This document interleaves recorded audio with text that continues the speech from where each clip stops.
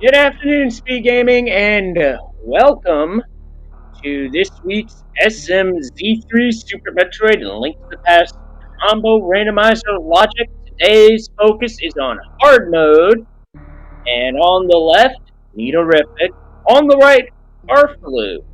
Both very skilled runners, and there are many other runners running off stream, so this is shaping up to be a very good race. Hi, everybody. I'm Leslie Pro. I'll be joined by Scupula in a few minutes. And for hard logic, there's a lot of stuff from the Super Metroid side that gets put into focus. Because on normal logic, we could say where rock ball, lava dive, not in logic. Well, if you're hard logic, guess what? You're expected to do those things. As now, I'm joined by Scupula. How you doing today?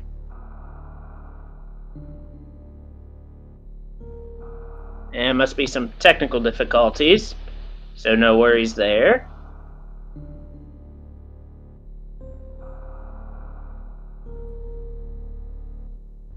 We'll be getting that sorted out shortly.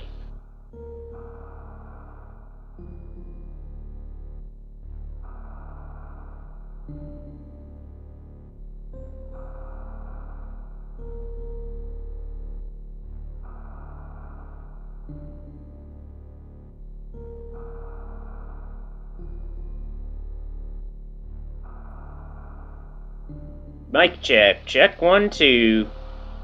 We're live. Alright, we are live and we are alive. How we doing today? I hope we're doing okay. I'm getting some internets. But no, we're doing alright. So, I don't know if you already said it, but today we get a Hard Logic Super Metroid Link to the Past Combo Randomizer Seed starring Meterific and Farfalu. Yep, that is right. We've got a lot of things we could potentially see today. And yes, it is entirely possible to have a hard seed that doesn't require any of the tricks that falls under the hard logic umbrella.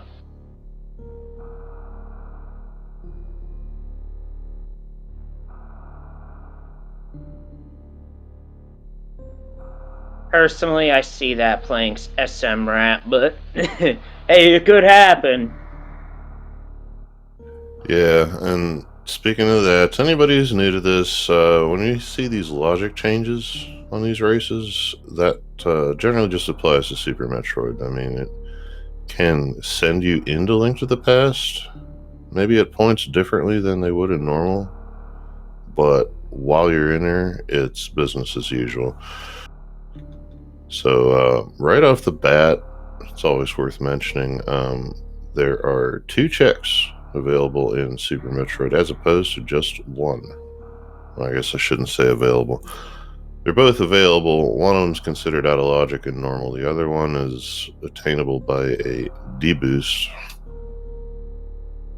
So that doubling the amount of checks you can get right off the hop in one game means that you might see 1 or 2 of these runners or more. We have, let's see here.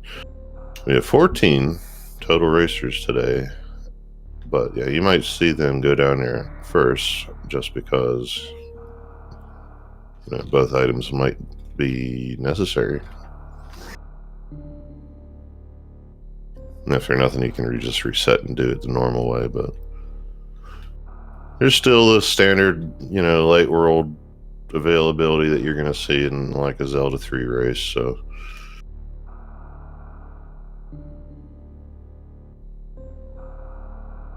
we are getting a few extra things done on the back end here, so I don't know, any little bold predictions you want to make here, Leslie Pro, for how bad the basic things might be? I don't know. I was on Restream on Speed Gaming Prime, for a standalone Z3R nightly seed last week, and that seed set the bar on bad, as far as I'm concerned. And there's a clip that puts that into how I put it into context at the time. Yeah, I saw it. My eyes. That's all I'll say about that. VOD's available. I think it should be on Speed Gaming Prime, though, if you want to look at it.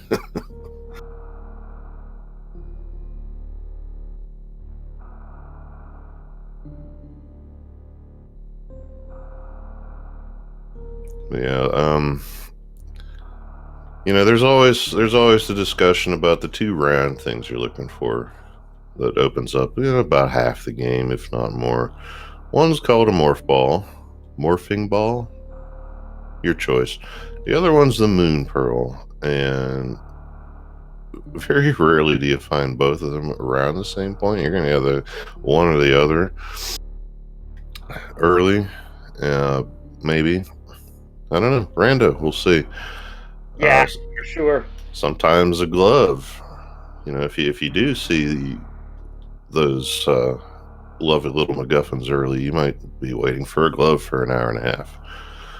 So, and if that happens, you're going to see some stuff related to the combo randomizer specifically, where you can enter the Dark World through Super Metroid and vice versa. So,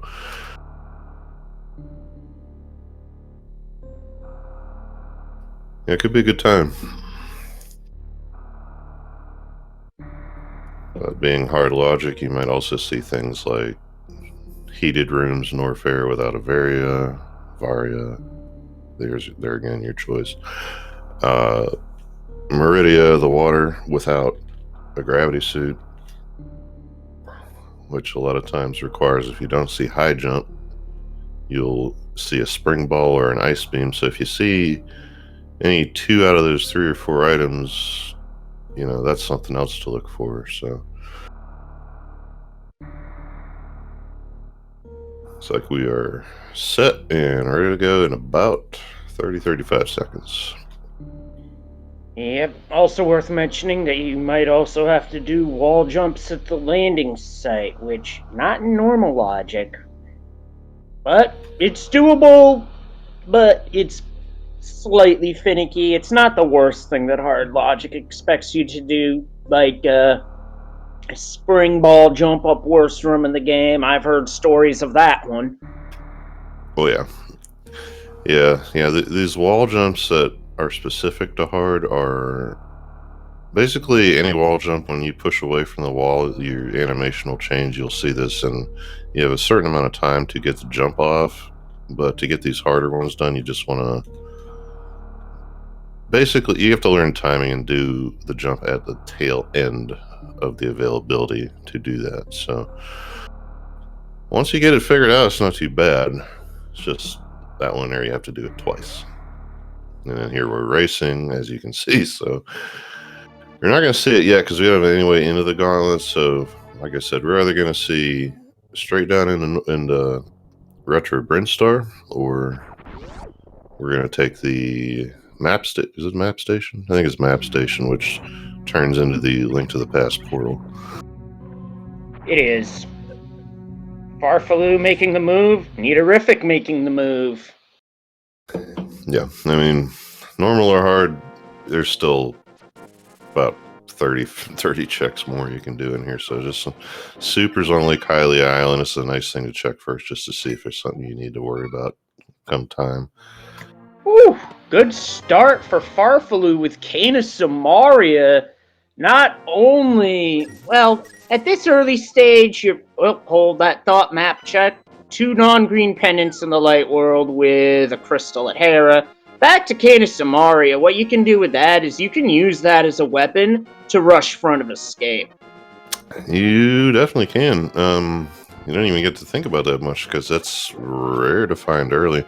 But more than that, you'll have little tricks you can do to speed up dungeons in addition to the dungeon access itself, which is not going to be for much later, but it's at least something you don't have to worry about. Now, what we do have to worry about will be a matter of time.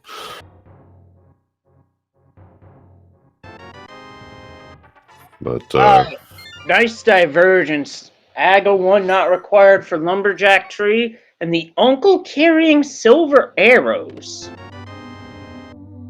so the QOLs are starting to come in. I didn't see what the crabs had, but Farflu must have done the one outside of Lumberjacks already, so nothing Yeah, it great. was just arrows, so nothing overly important there, but if you're low on arrows, can't hurt to stock up early, although you can stock up early and then just find all the 10 arrow pickups that are in chests. I know I've done that and had many a seed do that to me, so there you go. Needle will take a half a quiver full just for the heck of it. You can just hold them for now. We don't have a way to shoot them. That could be a while, but at least when we do get it, we can shoot the good ones. Oh yeah. And they don't cost 50 rupees either. That's another mode on the Z3R side.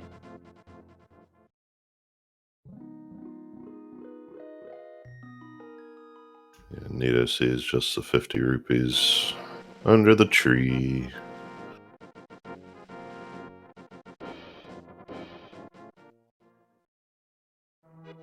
So for more runners now, you're going to see the standard looting of Kakariko Village with a orb and screw attack and power bombs. That's bombs. A good start. Sorry. Yeah, bombs are nice once we figure out how to use those, but that screw attack can be a lot of progression early. If you find it later, it's not necessarily anything but, offense, quality of life, but here it could be your way into Brinstar. Yep, that is logical access to Big Pink. Unfortunately, Farfaloo only had the one bomb, so now has to go to Southern Kakariko, starting with back of the bar. Nice energy tank, but with 50 rupees can purchase bombs. Because the cost is 50 rupees, so he has exact change. Yeah, at least he won't have to revisit any of these transitionals, drop downs, whatever. However, pending some more money finds, he is going to have to isolate Bottle Vendor. That would be unfortunate, although Blind's hideout, he could opt to grind for that money, which might be the better play because Bottle Vendor could be something. I know I had a seed once where I was 4 rupees short, and unfortunately for me, Bottle Vendor had something in that scenario. Can't say if that's going to be how it plays out, because it's early.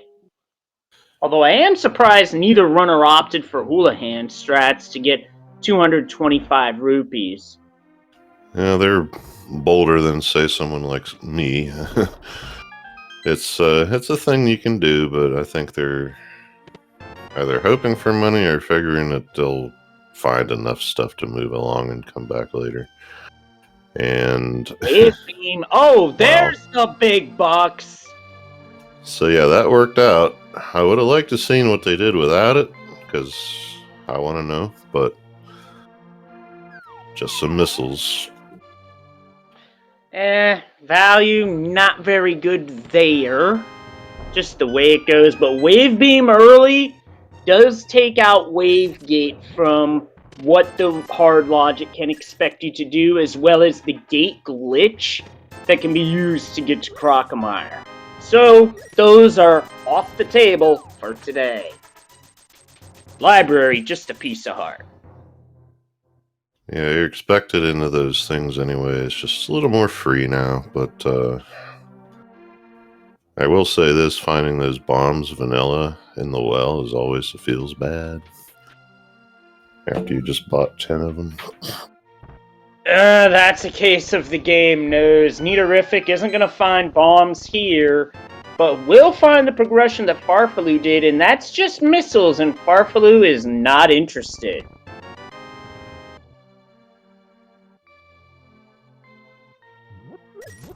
There's a case to be made for picking them up early, especially if you did it blind anyway, but... And welcome in Speed Gaming. We've just gotten underway with the weekly SMZ3 Hard Logic seed, as Farfaloo is heading towards the dam and the South Shore checks. So what did Nito do? Nito had to have done something if Farfaloo did, and he's still, about a minute behind here. I think it had to do with the routing overall, because I think Nitorific went... Okay, it was the start. I was Uncle, yeah. but I just couldn't word it right. It happens. Yeah, I seen it. I don't remember if they both did it, but yeah. And there we have a green rupee. Now, because there's two, unlike Zooter, there is no one single green rupee of eternal glory. There's two of them.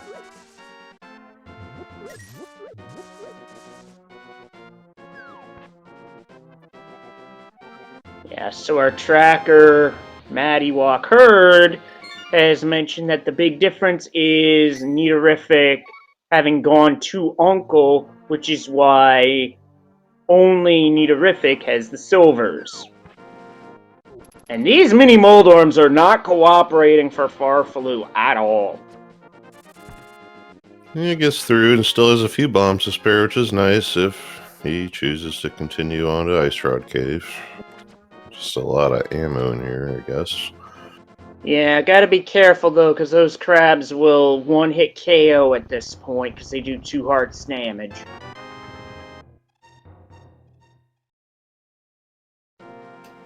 Yeah, like, you can see that's Farfaloo's concern. He just lets the bird hit him because it makes no difference. Now he can afford 2 hits with that heart pickup.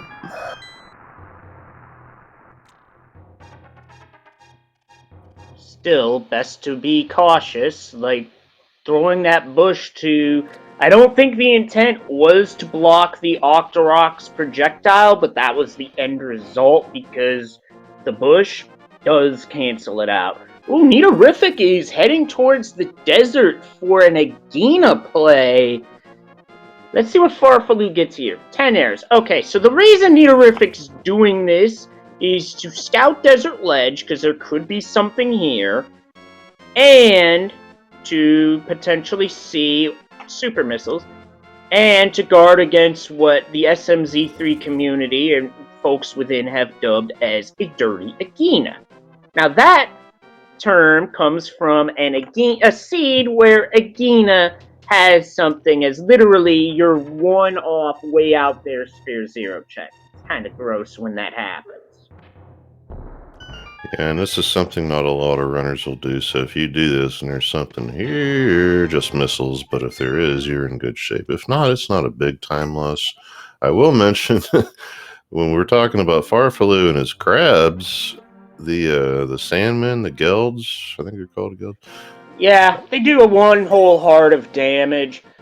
Also, you can talk to Sahasrahla to find out what is on where the green pendant is, which, based off what we've seen on the map check, would mean everything else in the Dark World is a crystal.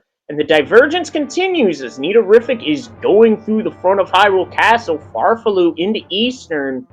Progression's gotta be in one of these places, right? I would think. Yeah, that, we'll see, but the voices that tell us to think about those 2 items I'd mentioned before in Super Metroid, or I guess in the case of the screw attack, it's like 3 or 4 more. That Nito's gonna use a cane and... Oh my, those are boots! And I think he's about to dash out. Yeah, that's a choice.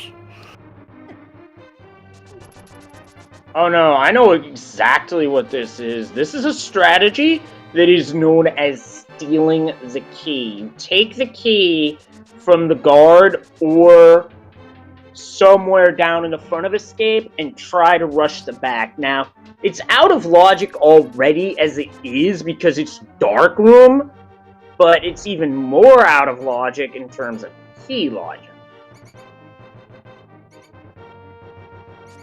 Yeah, so I guess Nita's MO today is do things that most will not, from the looks of things after that Agina play and now this, so...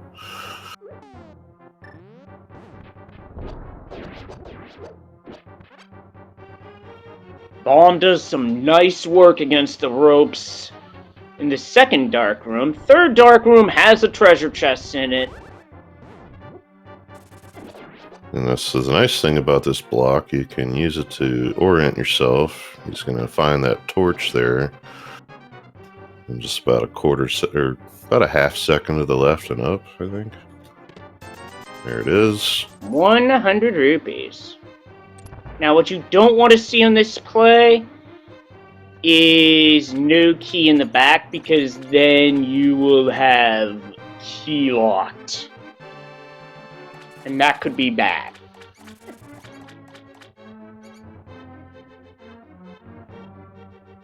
Well, more Dark Room play on Farfalu's side in Eastern. Now, these Dark Rooms are great to learn for first-timers learning Dark Rooms, in my view. yeah, these are pretty straightforward. When you know the rooms, it's usually just one direction change per room. And Aldera9 in chat called it with this key logic. It had to be in the back, so what Nitorific's doing is a quick death warp to get back to the front and finish it off. Yeah, this is something I don't do, so all the possibilities, to be real honest, are beyond me on this one. Yeah, same here. I would have pushed through, personally, I would have pushed through to the front and then not gotten the back, and the back was a whole lot of nothing. Yeah, and you think about it, I mean, even if it is something, then you got to think about, well, maybe you're not supposed to get it yet, etc., but...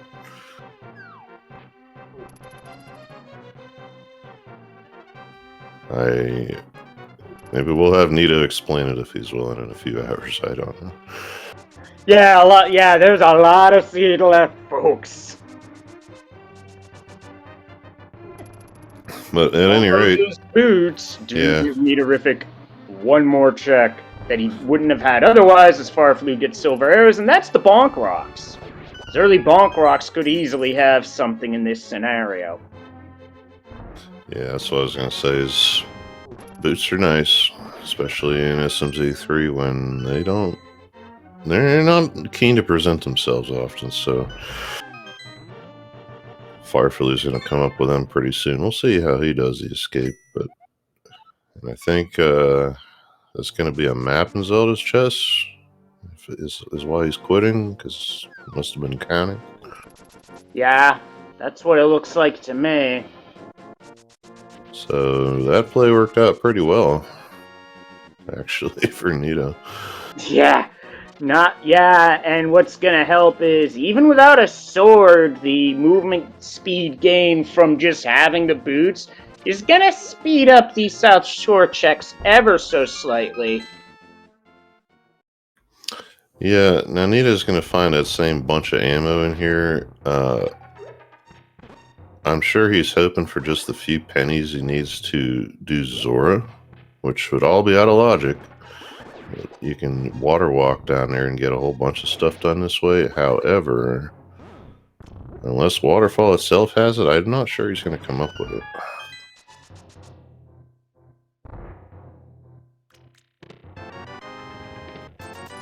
Normally you can farm the rock at Ice Rod Cave, but glove considerations.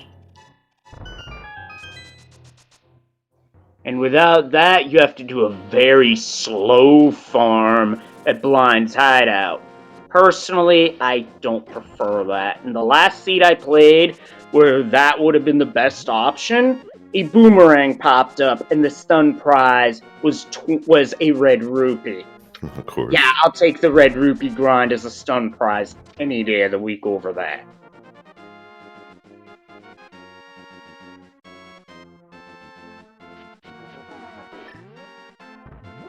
Yeah, Nita must have checked the Octoroks already or something, because this is where you're going to start really pressing for money. Especially after these 10 arrows here. He's going to do the setup running along the edge of this pit. No, maybe. Yeah. With a little cane buffer for good measure. This will allow you to walk on the water. Because magic. Because it's a well-coded video game.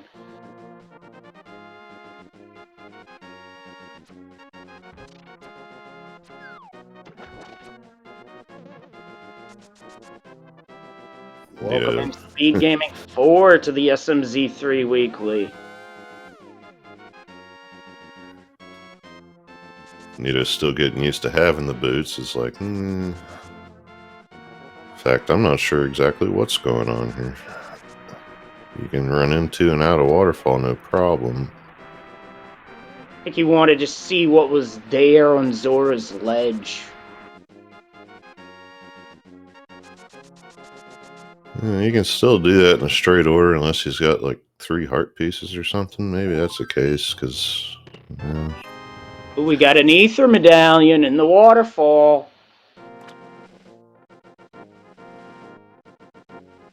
So yeah, he's gonna...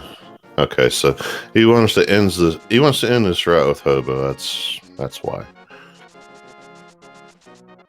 Watching what's in logic as Farflu's at Bonk Rocks, and he gets a fire rod.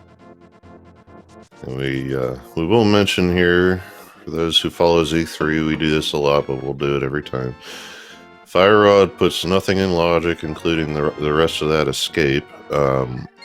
Lamp is still required for all dark rooms here, but regardless, it's a fire source. And Farflu's had enough of Zelda 3 for the time being. Yeah, nothing else to do there. That Bonk Rocks was it. Nidorific's not even gonna... Nope, going to Eastern. I was about to say, not going there? Okay, so now we get our first look at a Sphere 1 check, which in this case is going to be the big pink area, which is a couple of checks. Ooh, a bottle, so we already have value. So now Sick Kid on to Sphere 2 whenever the mood strikes our runners. Not at this point, not this deep. Nope. Also, it's worth noting about the early power bombs is that I don't know if this is the way it is for hard logic, but normal logic guarantees at least 1 power bomb pack in Sphere 0.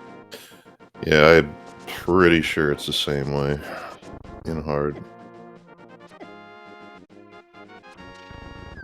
Now, the morph ball to use them, another story entirely, but...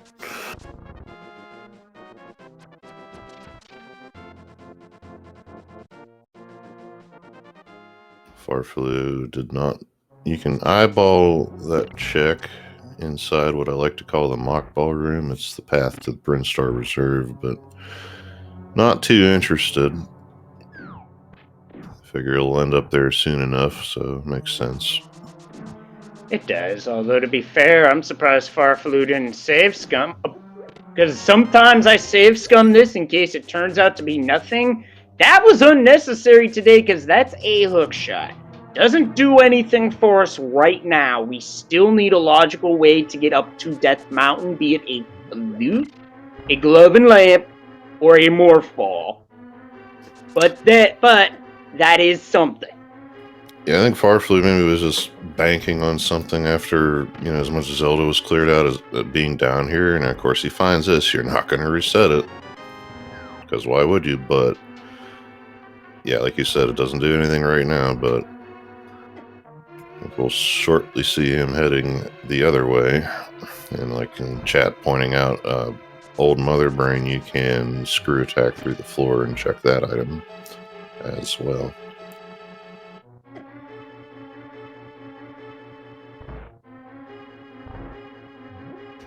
And I mean, it's 1 out of the 3 checks that way, but last time I had the ability to do so, it ended up being the progression, so.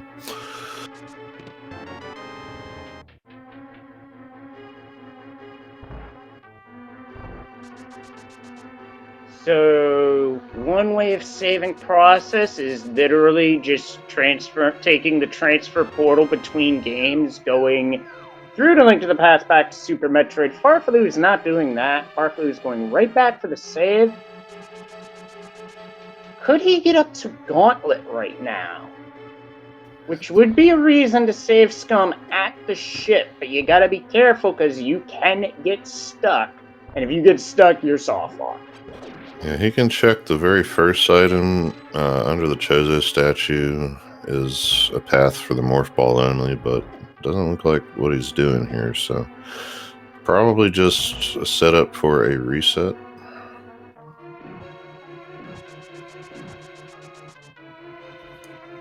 The transition would have been just as good, but yeah, I do not know everything. Yeah, I know for a fact I don't.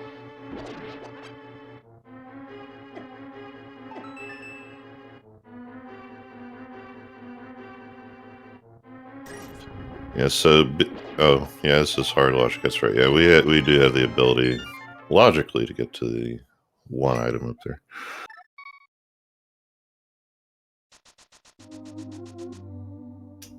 Via those wall jumps we were mentioning at the start. Now we get a look at Retro. The pedestal is a book. That is progression.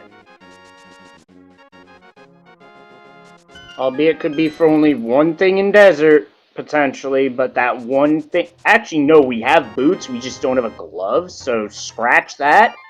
That could be for up to 2 items. Unless one item is on the boss. And that's just 3 bombs in the ceiling. No interest for Farfaloo, not even gonna bother. So, gonna make the climb back up. Yeah, and I could tell already when Farfaloo was leaving with a hook shot. We kind of, I think we probably both got the same feeling that this seed is just starting to scatter the progression everywhere. Because, you had boots in one spot, the book behind the boots would be something that, like you mentioned, you can use behind that book over there in Desert, and if that ends up being a progression, well, that's just mean, but... Yeah, well, Randomizer's gonna rando in the past week. Randomizer hasn't exactly been playing nice. I will leave it at that. So, at least while it's early, you only have limited things you can do, and you just want to be able to do them as fast as possible. Right now, I guarantee he's thinking about, all these runners in our room that may have done that first. aka 20 minutes ago. Nito is usually not a problem for him, but I'll tell you what, it's like the bomb jump some days. Yep. Some days this causes problems. I've learned this after I was done with the most recent SM tournament, because my opponent wound up doing this exact same wall jump to get progression out of logic, and that was the difference. I think this is where you set your controller down and shake your hands out and do it again, because he can get the one. It's that second one that's throwing him off. Meantime, Farfaloo's taking that book right over where it goes. Yep, this is a scenario that, yeah, with the book, you could potentially check the pedestal. However, why would you do that now? There's nothing else near there. I mean, you could do that to check the value of Pennant Dungeons, but again, you have no reason to be over there. You're not going to a Dark World portal. You're not mirroring out of the back of Skull Wood, so it would be out of the way. Yeah, I will mention that, yeah, like you were kind of alluding to, the value of the ped check does go up a bit on account of those 2 otherwise useless pendants in Dark World, or not the Light World here. So next time we're in the area, it's something to think about. I know you mentioned we could have got our information on the last pendant before. I don't think anybody did, though. That might have been a good idea. Our tracker is right that we can't complete Desert at the moment, but there's only 1 item left. So right now, we'd be looking for that 1 item. The big chest is going to be a small key, so there's statistically a 2 in 3 chance of that item being on the right side of desert. And if that item isn't a glove, even if it is a glove, you just might as well say forget about it, not even bother, although I don't think it'll be a glove in this scenario. Is Nitorific has gone through the front of Gauntlet, And there it and is. that's the Morph Ball! So, Super Metroid just opened up massively for Nitorific. And that's going to be where Farfaloo's going to have to go, because Desert was nothing of importance. A red herring, if you will. you cannot blame him at all. He's playing numbers, he's chasing progression, but Rando. Sometimes in Rando, you don't even have to be in Mother Russia, because the numbers will play you. So that immediately opens up the rest of Gauntlet, which I didn't see what it was. Probably nothing great, but Nah, it wasn't. Heart container missiles. The heart container probably the best part for Link to the Past, because health side, a little sparse over there. But in terms of this, wow. This is quite the turn of events for Nitorific. Farfaloo's gonna check bottle, but unless it's something else, he's gonna have to go to Gauntlet immediately thereafter.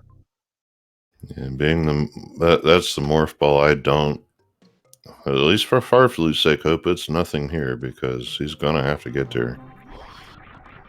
Yeah, unfortunately, if it's progression, it'll just lead him away, which you don't want to see, but hey, it's Rando, it happens. Oh, first try, Mock Ball Nitorific over the blue mail. And that's a grappling beam. That does absolutely nothing for Farfaloo. Pretty much forcing him in that direction. Well, it is nice to have, though, you know? Yeah, it'll be some. Once the Morph Ball comes up, X-Ray enters logic. So it's a down the road check.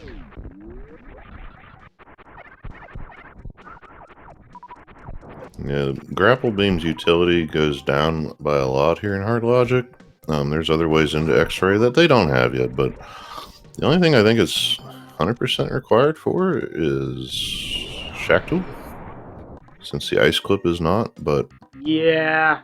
Wait, Farfaloo is doing a wiggle to get out. Okay. I did not know you could do that. That was pretty cool. It's kind of a modification of the Kago mechanic. If you angle, you turn around while you're unangling, I think, something to that effect, and you'll wiggle to get out, because without a morph ball, that's not a good thing to happen to you, although the last time he'll have to worry about it today. Yes, because he just got his morph ball. And probably thinking, oh, hard logic, why did you do that? Yeah. Hard logic, that's the answer to that question.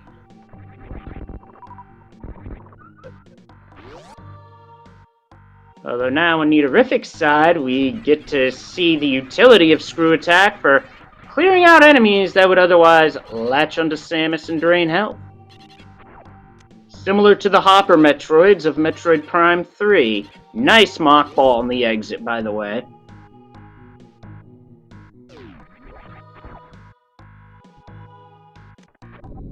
And chat pointing out that also takes CWJ off the table for wrecked ship. I believe Nitorific is popping in here to pop a Fire Flea for a Power Bomb refill. They drop those at a high rate. Makes sense to me. Yes, and you might ask, why go in there just for one? And to be honest, I'm not 100% sure, but I'm guaranteeing it's got something to do with Billy Mays and the counts that you need to finish that out. Because I thought I was good last time I went that way from here, and ended up being one short, so... Yep, been there, made that mistake. So this is Nitorific's first trip to Big Pink. But we'll be able to do a lot more than Farfaloo's first trip, as here comes Mission Impossible.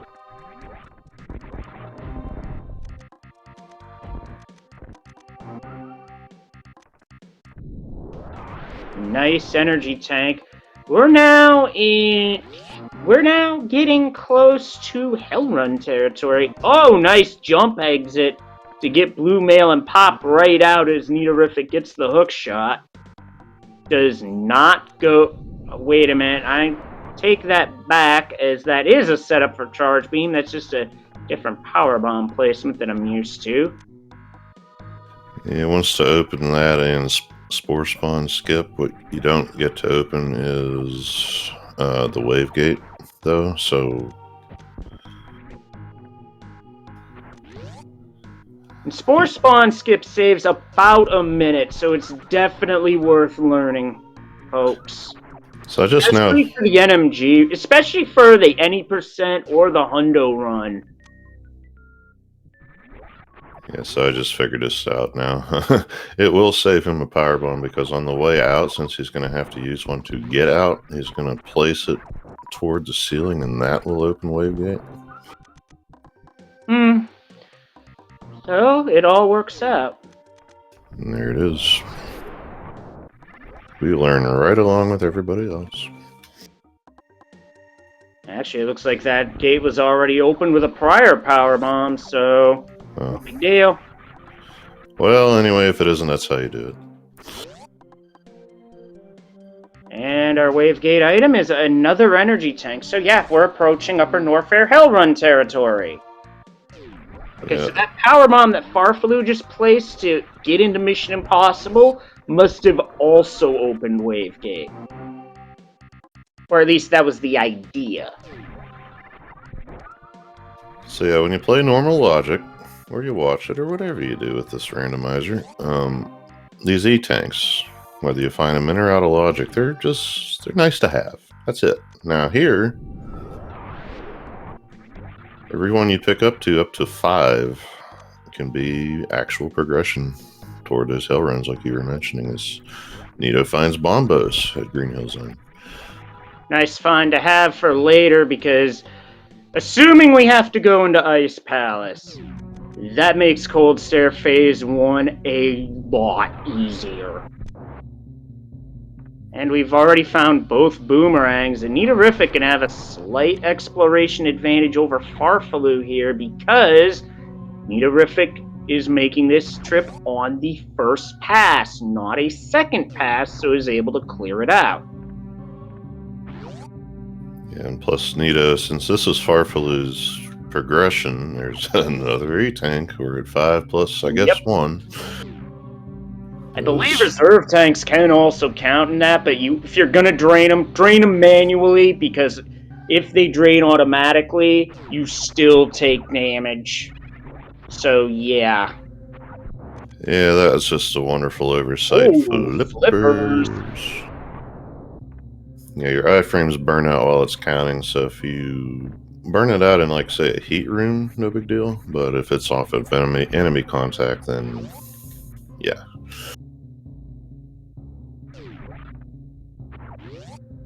And what do we have at Billy Mays today? We have a heart container and missiles. And Nitorific's just going to pick up both. You're here, you made the trip. I just noticed that Farfaloo appears to be a power bomb. Wait, no, that shouldn't be a problem due to screw attack. Ideally, you'd want 4 power bombs here, but screw attack actually reduces what you need to just 3, I think. Don't quote me on that. Don't soft lock the game on my account, folks. No, As a runner's high five. He can use it on the way down. I don't think he can use it on the way up because of the 1 wide. And the fact that the game prevents you from using it off of a wall jump. Well, he just burned his last power bomb, probably before he intended on it.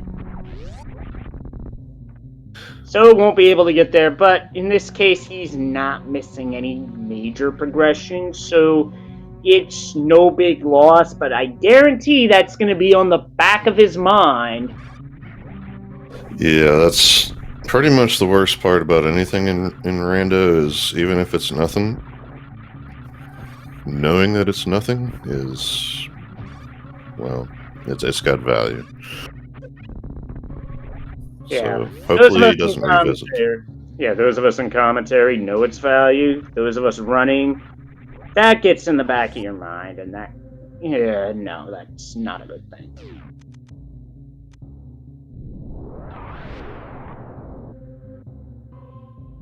I mean, with book and flippers down here, he's probably not going to worry about it too much for at least another hour. If things start drying up, then he might be like, but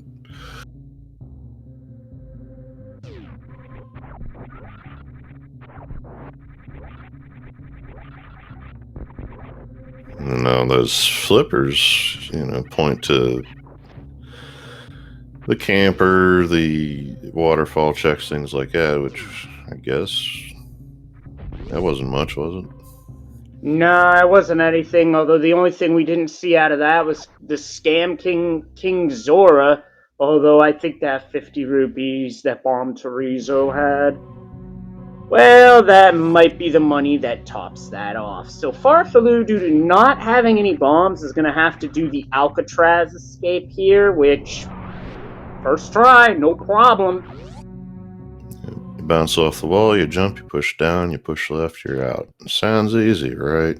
Right. It's not. The way I do it for that last part is I'm doing a quarter turn from down to left. It's for those who played Street Fighter a lot. Yeah, it's basically that same motion, but it works. Like if anybody's calling it the Hadouken strats, they should.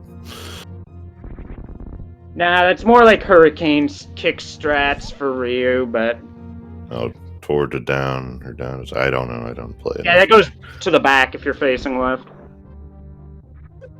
So, extended high five. Welcome to the new sync. We've done different things, but here we are headed to Red Ship. Well, that's Farfaloo going to Red Ship, Nitorific going for CWJ, which is, for those who don't know, that is a frame-perfect jump into a two-frame wall jump. Very precise.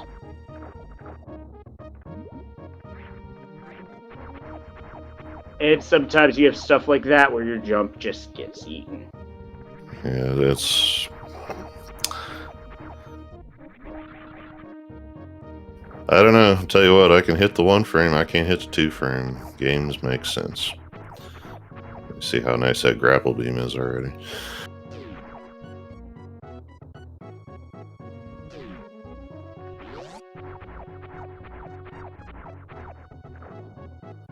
Now, what Nitorific's doing to try and line up is Moonwalk is an option that you can select on your control setup screen. And yeah, it does help, but for those who have played this game for years like myself and have not really used it, it feels weird, I will admit.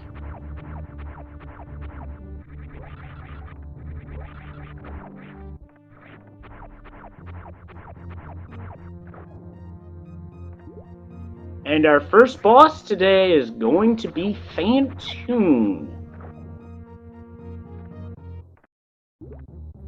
which with Screw Attack absolutely helps with avoiding the fireballs, which Suitless does 40 damage.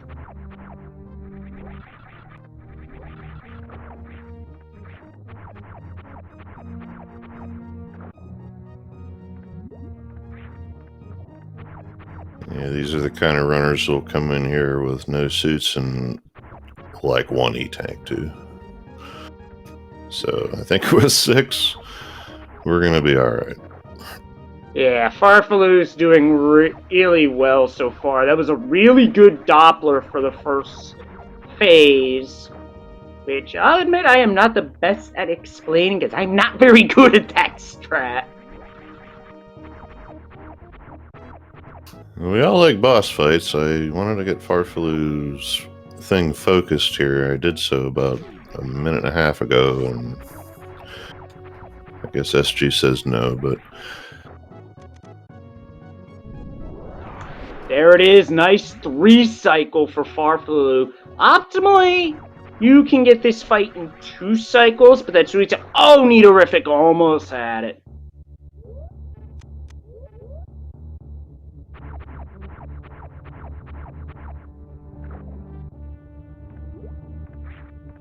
So yeah, that was, in any respect, a real nice and quick Fantoon. Now we get to loot the ship. Yep. And Farfalu's gonna go to the right first, which saves a power bomb as Neorific gets the CWJ. Yeah, I don't care how good you are. If you can do that at all, you're alright in my book, because dang. Also, those enemies known as Bull in this game, although their resemblance is like plated puffers in the Prime games, they drop power bombs at a high rate. So know your power bomb dropping enemies in this game. It'll really help, especially with rando. Yeah, I'm getting better with the names, but not on all of them. There's that. There's the slugs down Red Tower and in Waterway. And those are both 100%, I want to say, until you're full. I also want to say the Meridia crabs are. There are a lot of enemies that do a lot of damage if you don't. Oh, Farfalu's trying for a bomb jump with power bombs. This is finicky. Yeah, it isn't hard logic as something that is required. So yeah, and he gets it. It's, you just gotta get that bomb in the right spot and then jump the second you hit the ground. Pretty sure he took a save, because if you don't, you waste all your power bombs. Not only that, if this item turns out to be nothing, you can just reset.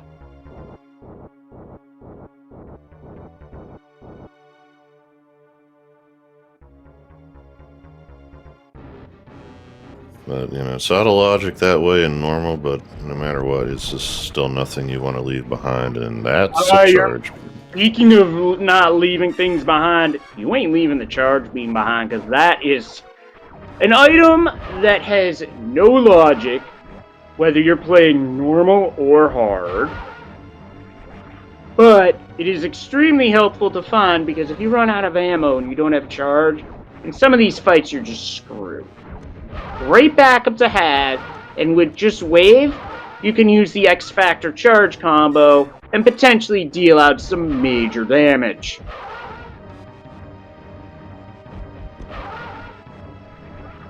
And Neorific also 3 cycles Fantoon.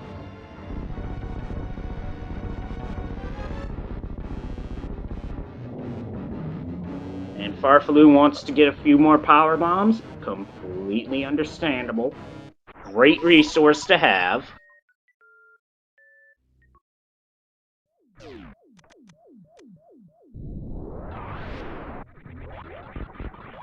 Going for a 5th. And 5's enough.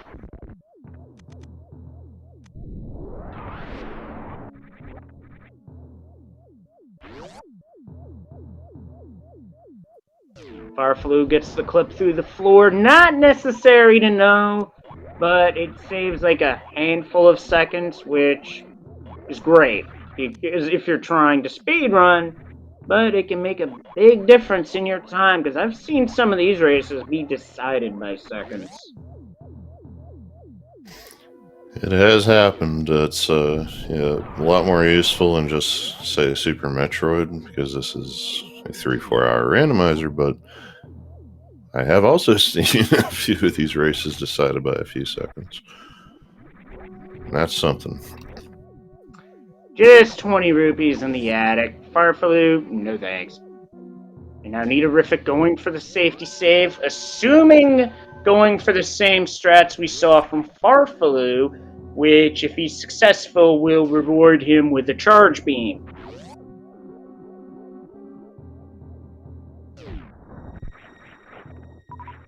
So as Farfalu starts cleaning out the rest of the wreck ship, I want to mention something real quick. Those flippers. So everything in Zora's domain is put into logic by flippers only, with the exception of he who's supposed to sell you the flippers. Normally that's put in logic by, even in Randomizer, like a glove. However, we don't have one of those yet, which I was maybe cursing the seed from the start, mentioning that gloves is, a real nice early progression, but we don't have one yet. Those flippers actually do put it in logic, though, via the whirlpool, so it's one check, but... Oh, that was a very difficult jump, but Nitorific made that look very easy. Very well done. Now, there's a real pain with not having any means of can fly here. It is that missiles in the sky you have to do the long way. So this is basically like an auto-scroller. Yeah, if you can hit the wall jump on whatever these things are, you can save a little time, but it's still not pretty. Wave beam takes some mistakes away, though, since you can shoot through the wall there, and because sometimes you're content just to be able to see the item, but it's supers, those are nice. Oh, Nitorific taking a death after grabbing charge beam. Now, as for items we saw, the speed locked item was Cane of Burna. Bug net was the item at missiles in the ground. And grapple beam is going to make this a lot easier in terms of bowling.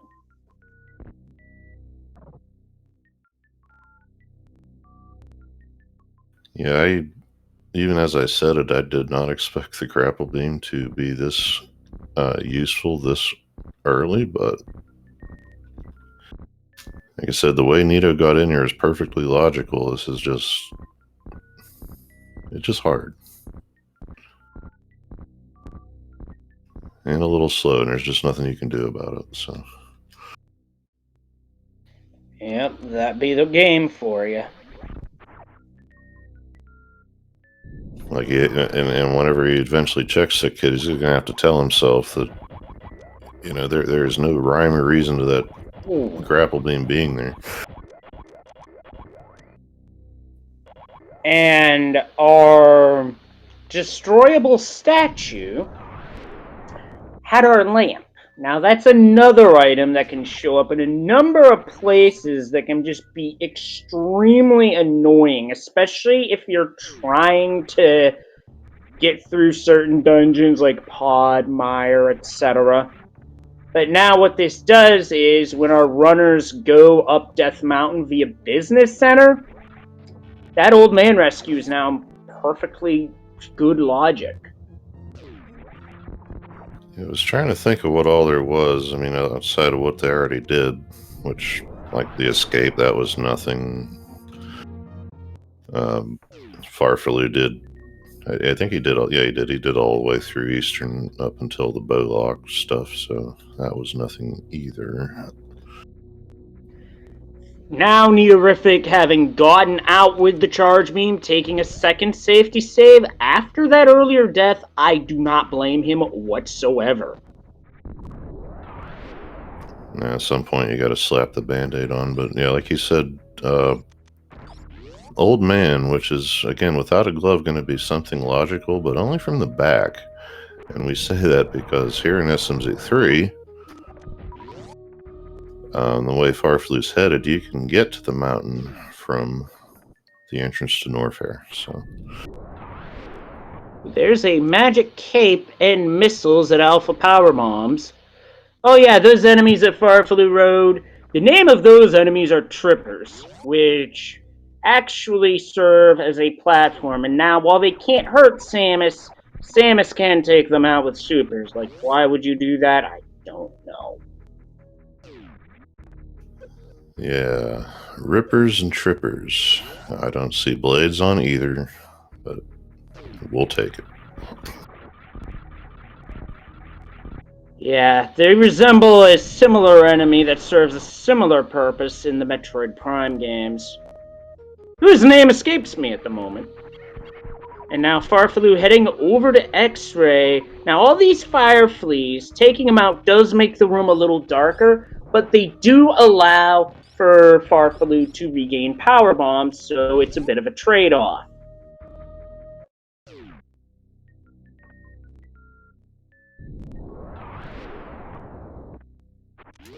Look to me, money. Just 300. We've got what we need, but yeah, the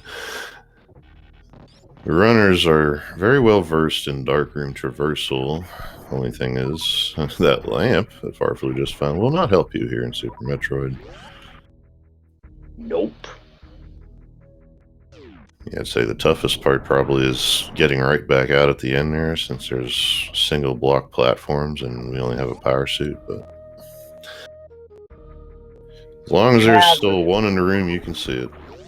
Yeah, those spikes do a lot of damage.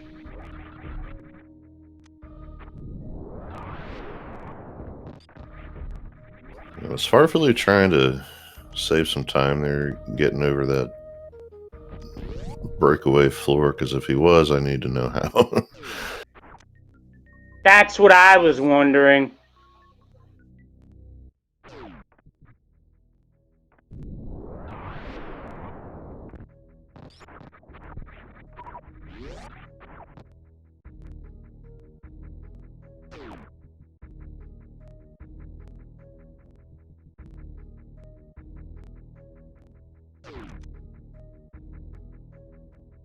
But it's going to look like here you pay a visit to everybody's favorite oversized green monster,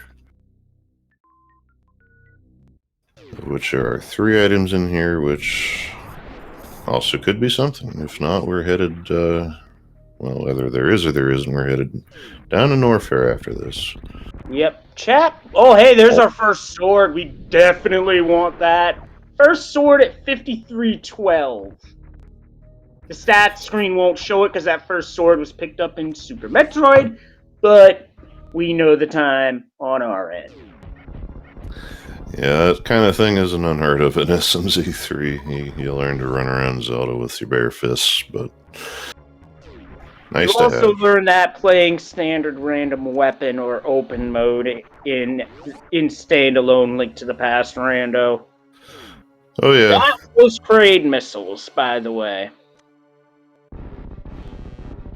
Now, focusing in on Kraid, there is a quick kill setup that is made easier with Charge Beam, but I don't think we're going to see it. Nope, Farflu just goes right in for the quick shot, the quick snipe, and done. So what you can do is use a charge shot to stun Kraid, or rather get Kraid to open his mouth, and when that happens, his claw doesn't move. So if you're having trouble getting blocked by the claw, as I call it, that's how you get around it. Also, chat pointing out for Spazer, the crumble jump that Farfelu was going for has the same morphing property as Alcatraz, but you have to jump off the crumble block to do it. I did not know of this, admittedly. So you have to morph again in one block of space, basically? Sounds about right. Oh, hey, super missiles at the Kraid E-Tank. Yeah, too. For anybody looking to run this kind of thing, there's a lot of stuff that looks like magic that you can just learn. It's really not bad. Now, whatever we're talking about with this Spazer floor skip thing, yeah, that's magic. I'm not going to be doing that anytime soon. Eaterific, no interest in a small shield, so you skipped not one but 2 progressive shields. That red shield really comes in handy for blind, and Farflu wasting no time going for Ice Beam. You only need 3 E-Tanks for this part of a Hell Run.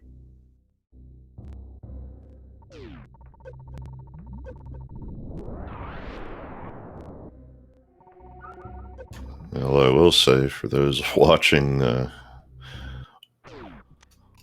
playing the seeds that we've run lately, in normal logic, this is out of logic.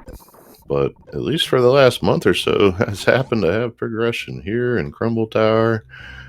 So, of course, it figures that we've so far just found a heart piece.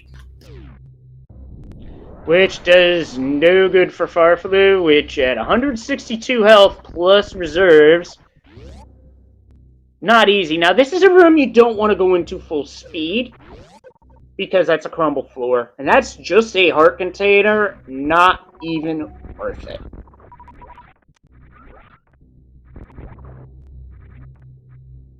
So the Ice Beam Hell Run was a whole lot of nothing. Very quickly done, though, I'll say that. Which isn't a bad thing. And the only thing that was stopping Farfaloo from even thinking about going to Crocomire, no speed booster.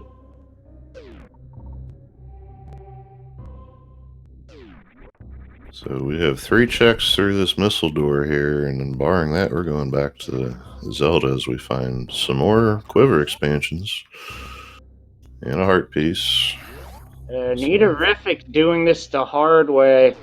He's in logic, but he's going to be disappointed. Oh, hey, nicely timed energy tank. Also, nicely done with the damage boosting.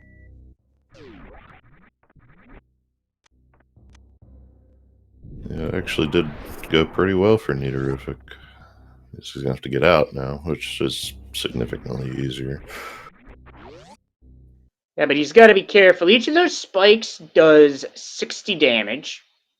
The waivers do significantly less. I couldn't think of the math off the top of my head. Honestly, though, math is hard. Just ask Scott Steiner.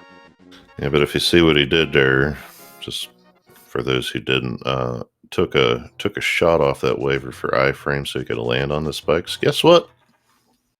Aria suit, so you could take all those hell runs and put that trick back in the bag, because you're not going to need it this week.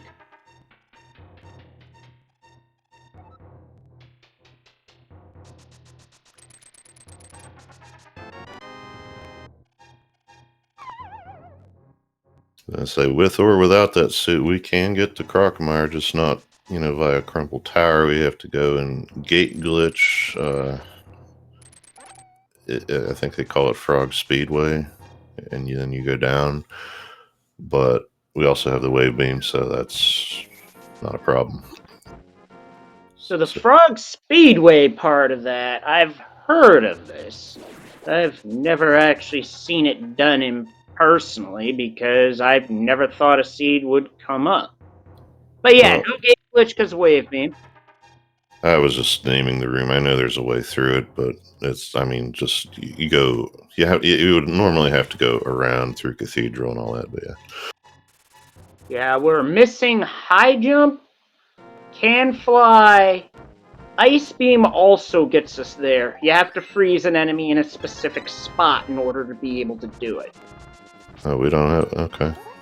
See, I'm not used to thinking of not being able to get that way because there's usually one of those things available by now. In this logic or the other, so... And now Niterific claims first sword at 59.45. Again, those times will not be in the credits because you got that first sword on the Super Metroid side. Things for Total to eventually fix. We get a Master Sword and missiles in Lower Paradox Cave. And yes, there are multi-worlds that exist for SMZ3, as well as standalone Link to the Past randomizer, among other names. There's also co-op options for a number of different randomizers, as Farfaloo comes up with the Ice Rod. Are we having an Ice Rod hunt today again? Nope. Oh, Niterific was a bit early with that super, so we are getting the full parade fight today. Sometimes he's just a little shy about the dentist. Yep, and sometimes you just get a little, your trigger finger on firing that first super just fires a little too early. Happens to the best of us. Happens to me all except for one time in my entire running history. Some people call it a career, but that's not gonna be me.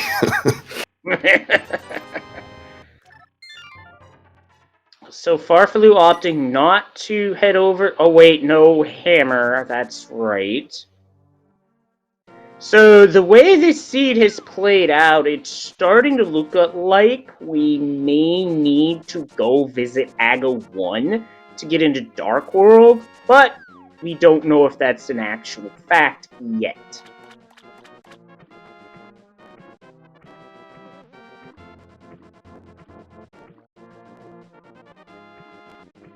So I see what we were talking about in chat. Multi-world was a misnomer in this case. Yeah, the combo randomizer. The only other one I know of, yeah, there it is. It's Metroid 1 and Zelda 1 crossed together, and that's a treat, let me tell you. Yeah, so I've heard. Other multi-world games also include the Majora's Mask and Ocarina of Time randomizers for those interested in either or. And I can't speak to that, but at least in the case of this one, this falls under what they call the XIROM format, which is usually 6 megabits or bytes. I mean, it's supposed to. It should work on original hardware. I think it's like a big. Yeah, and there's a reason this works on original hardware, and it's one of the few technical things I actually do know in terms of how this works, and that is because A Link to the Past occupies 1/2 of the RAM for a SNES. Super Metroid, the other half of that RAM. No overlap whatsoever. Yeah, I think somebody explained it to me as like left page, right page. Like one game uses one set of addresses, and the other game uses that's basically what I'm getting at. Yeah. Now we got King Zora. This ought to be interesting, or it'll just be absolutely nothing. So. Yep, as usual, a scam. Hey, I've got the emote, so I might as well use it.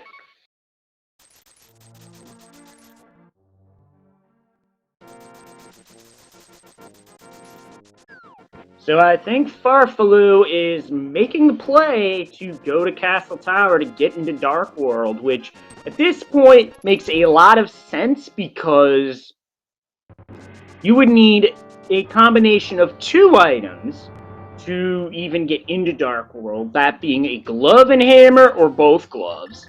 We have access to neither, so we might as well just make the dive. Because honestly, Farfaloo is seeing what I'm seeing. There's no choice. Yeah, right after Zora, I was thinking too that, what is there? Nothing, because Farfaloo's even done it. If it's Sick Kid, we already seen that, so that's all I know about. Our tracker does point out that Dig Spot is a possibility, but that is a one-off. Like, honestly, this is more of a numbers play, because that one check, chances are not going to give us any more access. Although, that seed on Thursday that I was talking about earlier, that was actually the case, because one check led to 3 more checks, which spoiler non-spoiler, led to Swamp Palace being done in one visit. It felt gross, but... Yeah, I will say in terms of one-offs prior to doing Aghanim's Tower, that's not a bad one. It's one you can do. I mean, you still are going to save and quit, so it still stands on its own, but when you mention numbers games here, it's not even percentages here. It's just called... It's one item. Even if it's something good, we need more than one item, so Farfaloo knows he's going to have to do this. Although I will say, Fire Rod cleans up these enemies super quick. And if you want a real quick way of getting that key without lifting a pot, just use a boomerang. Flies right over the barrier. And Neaterific sees the Varia suit. Yeah, chat's talking about Shactal, which, hard logic with that grapple beam being required for very little besides Shactal. It's a thought. Alright, chat. How many blue balls? Keep in mind, it's gonna be different because it's pure RNG in SMZ3. Nice bomb jump by Neaterific. That's a 2-pixel window.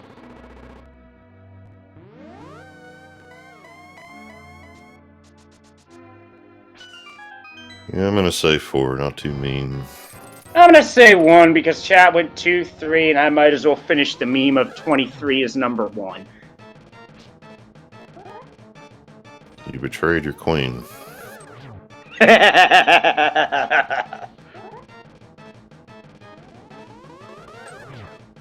Little Ocarina of Time stuff there.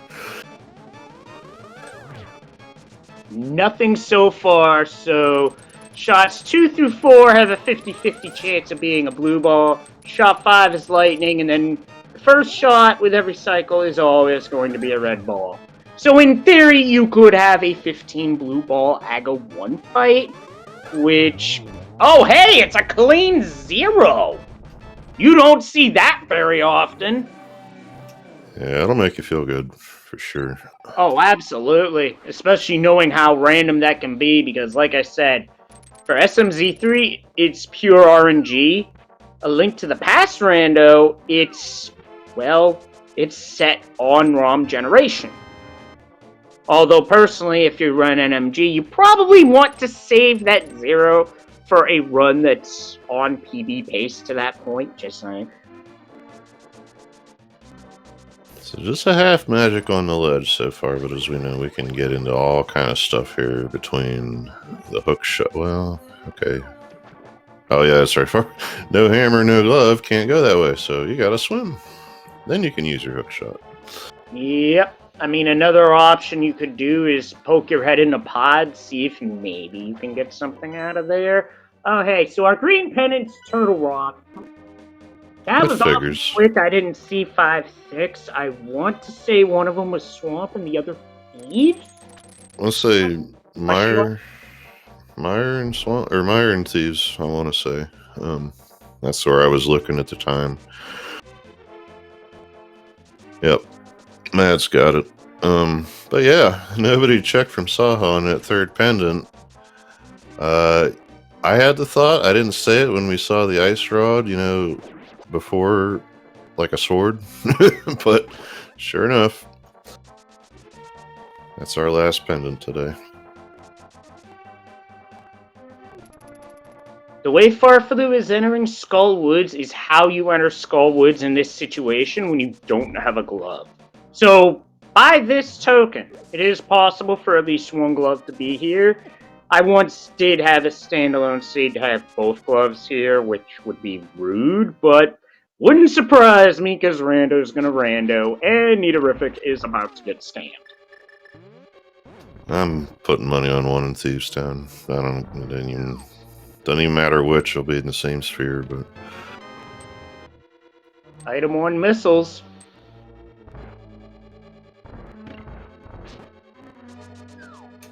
We do this cool little thing where we grab the key and wait for the fingers.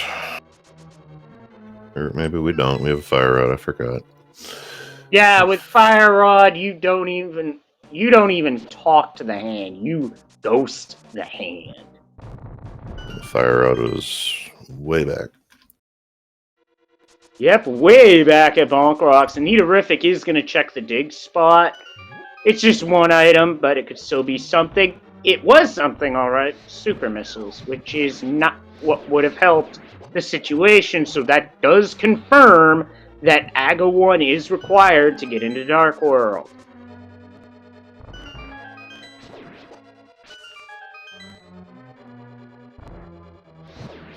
I don't know, when you run, do you prefer to see, you know, Aghanim access as your last option, or yeah? I guess I'm trying to think, because if a gravity suit happened to be under there, is that not Dark World access in SMZ3? It would be, albeit a very long roundabout, where if you took more than one trip through that particular portal, by going through SM, it would actually be faster to still do AGA 1. Yeah. And Farfalu has roasted Mothula for 10 arrows, so the item was on the boss. That's a straight 2 for 2 in Skull Woods. That's impressive. See it. Yeah, so you can get on out of here. But, you know, I was just, because I was saying, well, we need more than one item, but I'm used to Z3. When here, that's not necessarily the case. So it's just kind of wrapping that one up. Yeah, it wouldn't be fun. Now, if you didn't have AGA 1 access at this point, then Houston, we would have a problem.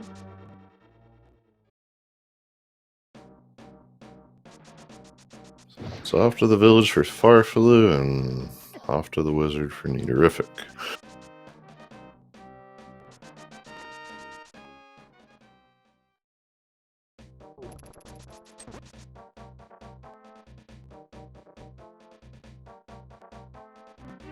This is nice and dense in here. We can, without any glove to speak of, much less Titan's Mist, can commit to the 7 checks that are in this area before having to jump down on a one-way trip to do the rest.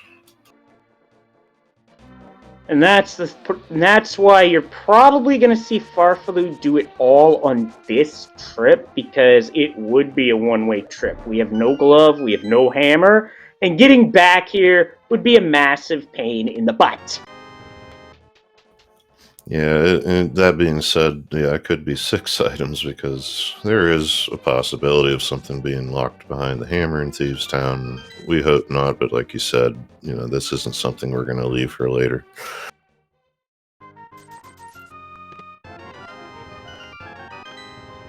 Just missiles, so maybe in Thieves Town?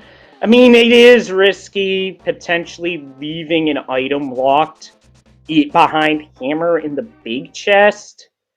And no, we are not doing that fancy pants skip, because that is not in the rule set, as far as I'm aware. In fact, I only ever learned of that about... Oh, that was only recently uncovered within the last month, I think. Good old Yuzuhara, but yeah, it's a whole bunch of messing.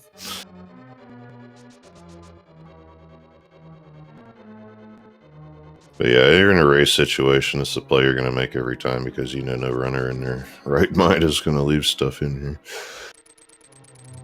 Alright. Knowing how the blue ball RNG works, how many blue balls is Nidorific going to have? He can't get better than what Farfalu had, but he can tie. Yeah, and this is one of these things I was hoping maybe for a little swing back in the Nido direction, but like you said, unfortunately, it's not going to happen here. Yep, unfortunately, the game knows. I mean, that swing back could be something's in pod, and Nidorific goes that way first. It's very possible, and by the time Nido gets through here, we'll have a pretty good idea of what's left in this dungeon from Farfalu. So Nidorific, interestingly enough, is opting not to try... Oh, there's one. So there is one optimization you can make with this fight, and that's trying to deflect the blue ball back towards the middle of the arena, which in turn directs Aghanim's knockback towards the center. It's literally a very small optimization, but it's about as good as you're going to be able to do in this fight.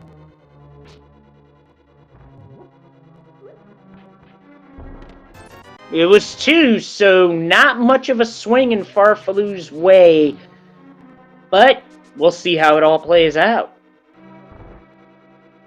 So what was in the front? Just one? I missed. So you were right. It was Thieves Town and Meyer.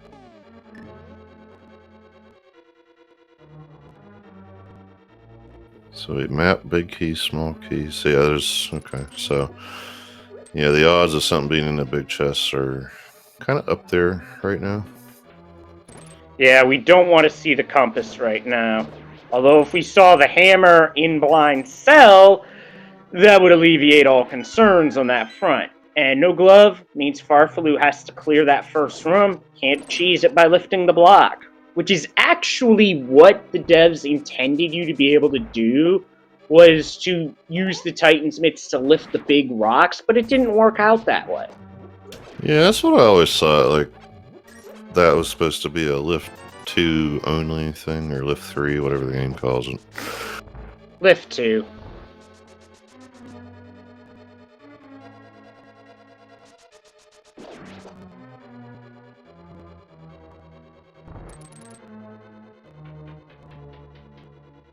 So that was a compass, right?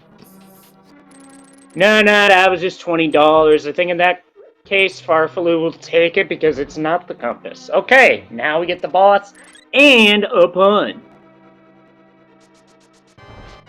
Well, if this is a compass here, it's whatever, because, you know, like I say, you're going to do this, you have to, but...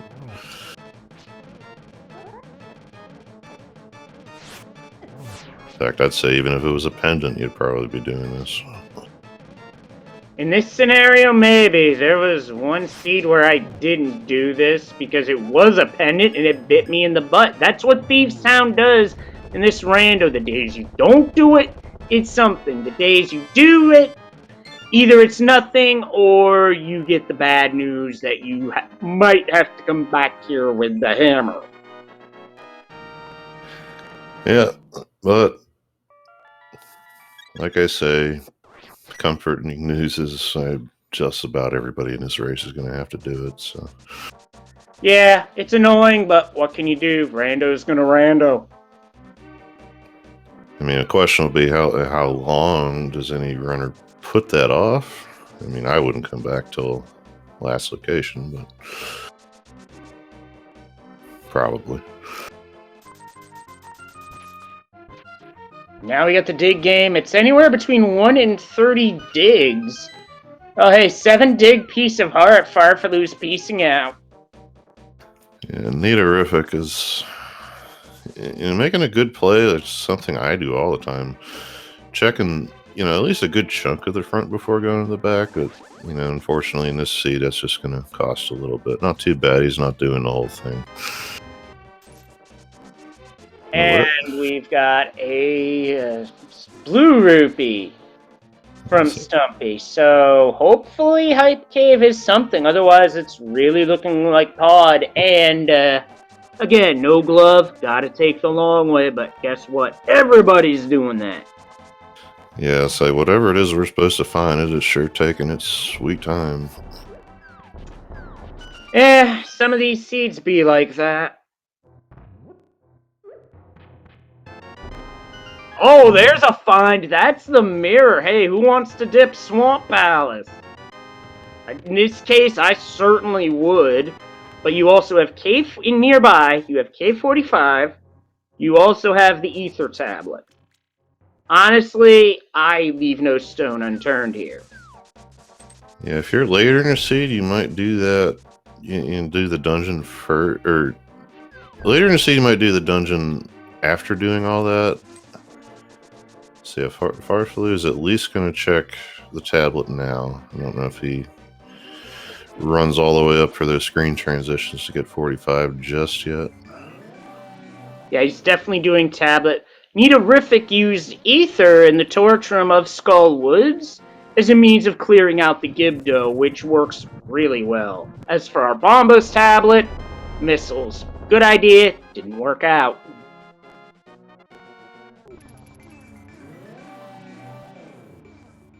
Yeah, this will be a nice swamp palace. On top of a required swamp palace, we have everything we could want to do it nice and quick. If you don't like the bombs, you have the cane, you have all kind of stuff. As I'm turning my gears here, what is Farfaloo? Oh, still no glove, so he's going all the way around. Still the long way around, back to square one. That's another reason for me want to do swamp first, but Farfaloo's here, it could that would backfire. Yeah, Farfaloo's top 3 every race he runs, so I mean, Yeah, it's just $5. Hello, Omni. Seed is a seed. Does that tell you? We don't have a glove yet because I said there wouldn't be one. Sorry. I guess Farflu wanted to go back for missiles. Ooh, no Swamp Palace yet. That's interesting, however... Yeah, I don't know. It's required. It's full clearable. It's clearable quickly. I think Farflu wanted to start at Mountain Cave. This is definitely a Tower of Hera play. You have the mirror, you have the means of getting up there, you might as well. Welcome Speed Gaming 3 to the SMZ3 hard logic to bring you up to speed. AGA 1 was required in this seed to get into the Dark World, because this seed is being stingy in terms of holding out on a glove and a hammer. Oh, and chat pointing out Ether Tablet as well, so this is actually a 3-item play.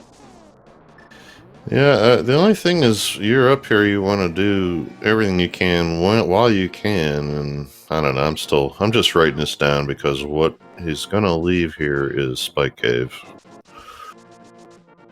Unless that hammer shows up. And a glove. That's just a bomb upgrade. I mean, this isn't Zelda 1, Rando, where that would actually be more helpful, because bombs get used a lot in that Rando, believe that.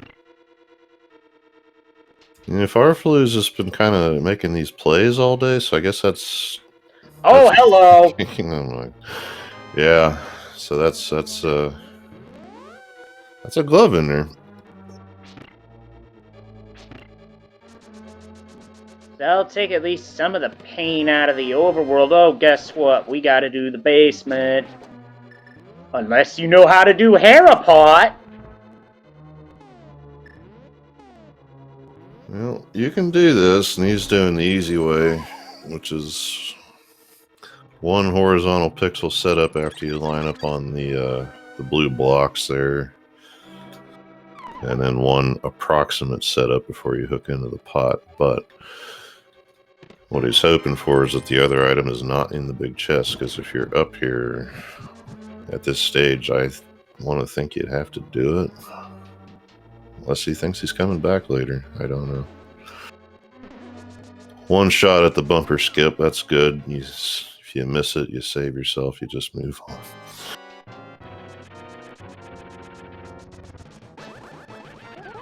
I mean, it is possible second glove is in big chest, but right now we have Moldorm. No hammer, so our best way of damage is Master Sword spins, which would take 3. There's strike 3, Moldorm is out. Very nicely done, considering how this can go with your back facing the worm, but... Yeah, guess what? That item is in the big chest, so... Gotta go to the basement here.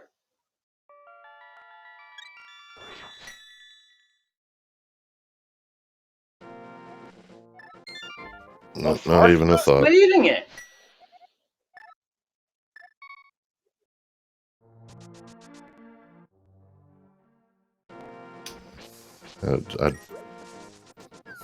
Well, yeah, I have no idea what's going on right now. I'm sorry. Yeah, this one I don't like leaving, because at this point in the seed, progression has been incredibly stingy. Yeah, does he go up here? Be pursuing the glove, but honestly, knowing how this seed has been, this could be one that comes back to haunt him. Yeah, that's just catfish. That's it. He's item chasing. I had that thought.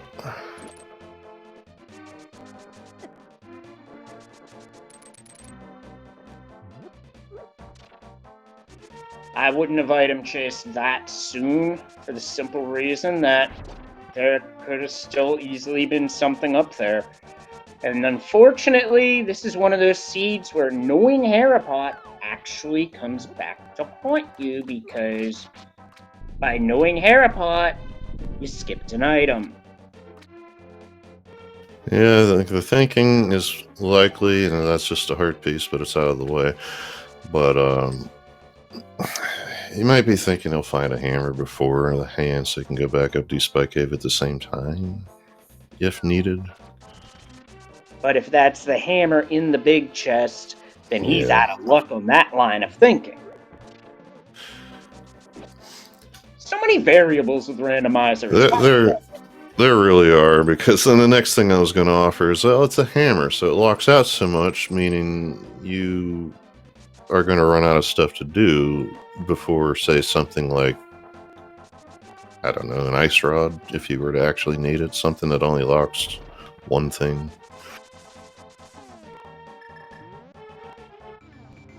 I see Farflu now going into the North Dark World checks. Oh, but he mirror bonked.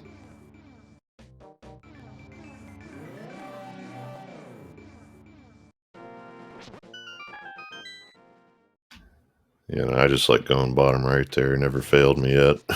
Yeah, it's never failed me whatsoever, and that's just 3 bombs in the tomb. So, still taking the mirror around. And if that's what's going on, Swamp is on that list of mirror checks, and there's a lot of them. It's just the case. Yeah, it's just a check I would have personally made while in the area, because I've had times where I didn't do that and it's cost me. And there's the other bloopy, so we found all 3 bloopies to be found. I don't think... Do we have a bumper ledge check from anybody?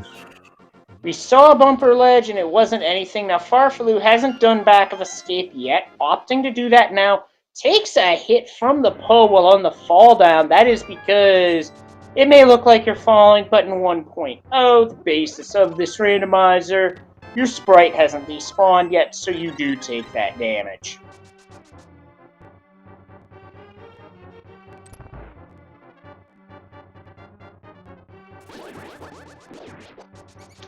There's the mirror from Neaterific, so hey, Hype Cave actually had some hype for once. So, I mean, if there even was anything in back of escape, I think it's one of these instances where... Or wait, no, the key was in the back. Ignore me. Just delete that. Yeah, he was in the back.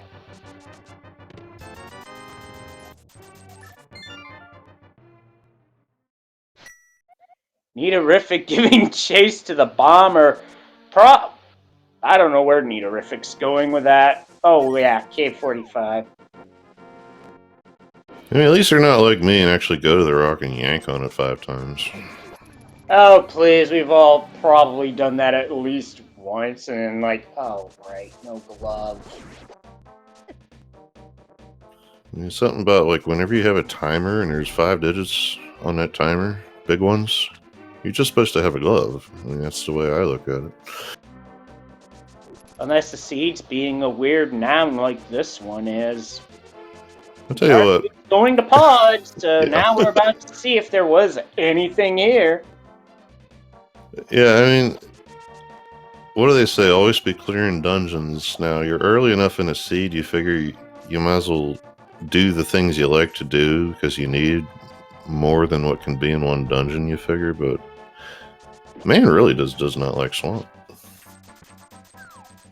I mean, I can't blame him, but I've already gotten burned once by Fading Swamp and Hard Last Locating Hammer in first chest. That once is enough, in my book. If it's a pendant, sure, all day, but it's not. So, it could be a scenario where, oh, hello, Spring Ball. Some runners in this field are not going to like that. Now, what Farfaloo's going to do here is an out-of-logic clip known as Mimic Clip, which puts the mimics in a wall, scrolls them off screen, and when it's done, the door opens. It's about the best way I can explain it. So you see Nito doing the combo of K45 and Bombo's tablet the other way, which indicated to me that, yeah, he was going to swamp. And sure enough, it's going to set it up and get in there. Because right now, anything Farfalu finds is behind a bow. Yeah. And So worth mentioning that. Yep. Sorry. Yeah, there's only one of those in this randomizer, so if you don't have it, I mean.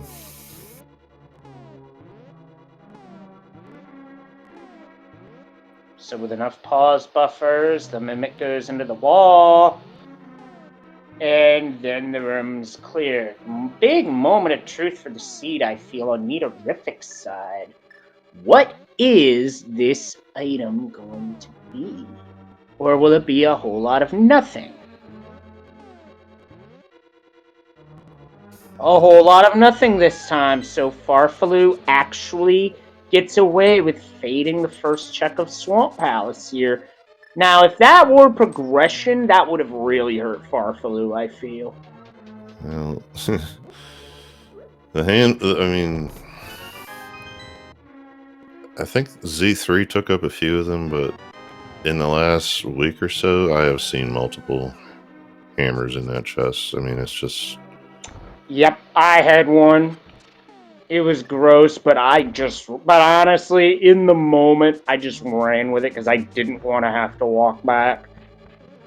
And I couldn't believe I was right, because normally you're not. But it seemed right to go for. And I actually, the way I've been talking for the last 20 minutes, I actually just needed to, because I don't know, to me it doesn't seem like going in and out of swamp takes that long, especially when all the other options aren't so great, but. About a minute, I would say. I mean, When you don't have great options, that minute's insignificant, in my view.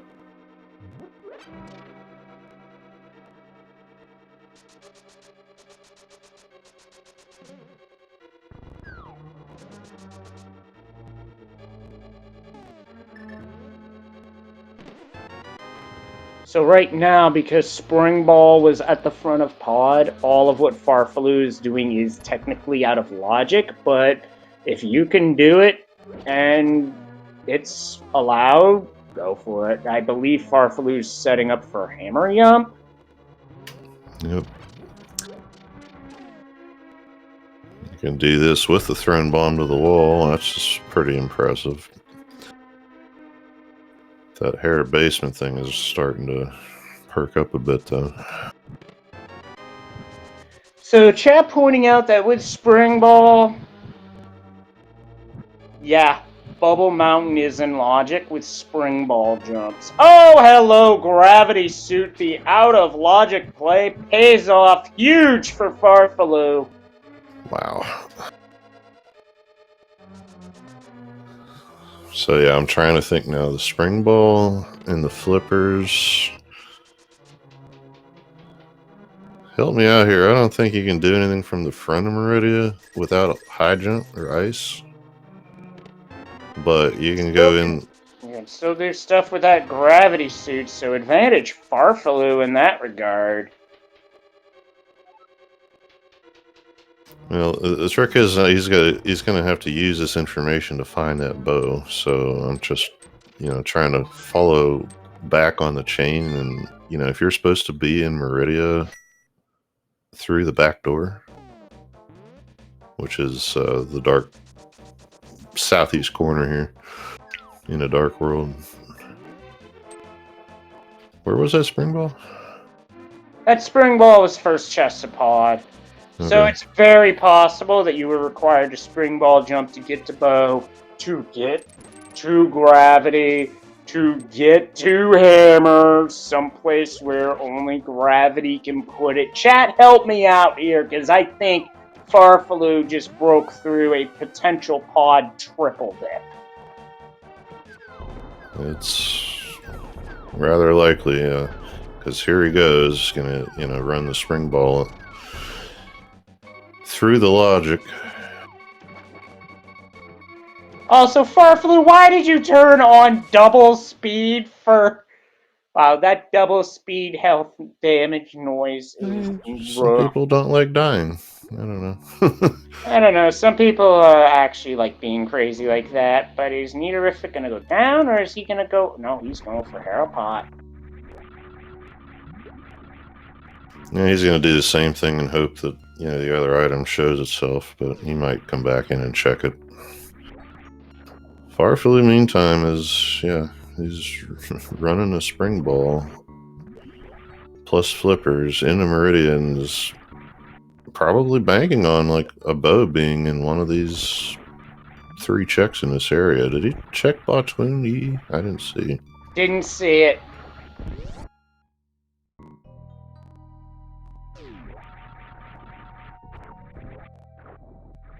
And that's a Vanilla Precious. Now we get Dragon as Nitorific goes after Moldorm. It is simultaneous boss time. You like fishing? This seed certainly feels like a fishing type of seed. Now, Nitorific not going for too many spins. Ooh, careful now, that ledge is dangerous. This is what you call Cajun percent worms and shrimp. Well, shrimp part doesn't sound too bad. I don't know about that front part, but then again, I've never tried it, so there you go.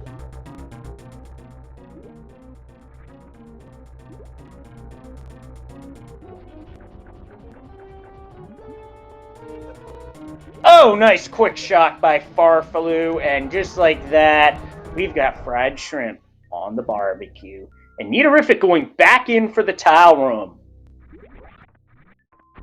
Yeah, this one makes perfect sense, but the longer Farfelu stays on this chain, I don't know, that's a piece of heart, so now I don't know. We'll see.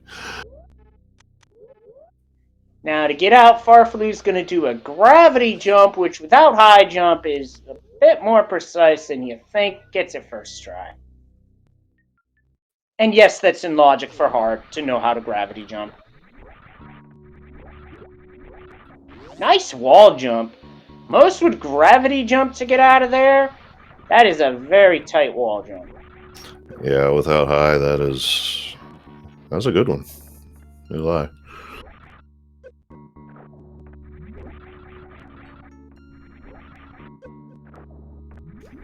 Yeah, this basement stuff feels bad, especially since it's, we know it's just a key, and then you got to go up again, but we'll see here in about a minute. Yeah, we'll see what it is. Although Nitorific gonna go for one more Harrowpot, which doesn't save much time versus climbing, I think, if you get it first try.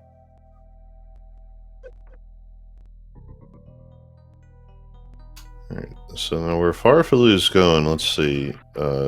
It's technically the sand pits are in logic. I want to say all 4 of them, all 4 of the items, but not Aqueduct, even though he's gonna check it anyway. Farfelu, be careful here. You screw up Snail Clip, you soft lock. Really? Because that's what he's going for right now. Looks good to me. I think it went too high. Yeah, he did.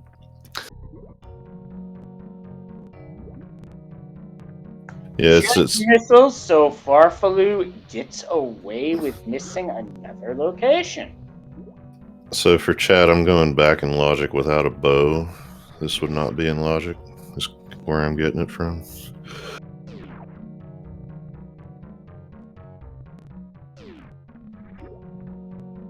Personally, I would save at the save point nearby, then try the snail clip, which without X-ray is significantly harder. Yeah, the top of the snail you want to have just underneath that weld in the pipe. Here you go. There he goes, gets the X-ray. Okay, that's a dirty place to leave that game. So yeah, not much of anything here. It'd be way too many trips back into Meridia, logically.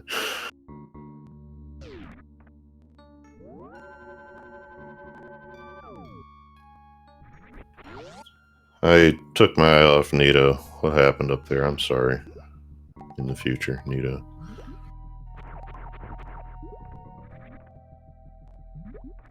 Did we? What was Hera big? Did we? Hera was ammo, so Okay. Farflu didn't need to go back for that. So if he doesn't go back for that, that's a bit of a time advantage. Let's see what's in the left sand pit. Oh, hey, Tempered Sword. That'll be nice to pick up later because that's good offense. He's gonna check the other one and might go back for that. Now, I am really trying to come up. I don't think you can logically go backward any further. Yeah. Going Maybe. up toilet.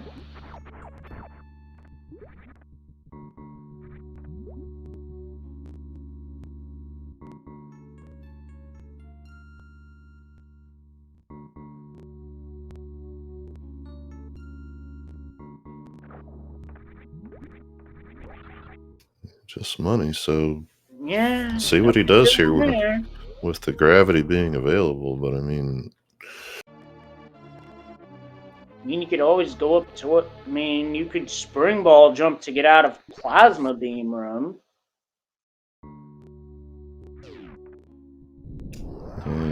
he's here. He wants to see it. So it could be a logic thing that I'm not figuring right now. But or just hoping for something. Spring ball, and he just stares at it for a second, and he's dipping out.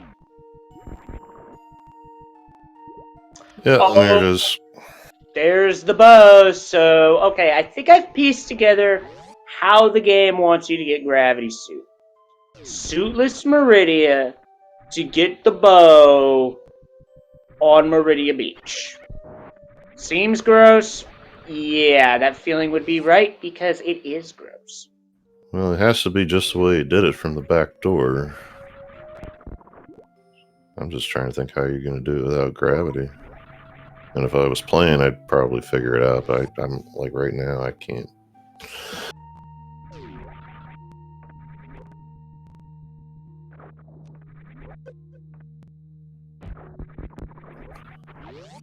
Maybe it's something involving climbing up toward the Metroid room there and then using the crumble blocks to get back down?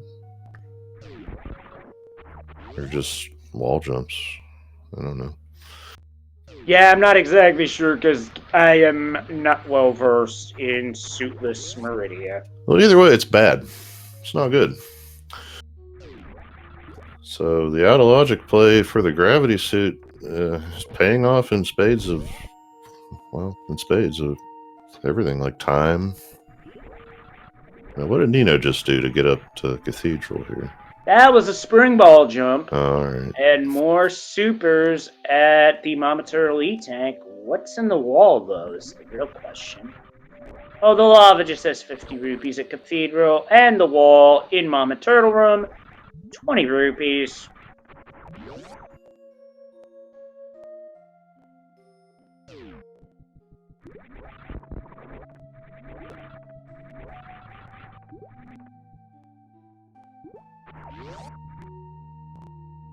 So yeah, Nito's doing like I would do, playing by the rules, but him finding that bow is it's going to be an ordeal.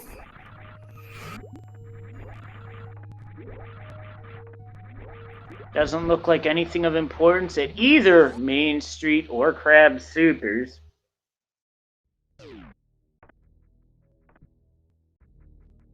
Nice clip to get back into the tube, by the way.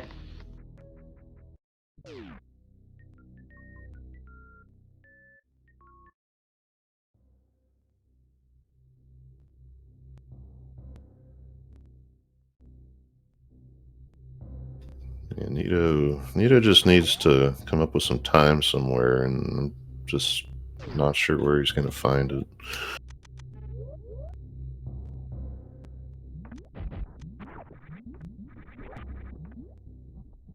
Well, that energy tank will help, but it's going to take more than that.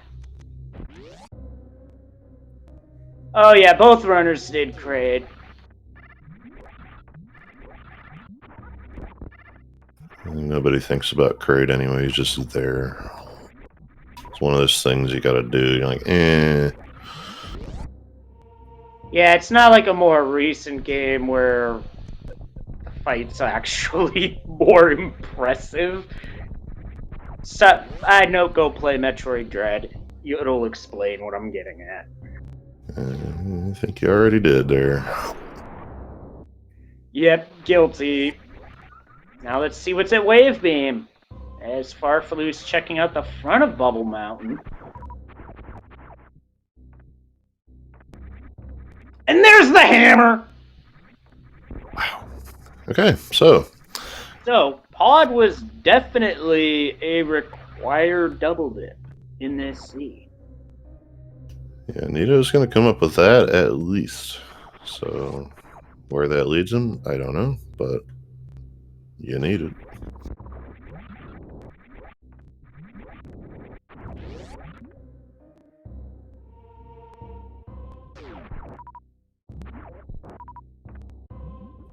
I think at this point, Farfalu is setting up for Lava Dive.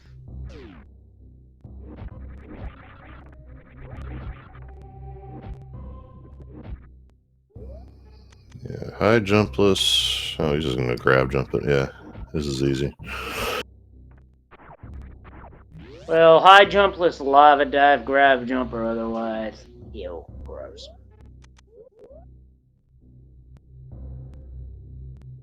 And there's the red mail at Speed Booster. Now, with no Speed Booster, you're not triggering the trap.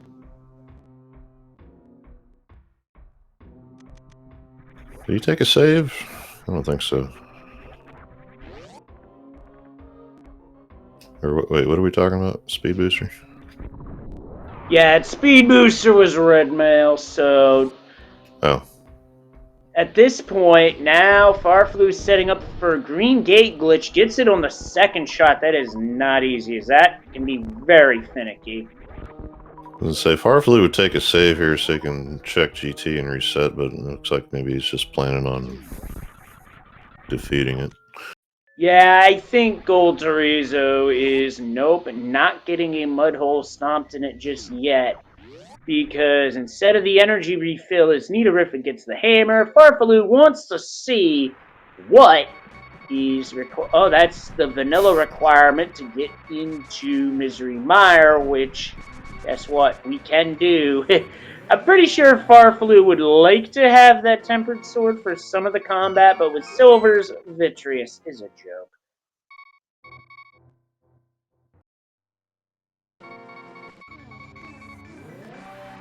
Although I do wish you'd get a heart drop so that double beat would stop, because holy heck, that is annoying. I only go quarter beat to try to not grade the nerves of commentary in chat, but I guess Farfalu just prefers this, which more power to you. Me, I couldn't do it. Oh, hey, there's a mushroom. Yeah, quarter beeps, if you're not watching, you can miss your last hit kind of thing. But I don't know, you get used to it. Probably more annoying that we I was going to say that we talk about it, but I don't know where he's going to get hearts from. I really don't.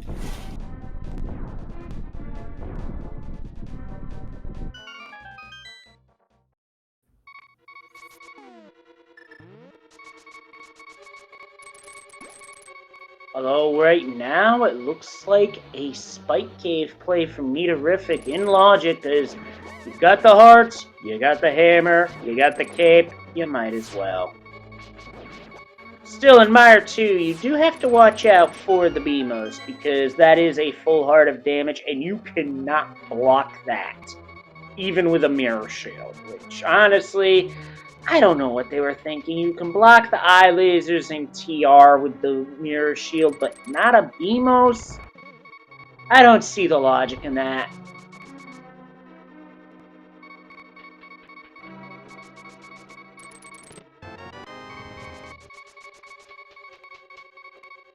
Yeah, I thought maybe I know I'm gonna do it again, but I thought maybe he would farm the little slimes at the front, maybe see what they drop, unless he already knew. I don't know the prize packs that well, or the groups of enemies, but So chat's There's one. asking if you can get out of Ridley. Well, now you can get out of Ridley as it's morph ball bombs. So hey, who wants to IBJ worst room in the game? No one really wants to do that, admittedly, but the game's logic can call for that, and based off what I'm seeing here, it looks like that could be the case. Yeah, I mean, Farfaloo has hit the path so many times in a row, it's like ridiculous. And because I was going to say, I don't think, I mean, you can do it without high jump. I don't think it's even in hard logic, though. He's just making quick work of all this. There's 2 items out of Meyer out of 2. He just needs to find a key and get on out of here. Yep, not going to cutscene chest, which is the slow option.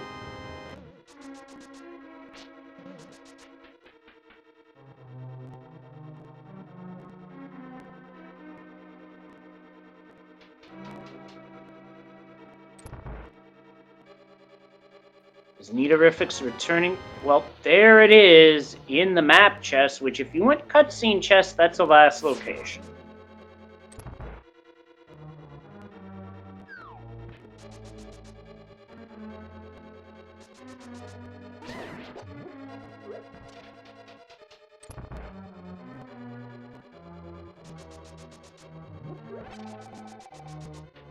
Yeah, a Spike Cave. We're having a little discussion here. Spike Cave is a weird one in SMZ3. In Z3, the way they have it now, it's usually just Cape or Cane. You're done. Here, you need to have one of those, and then a bottle, or if you don't have that, the half magic. And I think that's the only other modifier.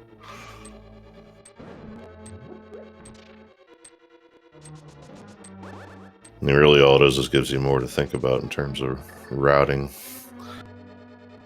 Yeah, and all that stuff to think about for routing can make your head hurt. Believe me on that.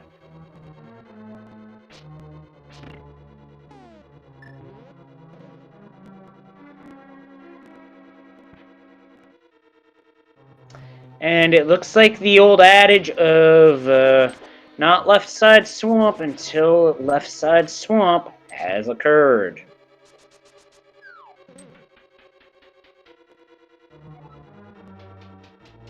Yeah, I want to say the only reason anybody's still... I mean, with all these tricks in the book, I mean, no glitch logic still seems to be the standard just because people want stuff to think about. Because if everything, you know, if you want to play no glitches, then it's just, you know, go do everything. And just like that, don't blink, you miss it. Farfaloo's done with Meyer. Nitorific has done Diver Down to get the key. Now, back when version 18 first came out and was the big thing, you did not want to flood the key because we didn't know about Diver Down at the time. Now with Diver Down, flooding the key isn't so bad. If you can do it, that is.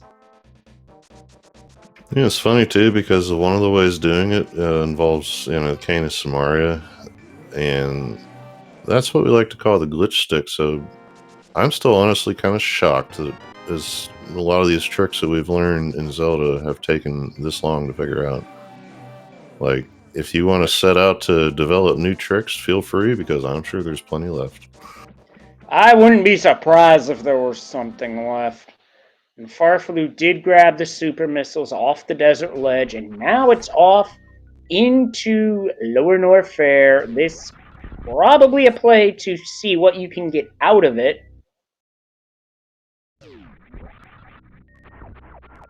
He's got charge and way, but I think he's still going to have to spend some supers. Just money.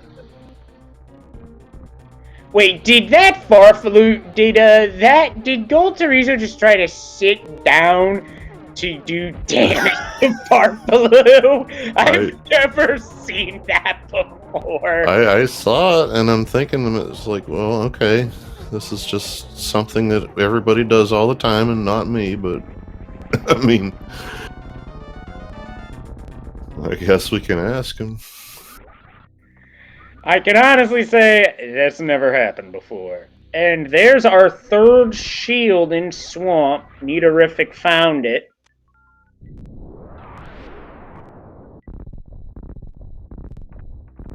And what he did there to exit that glitch staircase is he held left or right, and then once his sprite started moving, just hit now. That's how you get out of the glitch staircase. And now Farfaloo doing some IBJ magic to get out of this room. Because even though spring ball jumps are in logic, IBJ certainly the more stomachable option of the two. And now Nidourific having a bit of trouble with Diver down here. And I'm with chat. I would have grabbed that health refill, but I think Farflu's going to opt for farming up power bombs here. Or rather, supers. Because it takes 30 to take out Ridley.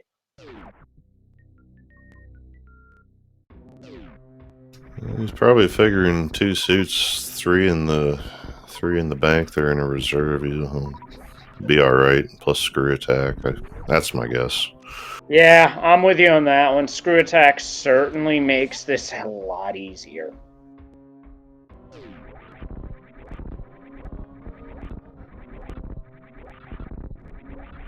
That trip up out of Golden Teresa, that was something, because I also want to say there's a simple wall jump you can do. I say simple, but it's not easy. It is anything but simple. And also, Farfaloo's going for spring ball jumps here. And he gets it first try.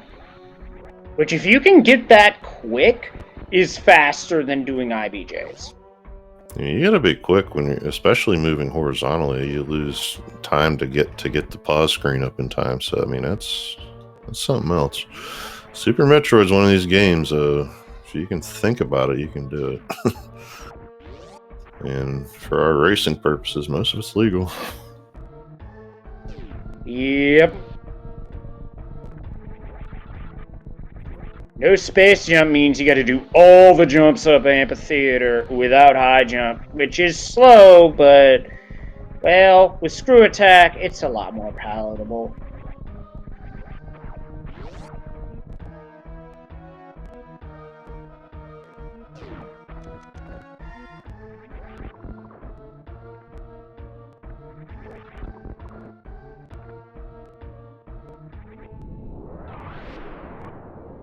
Perfect. So now where does Nidourific go from here?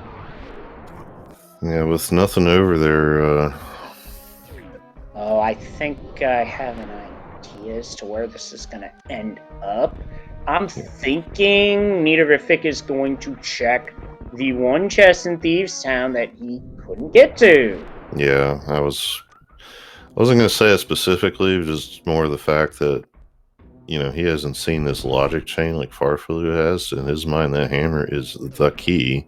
So why wouldn't you? And I don't know what it could be at this point. It's a perfectly reasonable play. I mean, most seeds aren't this bad, even though they have been for the last month. Yeah, like the seed bot, I think the creator of said bot might want to have a look. Because I think somebody said it on Evil. Nice spring ball jumping to get over there.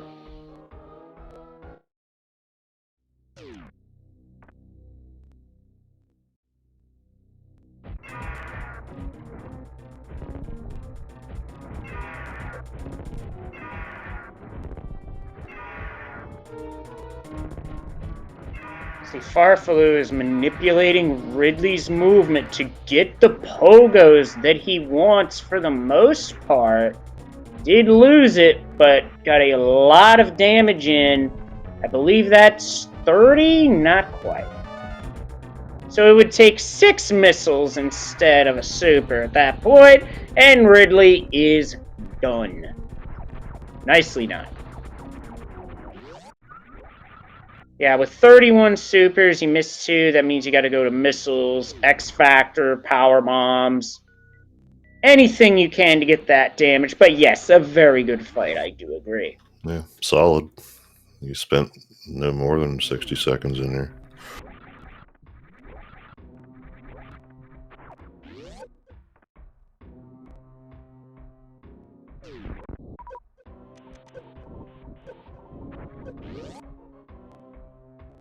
Nice dash through the hellway by Nitorific. Just has to get a hit in on the switch to be able to get to the downstairs area.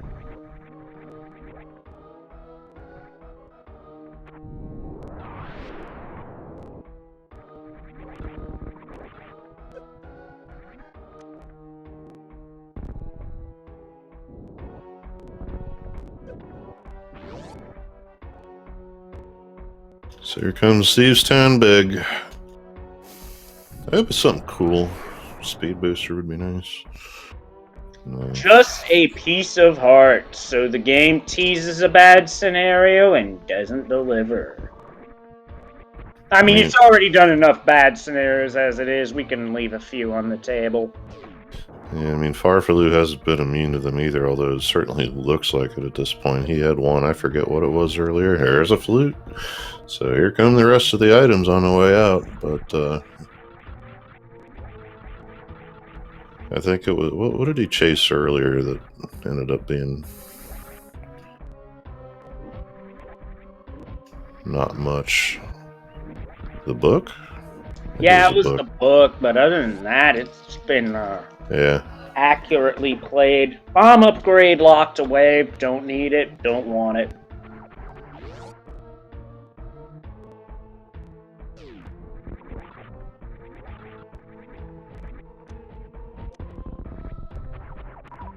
Yeah, a lot of this is just playing a lot and knowing how the rando works, and even with that, taking a shot at some scenario that is slow but might be wrong, and today it wasn't. So as you can see, Farfaloo is, what's he missing? Just a piece of heart, Matt. So it was nothing major.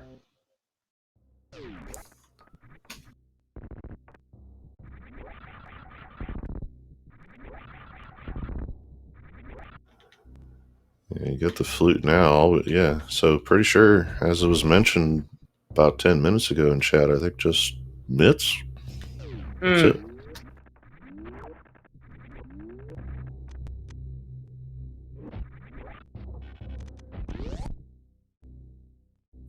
I mean, the only item chain left that could potentially hold that up would be if, say, Speed Booster shows up and the mitts are like at Shaft, Supers, or Waterway in Brinstar, for example. We know it's not Main Street, so that's one speed lock check off the board. Yeah, anytime you have, well, any progression lock, but go mode especially on an item that locks a lot of stuff, well, it just means you don't have to check that much in total in a game. You don't actually have to hundo the game. I mean, we did find a mushroom, so it is possible that fake powder gets used. I mean, it is a play, although it doesn't always turn things out. There is that rarity where, and hey, I've seen it happen, where it turns out to be something.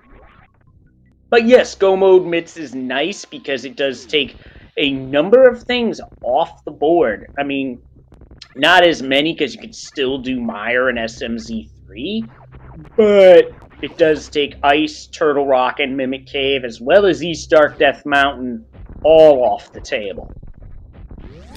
Yeah, Farfaloo is as good a shape as anybody could be in a seed like this, especially given Mire, is done already. So we haven't seen Crocomire yet. Oh yeah, I was gonna say, what's left? Well, of course. What else?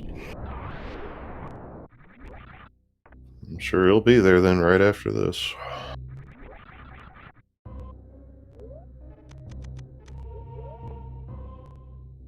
It's perfect time to do it too, whenever you're leaving Norfair. So that's a map, that's a pendant, that is a full health and magic refill.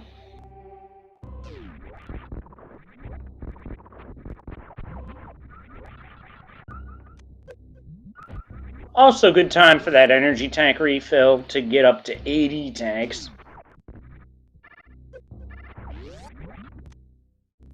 Also, forgot to mention that when it's Go Mode Mitts, Smith's chain is also off the table, as is hammer pegs. For some strange reason, I say that by doing way too much SMZ3, Croc does not have the answer. I think you're going to see Farflu go immediately to Kakariko Village, turn the flute on, sprinkle mushroom bits on the on the bat, and if still needed, then go to the potion shop.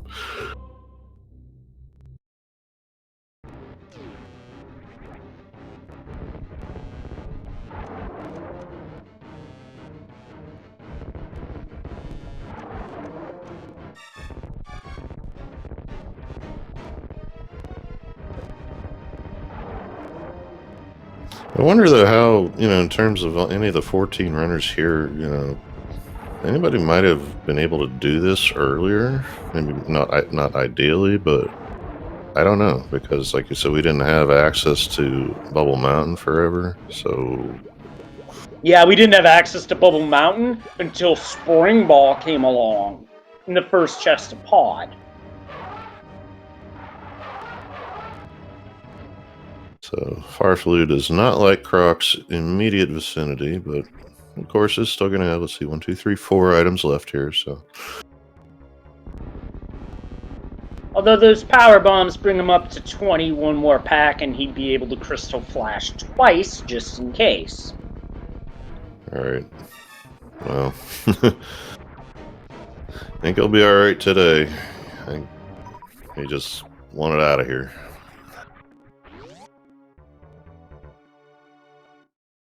Yeah, if mitts are there, Farflu's just gonna peace out.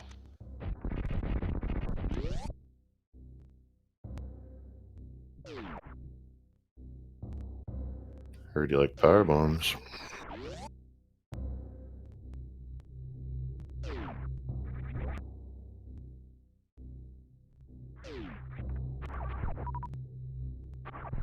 Doing some farming here, because Farflu doesn't have any supers. Oh, there we go.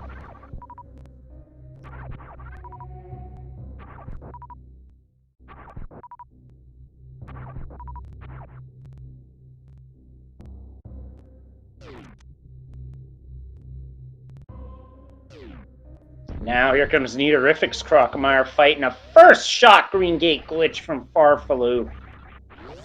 Very nicely done.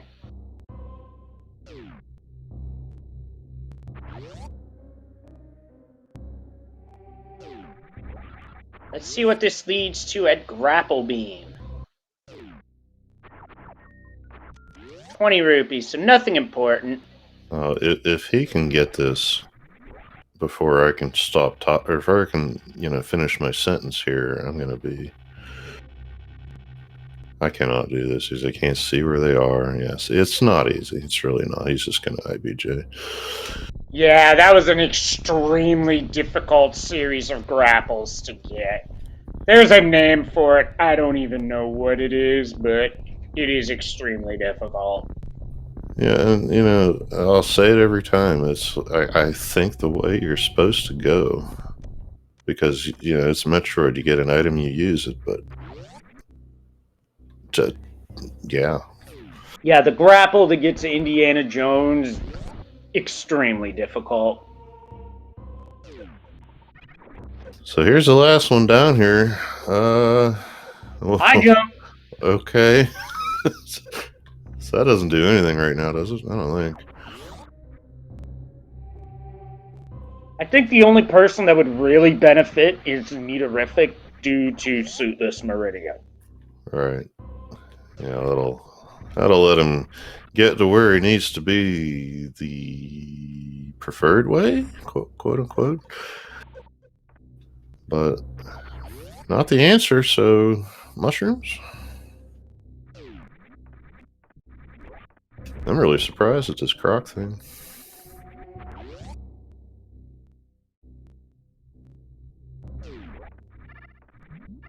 I mean, numbers alone suggest Croc, but I mean, this seed is a seed, so,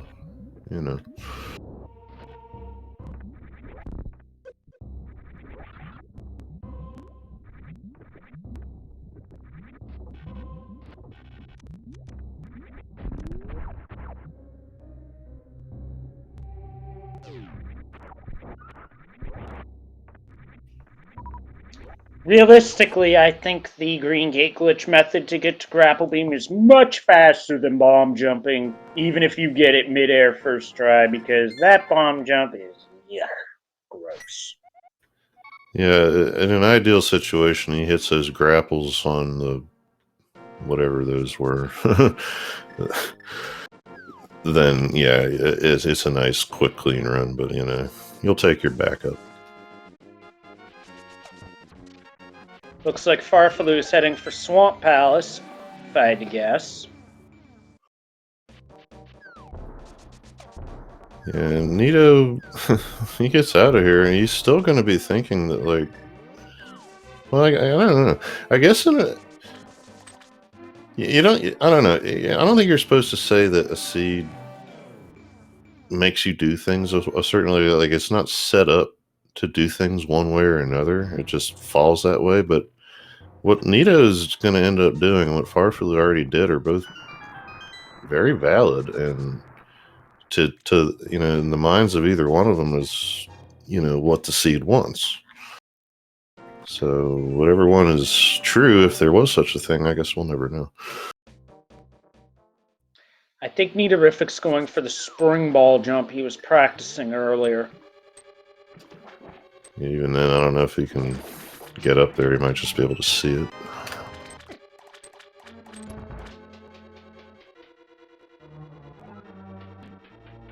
It's an infuriating check, though, when you can see the pedestal it sits on. One more block.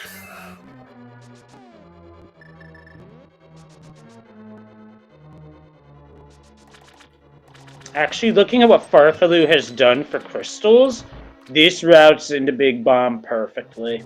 Mm-hmm. Yeah, that's true. It's 4 and 6 for the 5-6.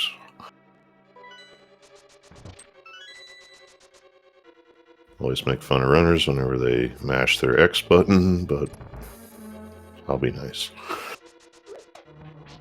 At this point, I just IB. Oh, he doesn't have bombs. I was going to say IBJ up. No, he hasn't gotten that way yet.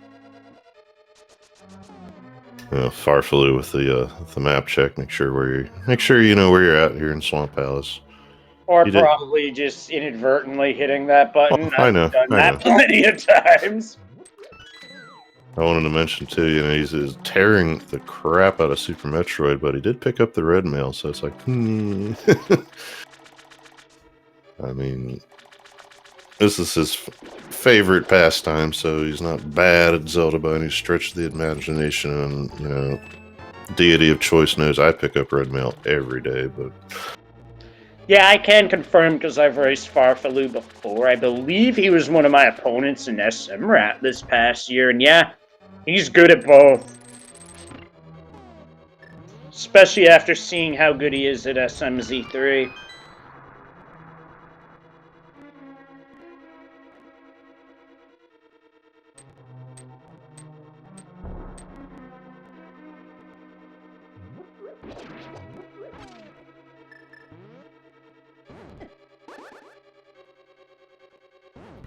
Now, for those of you who are familiar with standalone Link to the Past Rando, you're probably wondering, wait, no quick swap? Yeah, that's not an option that's in the combo Rando, unfortunately. Some people love it, some people hate it. I'm indifferent because I play both, and when you play both, you realize that there's strats that you can use to save time that you can't use with quick swap, because quick swap kills the time save. So you learn more, basically. Yeah, there are times where quick swap helps, and there are other times where using it, even I don't use quick swap at certain points, and it's grown on me, admittedly.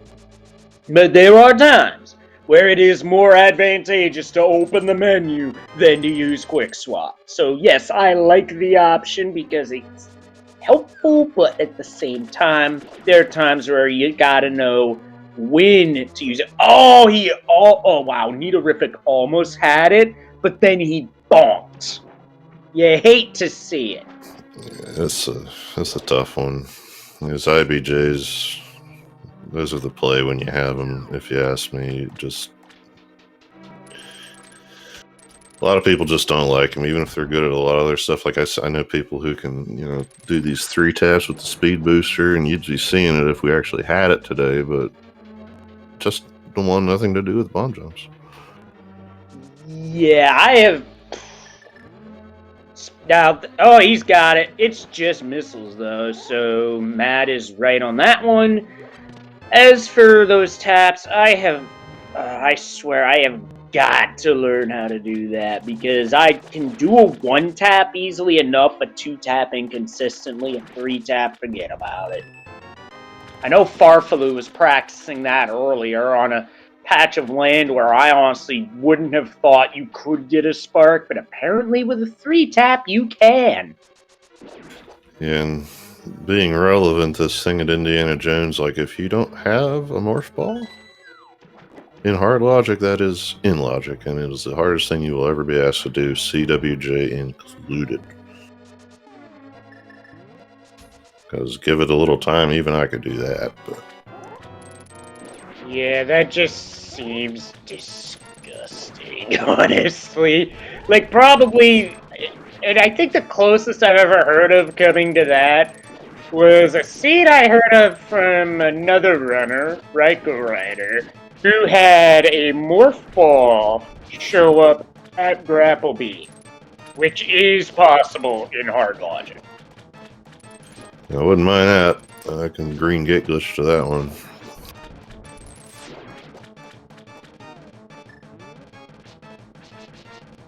Oh, and how quick is phase 2 when you have silvers?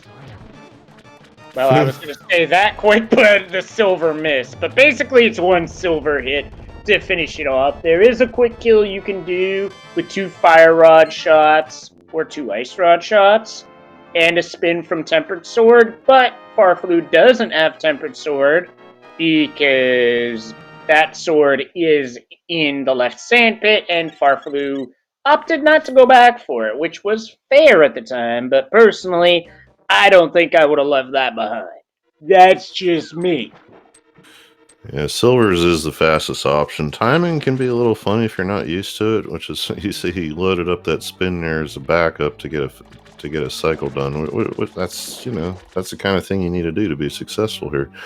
There's also ways to do it with just the fire rod or ice rod. The ice rod's easier because there's no lingering effects of the shot on screen. You can only have like 2 on screen at once, but if you get the timing right, you can hit him with 4 before he gets up, and it's 1 cycle, you're done.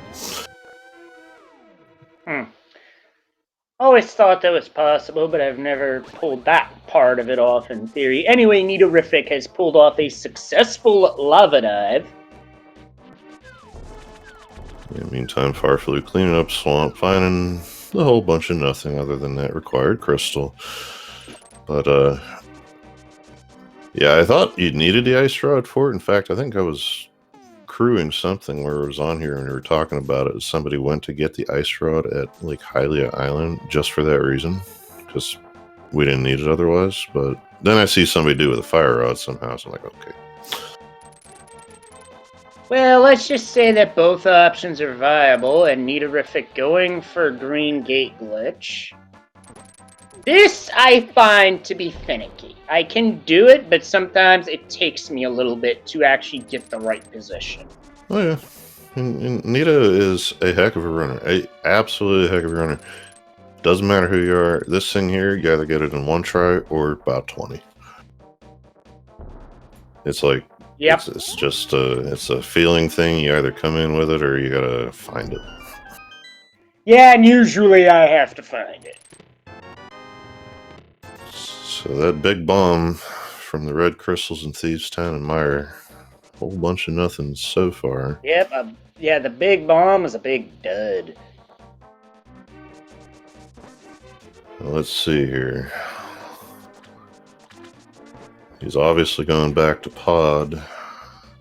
Don't remember if there's anything on King Helmasaur. I don't either, but I do know that this is a crystal, and the seed was a hard required double dip of pod. Yeah.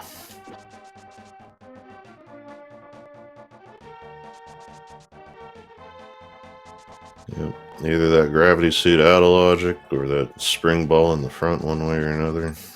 You're stuck with it. Yeah, one way, yeah, ain't no matter how you slice it, this was a hard required double dip of Palace of Darkness, which, honestly, there was a version of standalone Link to the Past Rando Logic where sometimes, oh, there's Nitorific gets that Green Gate glitch first shot, where the rando had a thing for making you double dip dungeons. Pod was a common one at that time.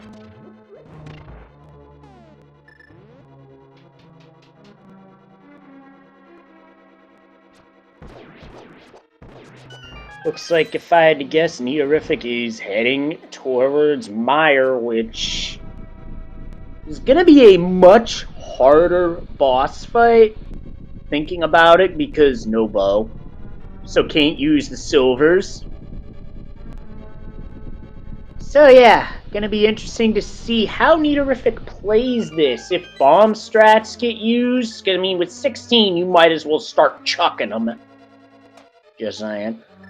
To at least make Phase 1 easier, because neither runner has picked up any potions. Well, if it's And floating. yes, as chat points out, it was a version of the logic that had a strong preference for putting progression items in dungeons, oftentimes forcing multiple double dips of dungeons in the same seed. I think the most I had personally at that time was a seed that required 4 double dips. And yes, that is disgusting. So here comes King Helmasaur, and yeah, there is an item. So we'll see what's here at the end. And Nitorific, I was going to say what Ananika ended up saying, which is basically the cape, half magic, and carpal tunnel irritation. Okay, path magic and spin strats in the goop. You might spin too, yeah. Because the spins in the eyes do the equivalent of tempered sword damage, and that's a piece of heart. And another crystal. So now the only crystal left for Farfalu to claim is the one in Ice Palace. Problem is, you need the mix. But Farfalu can mirror and finish Eastern, which I think there's an item on the boss here. So it would, yep, that's exactly what Farfalu's doing. It would be well worth just mirroring and finishing this while you're here, because you're not going to get another good chance at this area. Well, I know you've been here for most of the seed, right? You want to talk about it? I don't really want to, but I guess I will. Service to the community. Some of these seeds are like that, folks. Yeah. So yeah, even if there is an item here, and if it's not the item, you know what we're talking about. Shack Duel. Yeah, that. Oh, Ped's dead. Okay. Yeah, Pet is 100% Oh yeah, because dead TR. because you absolutely need the mitts to get into TR. This is an inverted logic where you can get into Turtle Rock by mirror. No, you still need the mitts. Actually, there's no such thing as SMZ3 inverted. I was speaking of a standalone Link to the Past rando mode.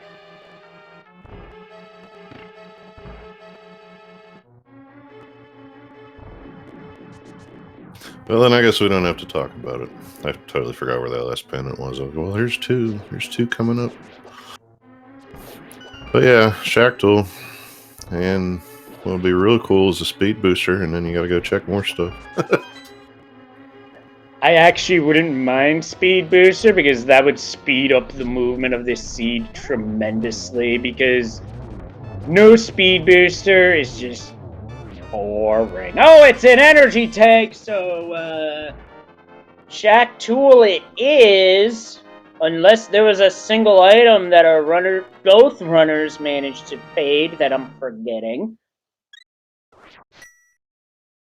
See, and especially with grapple available, this is something runners are generally going to check while they're in Meridia, but with all the stuff that was in there they had to keep, like the bow and everything, there was no real good way Yeah, to the do only it. other thing they didn't check, I just have to say this, they did not check Plasma Beam, so we're down to Plasma or Shack Tool.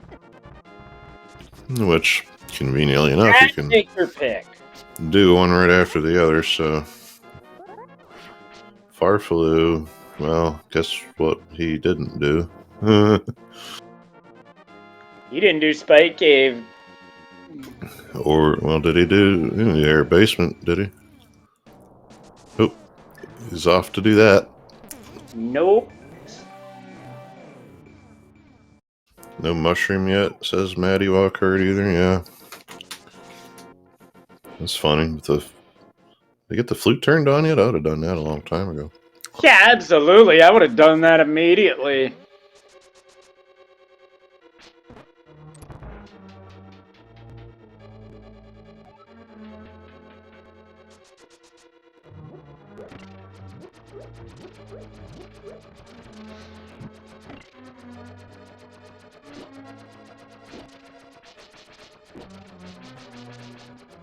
Yeah, there's stuff that hasn't been done, and now the fact that Farfaloo's doing a few things that Nidorific's already done, well, all I'll say in terms of a race, it's not over until you hit the dot done in race time. Yeah, Rando does have a way of doing that. I mean, when you skip stuff, like you said, it sits in your mind. And who didn't do Billy Mays? Yeah, that was Farfaloo, so that could... So if Speed Booster pops up, that could be a check that gets done in that sequence.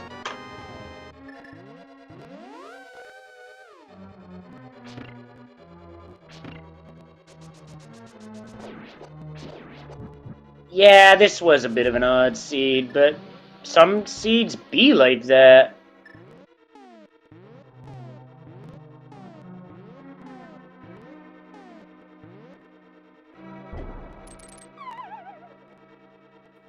And Nidorific forgot to hit the switch heading to the boss. That does not help.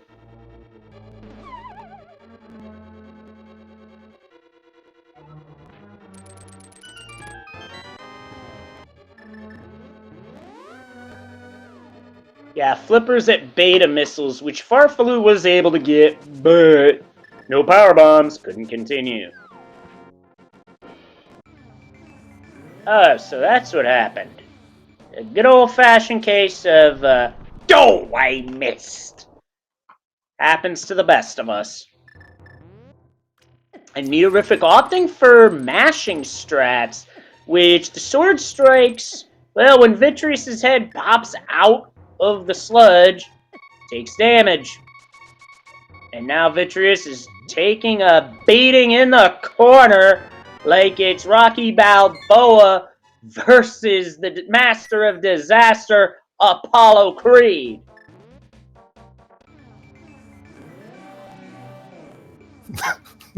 It's the Italian Stallion taking the beating. For those who haven't seen it. That's a lot of beating. Nonetheless, Vitreous down for Nidorific, and that's going to be crystal number 5.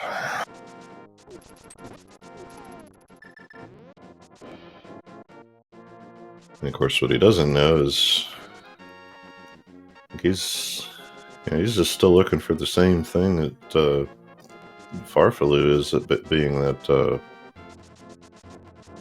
well, he's still missing a gravity suit. Farfaloo going to check now. Oh wait, going around for the Dark World portal. Right. I don't think the Dark World portal is necessarily needed here because the stuff I'm thinking of is in the Light World.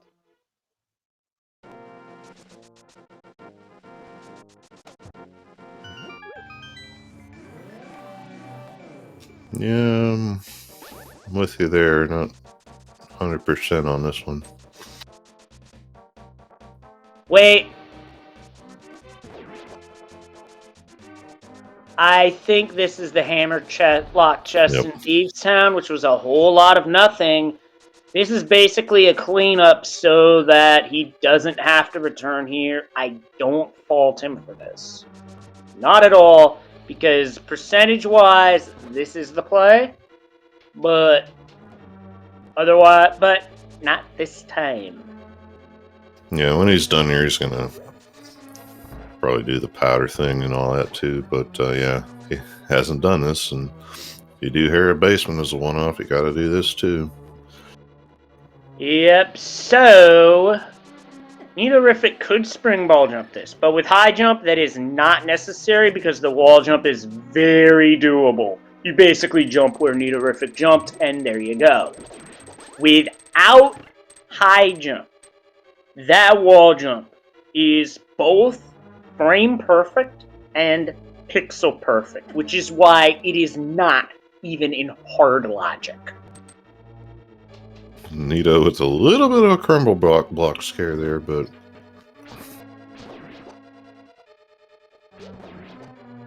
saves it, gets through. He'll be on his way to Ridley in short order, but I mean, wouldn't blame anybody with a few execution boo-boos in a seat like this after what we've been through, and heck, what we haven't been through yet.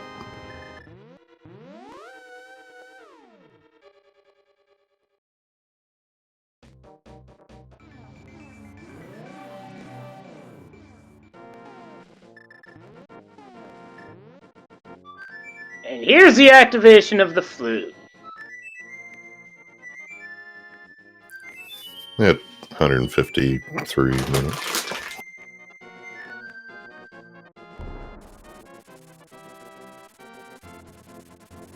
And Neaterific is closing in on Ridley. Which flute activation is this game's version of skip travel, which a lot of modern RPGs do use. It's just that A Link to the Past. Actually, no, Zelda 1 really used it first, albeit in its own way.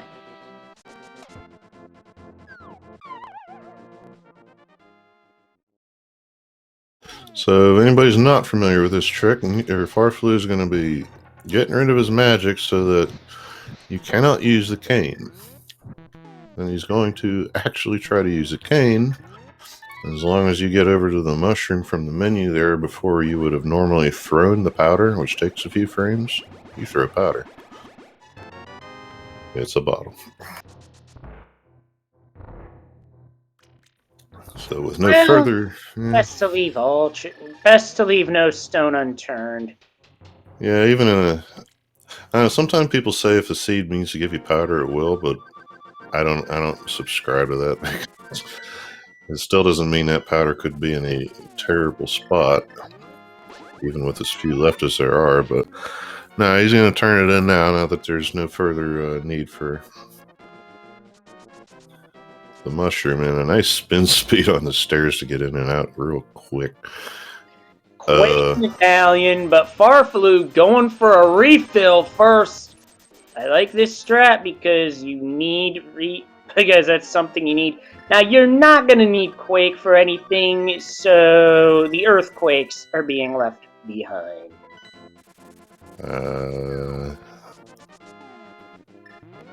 Neaterific has KO'd Ridley. Nicely done.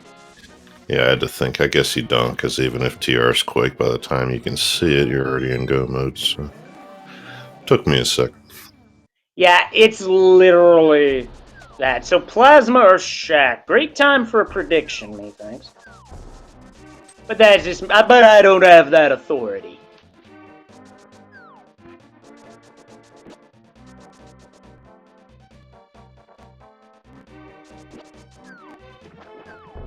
I mean, it could be speed at one, mitts at the other, for all we know.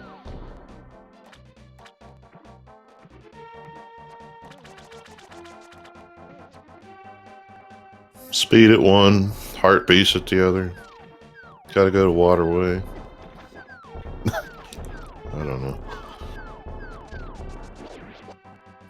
It could happen.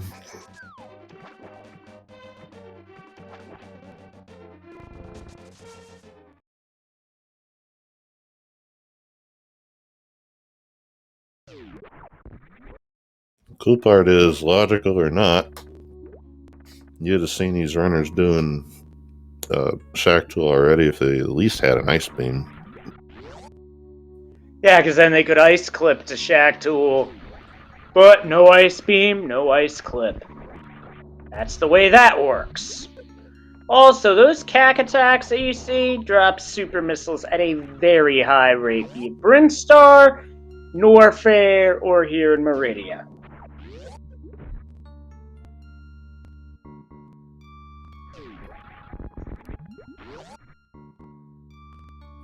There's the flute for Nitorific.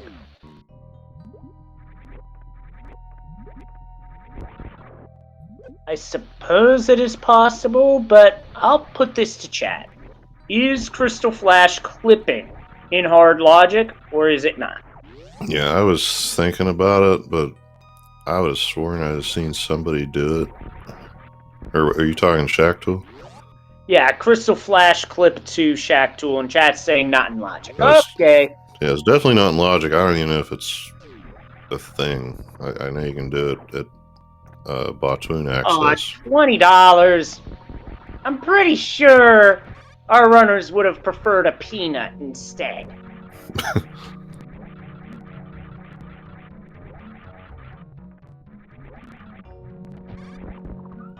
So guess what, guys? It's time for Shack Tool. It's the only other thing I can think of. Yeah, this seed was definitely a memer, no doubt about it. But could the memes be done, or if it's speed, the memes continue?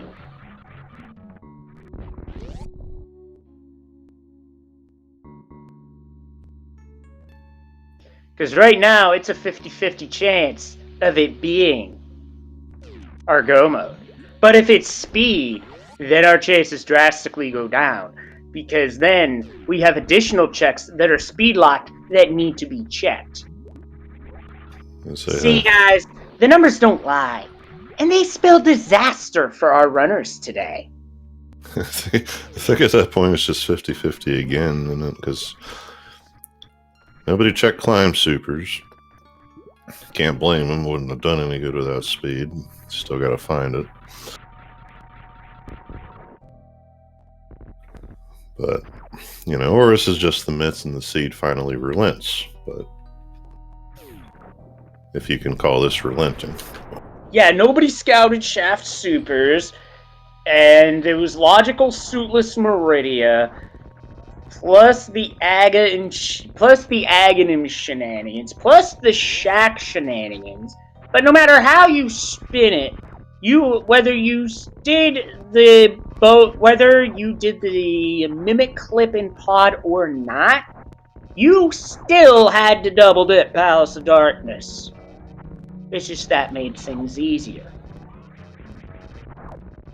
So yeah, this seed was something else. And this has happened like 4 times in a row now that I've been available for hard logic. There's some people wonder why I don't play it. I mean, that right there. What? Phaser! Okay, what are we missing? What are we missing, chat? And I will be honest, I do not play hard logic because there are things I do not know how to do. Oh, straight above. Oh, right. It was right above man. the whole time. And Farfaloo. Wrong ball. Nitoriffic's going to get there first. This is going to be quite the turnabout. Farfaloo's just a little bit tilted. But it was right under our nose the whole time. Nitoriffic's going to hit go mode before Farfaloo by about a minute. Are you kidding me? Oh, wait. Nitorific doesn't have the bow. Ignore me. But he puts us in no mode a minute before go mode. That's the point. Still, I mean. Oh, my goodness. I sat there for 15 minutes like there is nothing left. And then it was ship reset. Oh. Wow. So, yeah. Nito's either got to do suitless or mimic clip pod. There's no way around it. Do I blame Nitorific from holding out on doing this? Absolutely not. It's a valid play.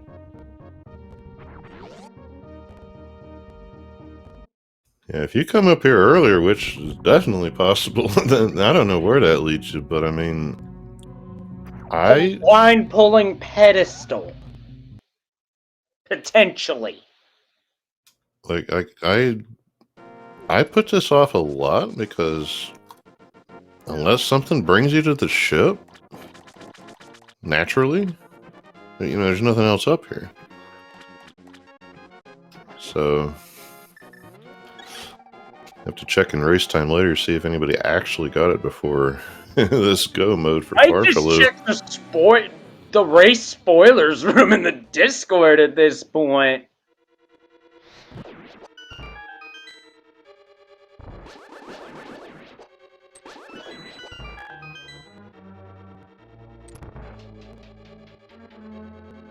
Wow, what a seed. Regrets on commentary versus racing? Absolutely none. Yeah, you're right.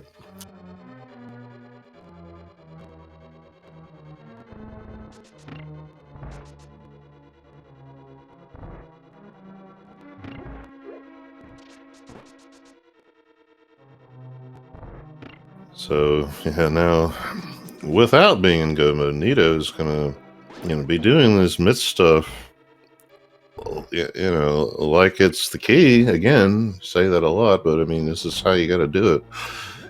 Yeah, it could, the boat could be in here. Who knows? Happens a lot.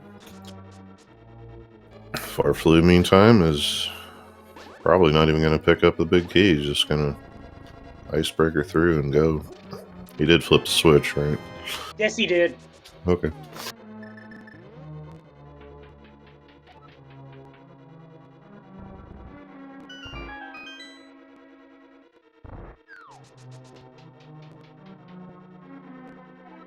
I just got a little key out of somewhere, so that's nice. You don't even have to pick up that rock.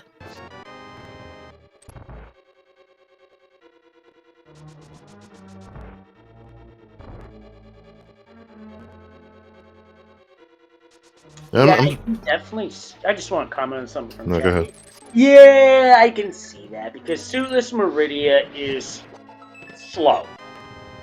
There is no denying how slow it is. In fact, it's one of the slowest things you can do in all of Super Metroid. Yeah, I theorized about whether it was possible as a kid, but turns out Suitless Meridia is at the minimum 3 minutes slower. So yeah, cool idea, just nah, not really worth it. Except when you're playing Hard Logic Randomizer and it calls on it. I'm just really enjoying, the number of times we've wound up in the same place for completely different reasons.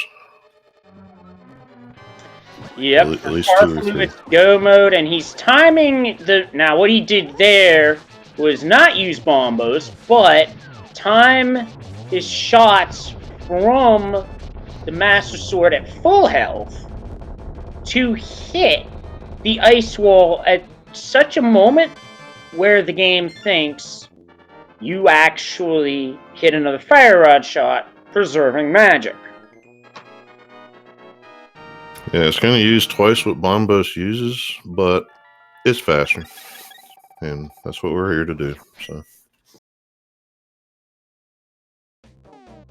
So chat, time to put some guesses in. 1 through 22 in chat for Harganon's Tower Big Key. Yeah, I hate doing what I'd like to do on a seed like this because see what they're doing already. Oh please! Oh please! It was gonna happen. Chat's already calling for Tile Room, which with a seed like this, why not? Yeah, I'm gonna go. Oh, I got beat to the 7. Okay, I abstain. I call it a tie. I can't win. I'm an employee. I mean, technically ineligible.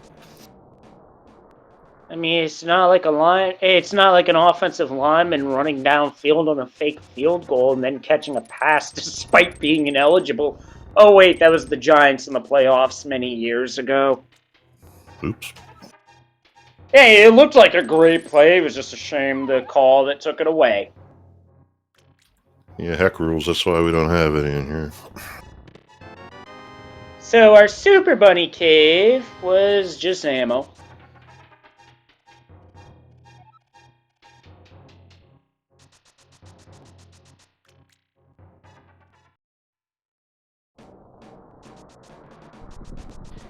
And Farfaloo is gonna skip Hookshot Cave. He knows where his third sword is. He just didn't get it.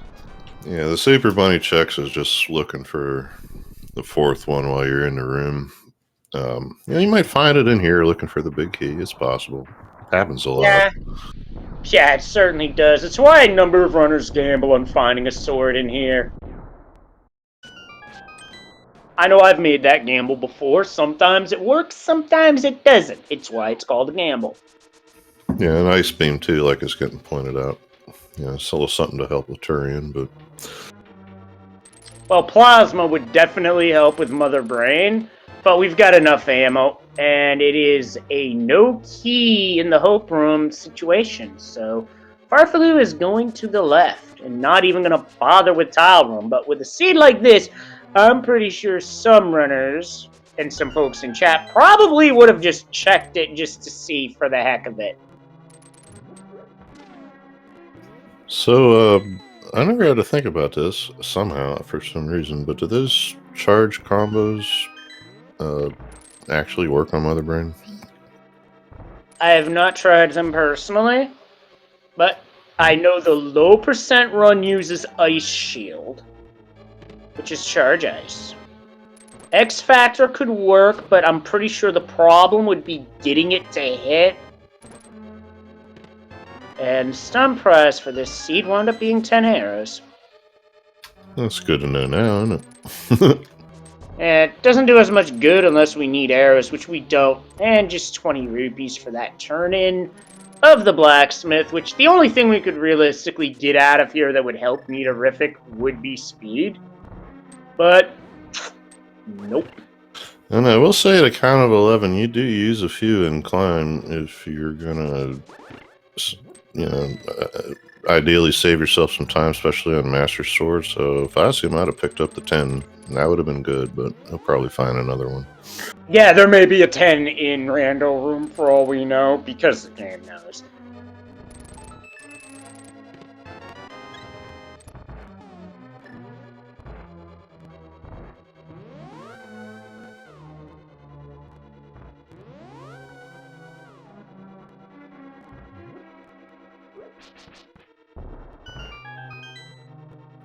Now we get Rando Room while Meterific gives us a look at Purple Chest and Hammer Pegs.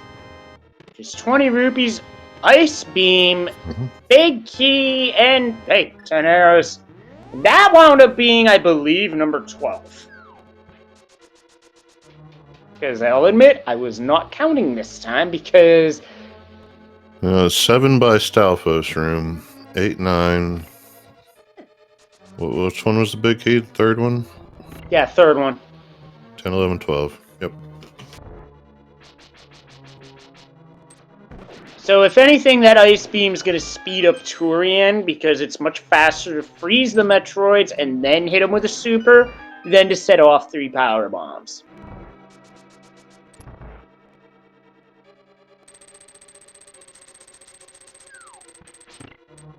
So I guess if its price is right, rules like I tend to hear that it is, I guess you win, Leslie Pro? Don't got nothing for you. Yeah, let's see. I gotta look up chat here.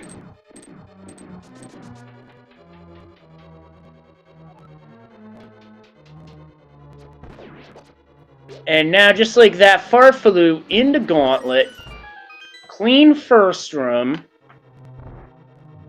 Personally, I would save those silvers because silverless Master Sword is not fun. Yeah, and I knew there was a pot, that the one he just picked up. I knew that one had arrows. There might be 1 or 2 more, so... So, for those wondering where the bow was, it was at Meridia Beach with your gravity suit bow locked in Pod's Dark Maze. The way you had to get there was through a means of spring ball jumping up to Meridia Beach. Or you had to clip a mimic out of bounds to break Pod key logic because there were 2 keys on the bow locked side of Pod.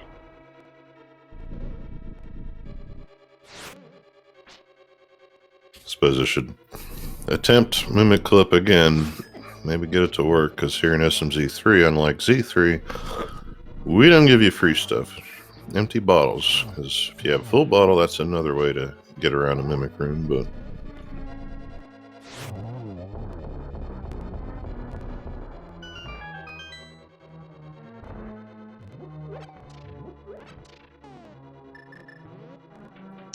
And now up to floor 5 for Farfaloo. This is where your magic use gets really intense.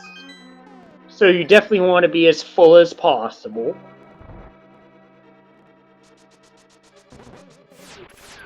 Nidorific picking up the Quake Medallion just in case, because at this point, he might be heading towards a blind pedal. Yeah, with no bow, unfortunately. He can't know if he needs it, so...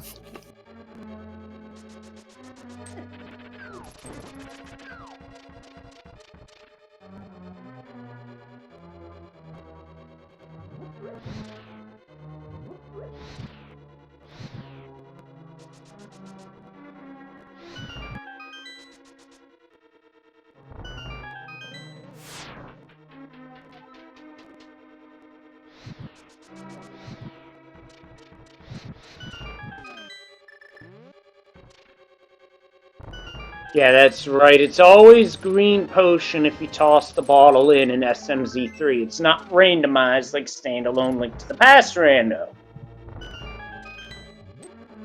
Yeah, that one just got left as vanilla. Even to the fact where you could still throw the bottle in and say it's not yours, and... yeah. And now Moldworm 2. 3 spins will do it. Or Moldworm can just be a troll and say, I want none of this logic.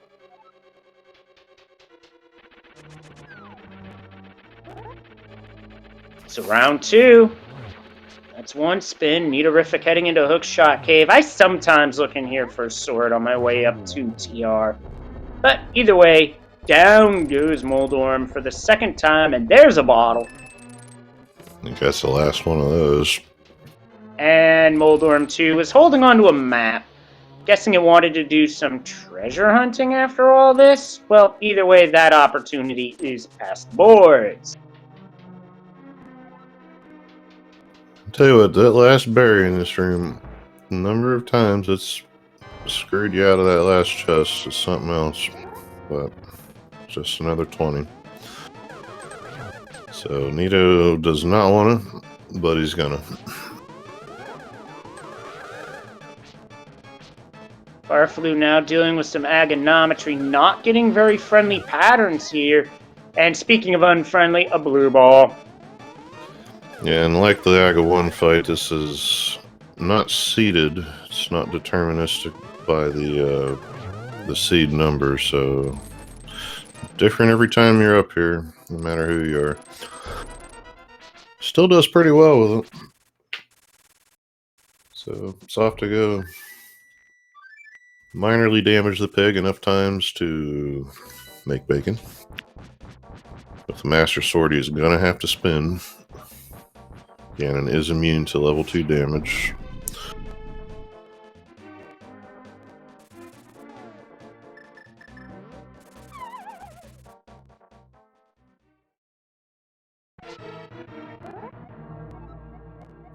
And we get lines from Zelda 2 as Ganon's text today.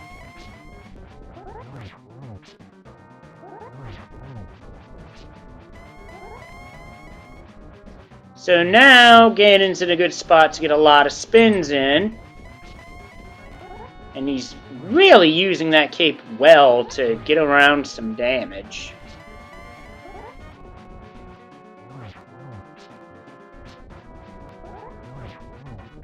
Now it's in phase 2, in a good spot to get multiple spin rounds in. And that's why you carry a potion, folks. Yeah, a lot of times it's just faster to start tanking.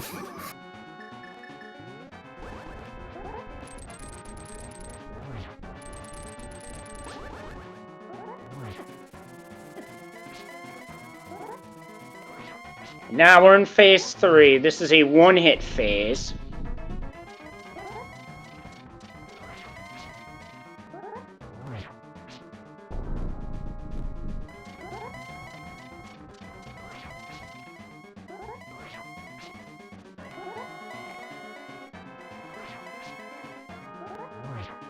That's an energy tank in the chain chomp room, which is really an ugly room no matter how you slice it.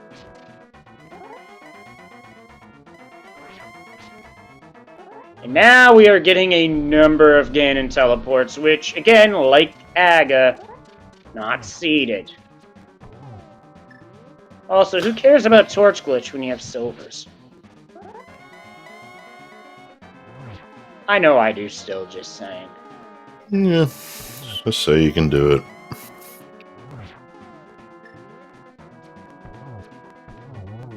And with that, down goes Ganon. We got Bacon, just short of the 3-hour mark, and now Farfaloo has to beat Mother Brain to be done with this madness.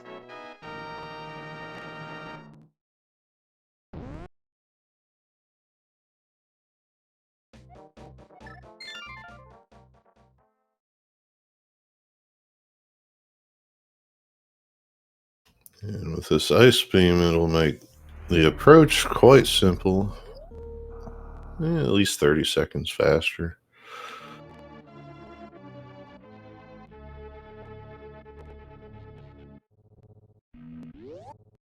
But I like to call it Metal Gear Samus, because for a good half of this, there's nothing you can do.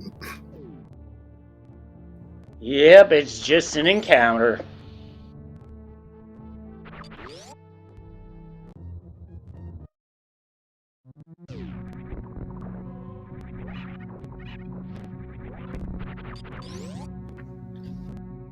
Maybe a little less than half if he does the stand-up thing, which he might. Now we get a look at Mimic Cave, which is just a heart container. I'm pretty sure we're gonna find where Speed Booster is, which at this point would not surprise me if it was on the pedestal, because this seed would do something like that. Now, the one thing we don't have from Z3 is the flavor text on items and locations that show up in the credits, but Would be a nice addition, but the only way to get that is you have to beat Mother Brain first, then Ganon. mm-hmm.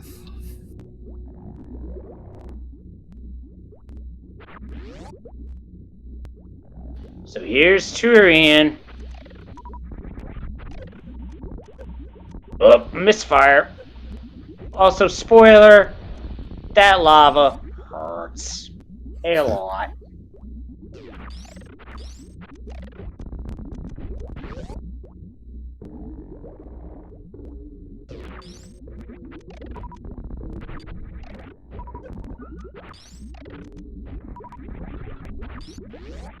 Very good Metroid rooms, and here's the last one. Oop, a little trouble. Yeah, he went for a quick shot, didn't get it. But the backup, yeah, the backup is rather nice. You can just bunch them up, one ice and one missile, and you're done.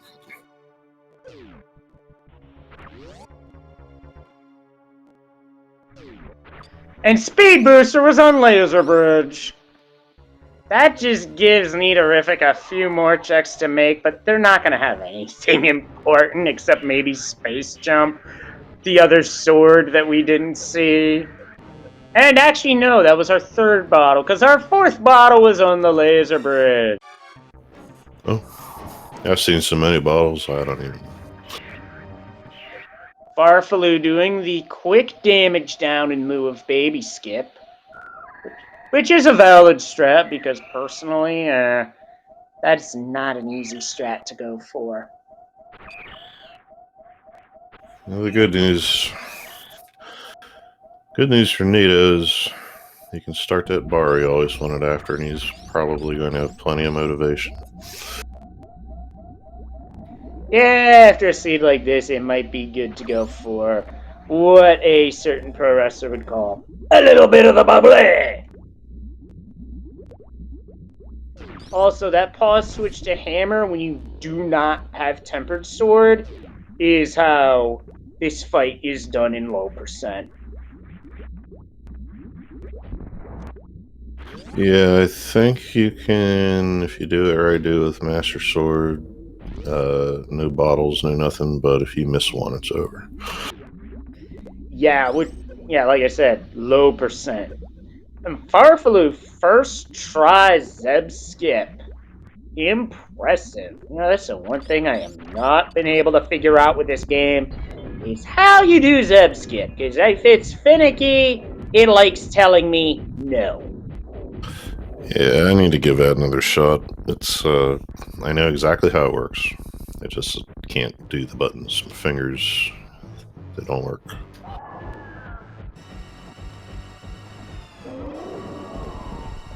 So with this setup, it is 60 super missiles to take down Mother Brain for these get to the final phase. This beam combination for charges, it's fewer than the number that you would have for, say, Charge Ice, but I don't know the number off the top of my head. I was gonna say, I think even these missiles are going to be better off since it did not keep Spazer. So he's going to go with seven tanks plus 7 energy. Forcing stand-up glitch. Yeah, that's not something I'm familiar with either of the mechanics of, but I figured he might try it. And then the game says nope. Forced him right back down. Good try, though.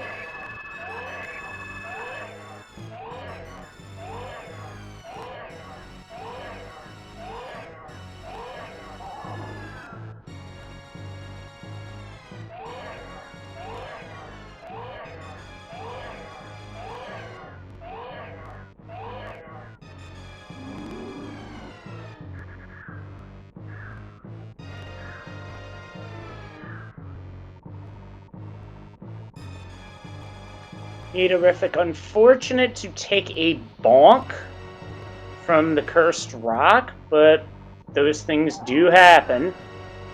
Yeah, not much to be controlled with that. That's just all RNG. Minor setback in what has become a mess, and I guarantee he is by far not the only person to have to go through this. But he is going to eventually find his bow here. Yeah, when he sees where that gravity is, he's going to be disgusted.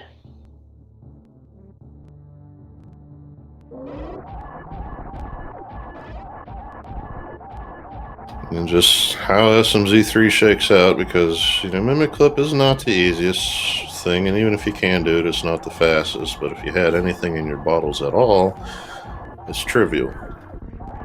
Yeah, there's a bottle clip you can do using a potion. And with that, Mother Brain is down, and it is time to cue the final countdown on this seed for Farfaloo, who never found Speed Booster, so this escape's going to be a little bit on the slower side, but it's still going to be a very good time for what this seed wanted you to do. Yeah, Seed wanted you to do some pretty disgusting stuff, even by our logic standards. Yeah, a lot of it too. I mean, now this room, you have no way around. You got to run back and forth a few times to climb. He's going to have to do the climb, but you're going to see knowing Farflu some really fast climbing. So Neaterific opting to go forward instead of back. I believe we're about to see a suitless Dragon fight.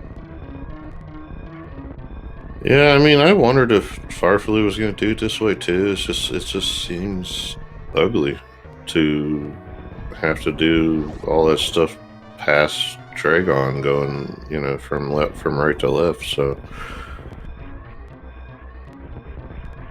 I know Farflu was practicing the suitless Dragon escape prior to Restream, which for a seed like this where you know you're going into hard logic, pulling up a practice ROM and practicing this stuff is a really good idea.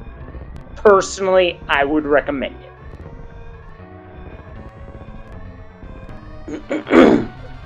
Anyway, get your GGs in chat for Farflu, who's going to take the win on Restream. Well, Neaterific having some trouble with the Metroid. That's time for Farflu. So get your GGs in chat. he's just... Yeah, get your GGs in chat for sure. Farflu putting up a heck of a nice time with 307 after this seed, but Neaterific, I think, is stuck. Yeah. And there's spikes down there too that'll kill him. Yeah, those spikes make that worse. And meanwhile, our overall winner was MM2, who finished with a 248.09. And who also rolled the seed. I got words.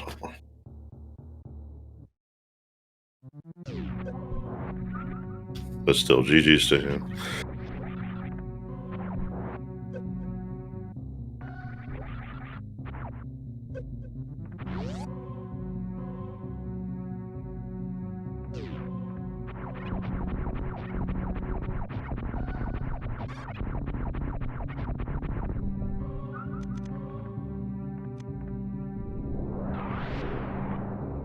So Neaterific's about to do Iceless Shaft Supers, which first time I heard of it, I thought it should have been hard logic.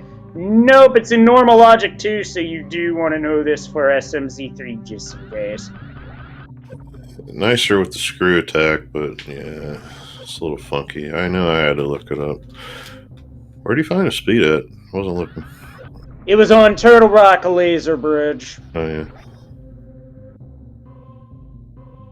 Matt, I know you're taking notes, and I appreciate it, and I'm sorry because I keep forgetting. Nito did not beat Dragon. He backed out, which makes sense. Well, look at that. That's just a disgusting place for Space Jump, but then again, this seed was anything but nice, so yeah. He's going to use it immediately, that's for sure.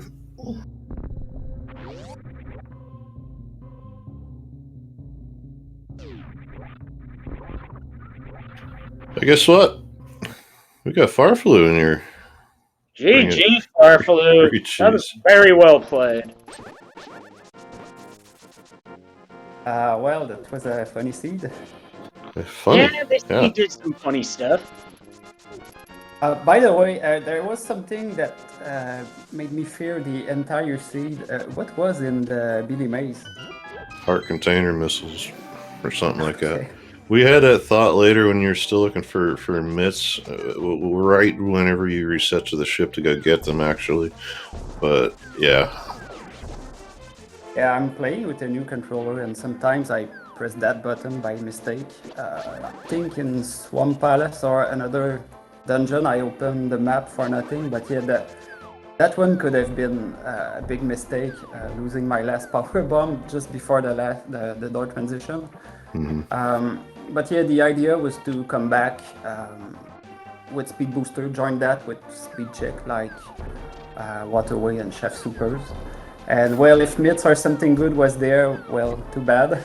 Yeah. Yeah, Leslie Pro postulated the same thing. Yeah, and about at the same time. So yeah, it was nothing. Props for not going back. Props for not having to go back. But I mean, the amount of other things you had to do. You took Gravity to Meridia, and if you join the thing, you'll see Nito's doing it now without the Gravity because he didn't do any of those mimic tricks, but I mean, this is the way you were supposed to do it, and that was just one nasty thing you had to do. Yeah, with Bo and Maridia, this logic wanted us to do that, but I felt I had to break some things, play weird just because I felt bad with last locating Morph Ball, and I think I've not been playing well until that, so yeah, I just did the mimic clip and got lucky. Yeah, it definitely worked out, and pod is pod, you know, it's got to have something. So, yeah, the early game, you had to warm up, basically. We saw that, but if you last locate something in the first 20 minutes, you know, it's not that bad. Plenty of time to turn things around, and we saw that here today, so yeah, good job. Yeah, thanks, and just before I leave, big GG's for MM2 NES cartridge by beating us by like 20 minutes. Yeah, I don't even know how I did it. I was watching you, and I'm like, there's no way you could possibly save more time. The guy knows how to run his garbage seed. He's the one who wrote that one. Uh-huh. Yeah. Yeah, it very rarely fails. Thank you for the restream, guys. Yeah, no problem. Yeah, it was It's our fun to watch. pleasure. It all worked out because the mimic clip was the play. Yeah, it was.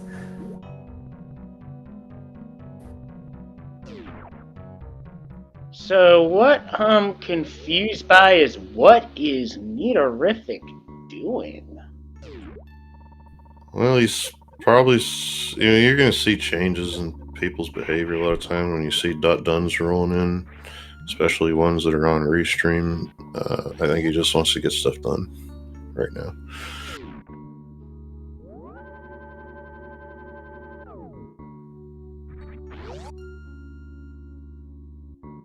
Doesn't want to have to come back here, if that's what you mean. Maybe that's not what you mean. So chat's pointing out he's setting up an escape using blue suit. Oh. Oh, and a Crystal Flash. Crystal Flash, and have Dragon grab him for a blue suit. Okay, this is stuff I did not know about because Suitless Meridia Seeds. Oh, this is an RBO strat. That's why I don't recognize it. Because I think the only few times I've seen RBOs when someone like Zosty runs it at a GDQ or something. Or Behemoth. It's like, it's not my forte. I will admit it. Well, if MM2's still here, I'm going to guess probably did a similar stuff since that's kind of one of his things. But, yeah, I've seen it. I don't get it.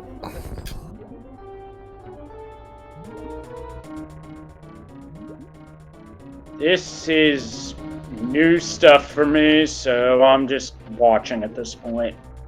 It's just how the game executes code, and then if you interrupt things that aren't supposed to be interrupted, you get left right in the middle of whatever it was doing. A well-coded combo. Oh, for football fans out there, another walk-off field goal. That's all I'm going to say.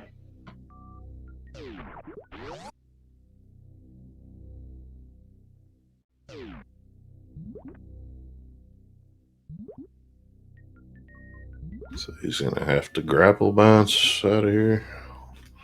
That's what it looks like to me. Oh, never mind. Gorgeous shine sparks straight up. Yeah, that blue suit. So I thought the escape was for the next room, but that's what I know. Or you get to use a spring ball. Okay.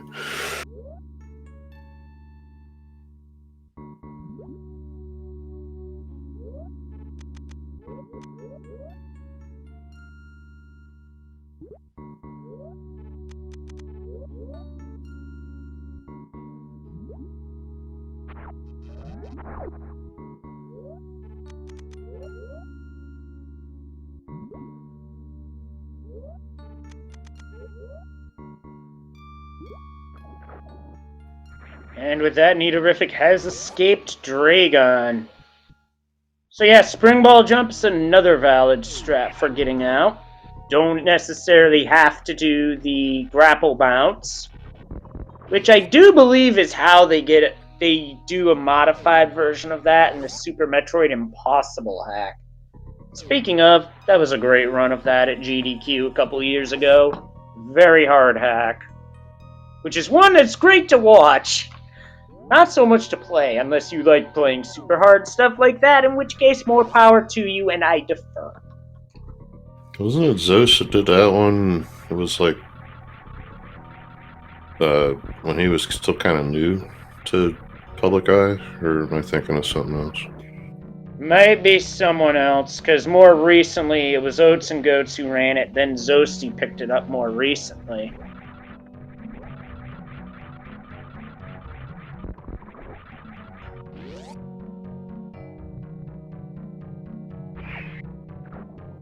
So, for Nidorific, with only pod to go, and then of course that one item in Eastern Palace, both of which require what he's looking for, I'm sure he's going to be in pod before too long, but I mean, hopefully he doesn't do the back. But then he'll probably come in here asking where the gravity suit was. I don't know, should we lie? Too late. Huh? Nah, I'm not. Okay, I might joke around to some degree, but I don't do trolly things like that. Because I'm going to be straight up and just say where it was. And I'll brutally say that it was a disgusting act. And it was unfortunate that we had that in this seed live. That was disgusting. Yeah. I mean, like I said, I knew there was something in pod. It had to be that. And it's just. I mean, that's as good as putting it in the sand pit, if you ask me. Maybe worse. So a double spring ball jump would be needed? Yeah, I can see where that would be harder than grapple escape. Can't say I know it myself, mind you, but yeah, I can definitely see where that would be harder. The thing I know about grapple escape, like, well, if I actually sit down and learn it, I'm sure it'd be fine, but it's one of those things that every time you do mess it up, you're losing a chunk of health, and so you have limited chances to get that. Yeah, so I guess that would make double spring ball jump a viable backup.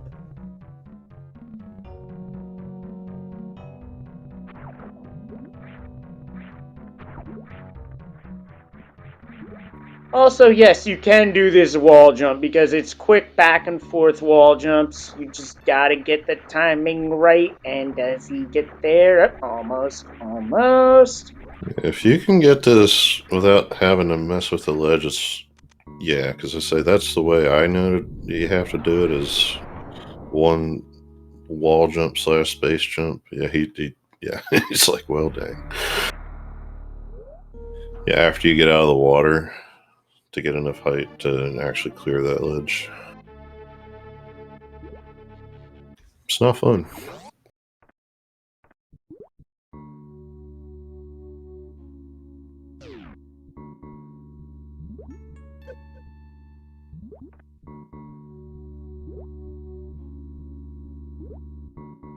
I guess he's gonna go for right sand pit here.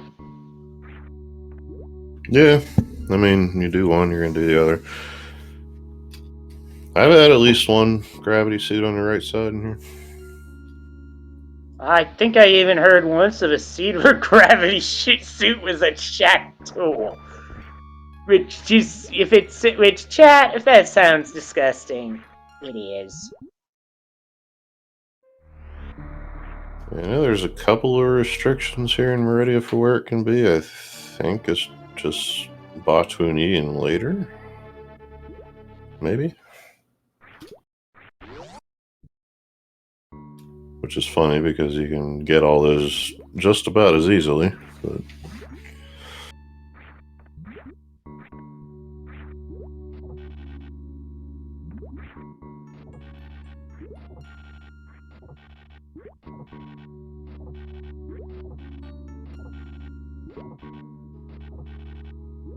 I'm paying attention here because I say I can do this climb just fine. I just can't finish it. So he's not going to do it, and I'm not going to learn. Oh well. But this other strat, what the heck is this called? Because I have no idea. He's going to do that crouch uncrouch thing. Oh no, he's just using the snail. Never mind.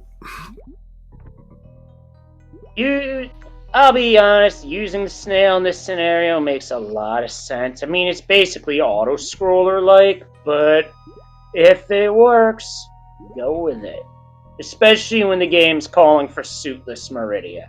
Oh, there's another snail in front of him, which Dieterific just promptly just shoots off with a beam. So get on out of here. Don't need no more garbage. This seed's had enough of that, believe me on that. Is this how Farfully did it, or did he just... I don't know, he went straight up, didn't he? Yeah, he went straight up. Meanwhile, the only other finisher to this point in the seed is Polar Bear Bunny, taking third with 322.51. Yeah, there are... This is going to throw anybody for a loop, but there is a lot of persistence in that room, I can tell you that. And I think it has... if you had asked me, I think it's got to do with the amount of options the game presents you. Just, you know, all but 2 of them are wrong. So... That's just the way it is. These are crouch jumps that Dieterific's doing, which is a jump that involves not only crouching... Well, you have to crouch in order to get enough jump height in some places here in Meridia. This is just one of them, although this right here is either spring ball jump or a well-played wall jump back and forth up the chasm. Well, and Dieterific is not going to be happy when he sees what's here. Yeah, he's doing the spring ball jump, but he just did the menu backwards for a little bit. And I mean, 3.5 hours of this stuff, I'd be doing far worse. That is a mood, because at this point my mind would be saying, okay, no mas.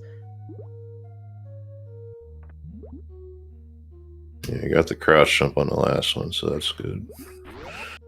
Didn't even have to grab.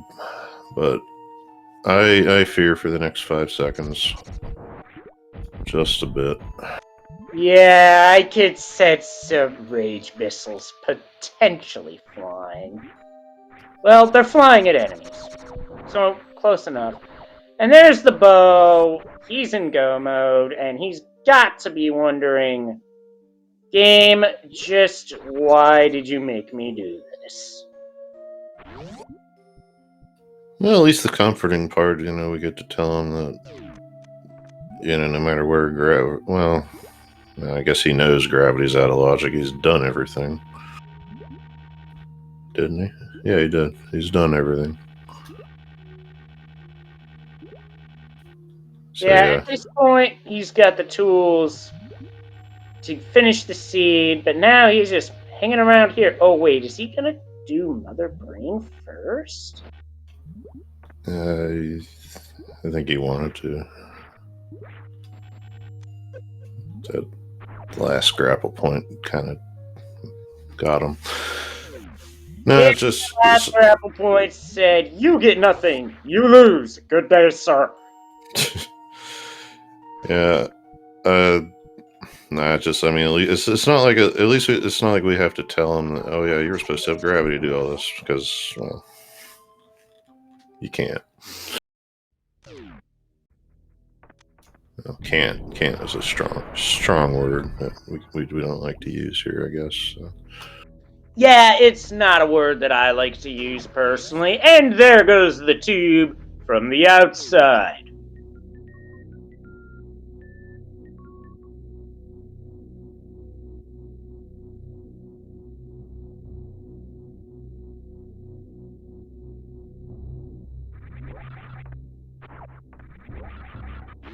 If he's going to Zelda, if he stays here, which he probably will, you're on the mountain, you know, he'll probably come up with the ice beam.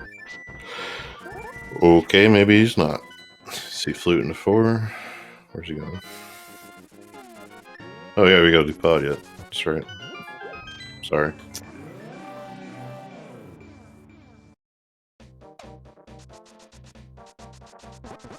Just a little big key hunt. Yeah, will he find it before or after the Dark Maze, I wonder? Yeah, I want to say, unless it was in that last chest. I don't remember now. Or is my thinking, because otherwise Farfalu wouldn't have hammer yumped. Because I don't see a scenario where you hammer yump before getting that key. Mm-hmm. Unless you're playing a key sanity, which is possible. Yeah, now that I think about it, he did hammer yump and then open the chest, so he had the key. So.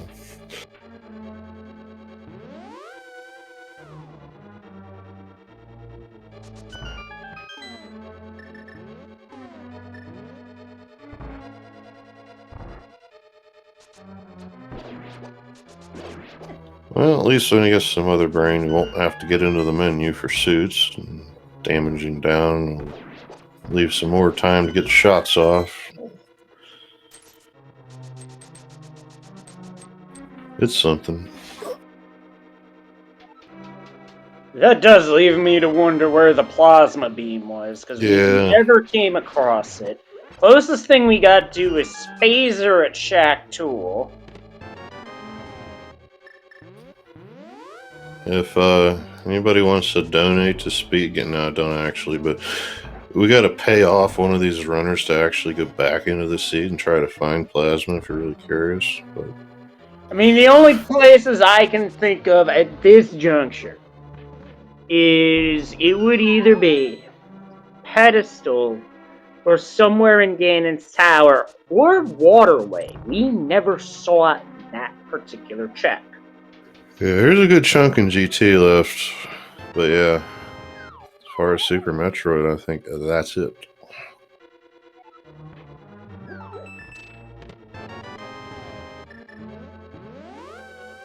Well, there's the big key, so that answers that question. Hey, Nidarific, go to the Dark Maze if you want to get trolled. Kappa.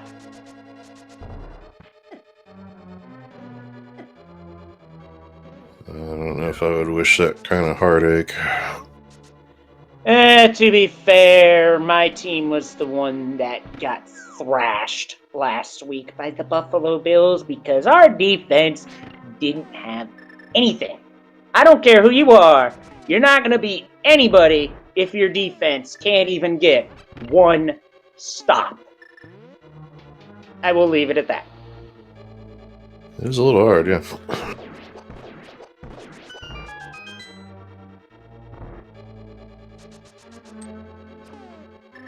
So that's how you do it with the blocks down.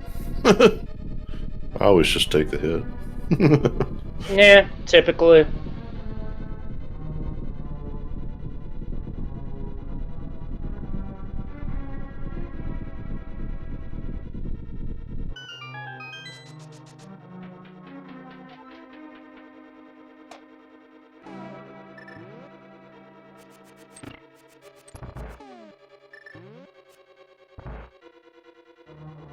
How much does Nita hate this turtle? Moderately. And now we're going to poke him. Unfortunately, that poke triggers what I've heard others call the turtle party effect. Yeah, I don't know all the conditions. Are you talking to... Yeah, I'm talking a Link to the Past stuff here, because in the last tournament, Author Blues would call that room Turtle Party, when that room wasn't cleared in one cycle. Like where you get the extra one in the next room, you mean? Or? No, basically the turtles get loose and they start moving fast. Oh, yeah. From before the possible extra turtle. Yeah, when they flip back over, I still don't know what does that extra turtle. It's like... I don't know their name either. All I know is they are part of the reason why I do not do pod dark rooms without a fire rod. Now, I will say this, the best mitigation for that, if you don't have either, is, you know, you hear the door slam, walk forward a half second, hit the hammer, and, well, hope you have a medallion, basically. You can get rid of half of Not them. wrong there.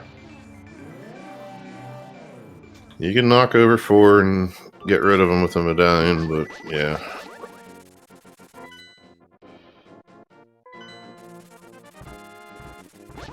That 4th sword's at large too, so the 2 best pieces of offense, nowhere to be found. Although Nidourific could still go Tile Room and gain its tower, and that would give us some answers now, wouldn't it? Be kind of funny. I don't remember if there was a key in Hope Room now. There was not, so the only way to go farther right would be Tile Room, or to go Dark Magician strat.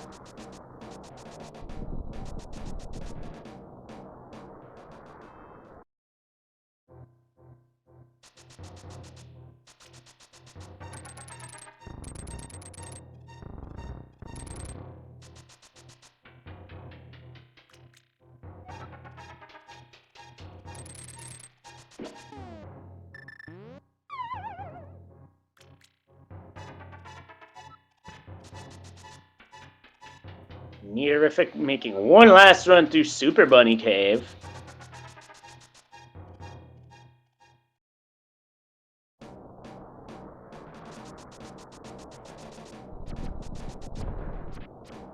Oh yeah, those Lionels do not get hurt by just Master Sword. You have to do a spin, use the hammer, or a tempered sword / gold sword /, or you can just shoot it dead with a silver arrow. Yeah, that whole thing I like to call level 2 armor. Shared with Ganon and one other thing that I can't think of right now. Or maybe not, I'm making that up. Yeah, I knew it was Ganon for sure. Okay, so this is a left first, so this is either full left or Dark Magician. For sure. Whack. I'm the keymaker.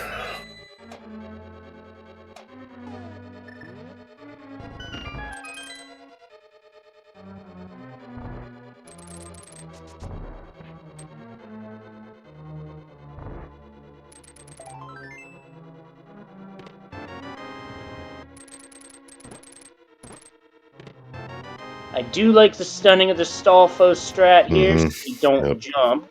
And yep, that's a mirror. He's going back to the right. Yeah, I'd just kill him if I was going left, so props, hats off, salutes to Nidourific. Getting us some much needed information. Sorry Or about at the least key, though. fulfilling our curiosity. Yeah, much needed. Exactly. To the towel room. Do the thing. Yeah, he's doing Tile Room! That's great. I love it.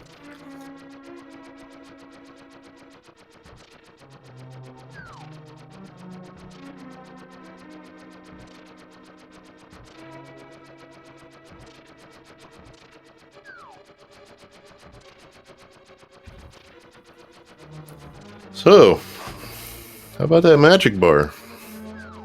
To anybody who doesn't know, if you hold the wall, magic doesn't drain, because that's, who's going to do that, right? People with 30 years of time to kill. Just a vanilla key. And Farfalu pointing out in chat that that's Nidourific's signature move, so there you go. What, the whole route? Apparently, going to the left, then full right into Tile Room.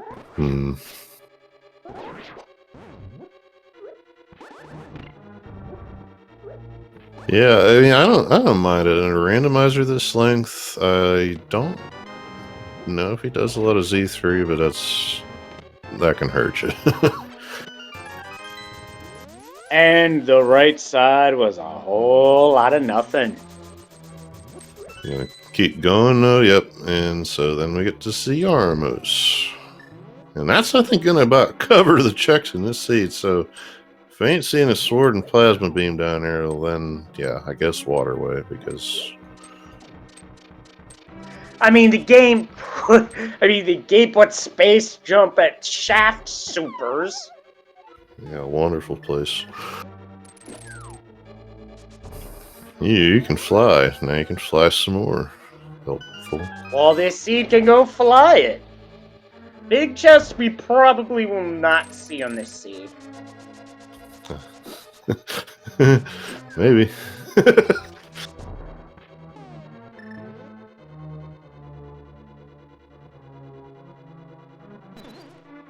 Anyway, we got 2 more finishers. You had the same thought. Go ahead. 2 more as Tony T. Young takes fourth with a 3:31.07. And a minute 13 later, Venter with a 3:32.20. Yeah, you had the same thought I did. I wonder if it's for the same reason. Oh, what's the odds of Nito opening that big chest? Well, it depends on how far behind he is. Man. A whole lot of nothing, so it's big chest or waterway? Is that really both? it? We're missing those 2 things.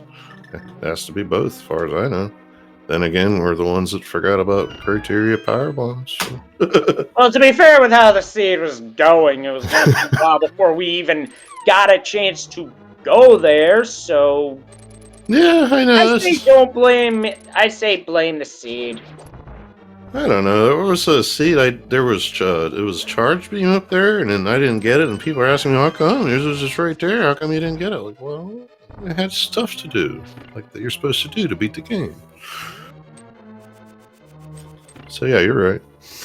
And it could very still be pedestal. Okay, 2 out of 3. Rip Meatloaf, by the way. Very sad. Big deal for a lot of people, I know.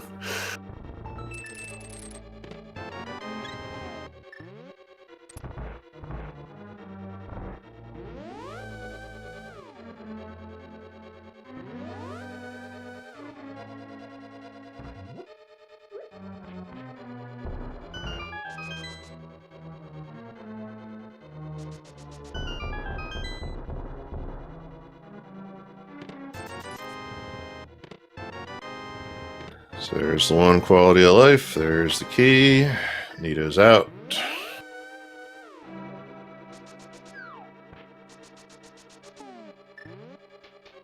No blame either way. If I could talk to him, I'd be like, I hope you don't think that you're keeping us, because you're not. This is fun.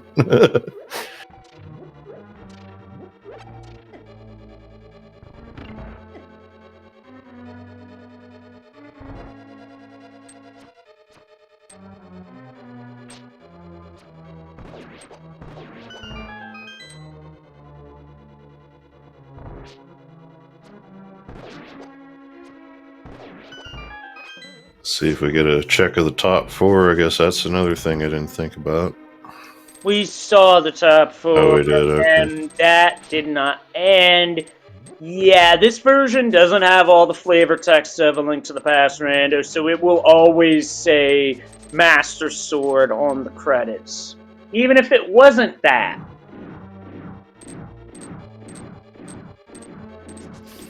Yeah, so with that revelation on my end, yeah, it's really just those 3 checks left. And here I am saying, we're not going to hundo the game. Well, we just about did hundo the game with like a 2 in 3 chance of each location potentially having one of those items. See, there's a reason I said the numbers don't lie and they spell disaster, because this seed was certainly a disaster, even for hard mode. And it'll never not bear repeating, but Nito's a heck of a runner. And oh, he is, for sure. This is a full clear time if I ever seen one. This is about a half clear time for me, so... Yeah, I know Farfelu just had the mitts to go, and we're kind of afraid of it. Nito was going to find the mitts and run that into just about everything that the mitts are used for. And yeah, that's what happens. So.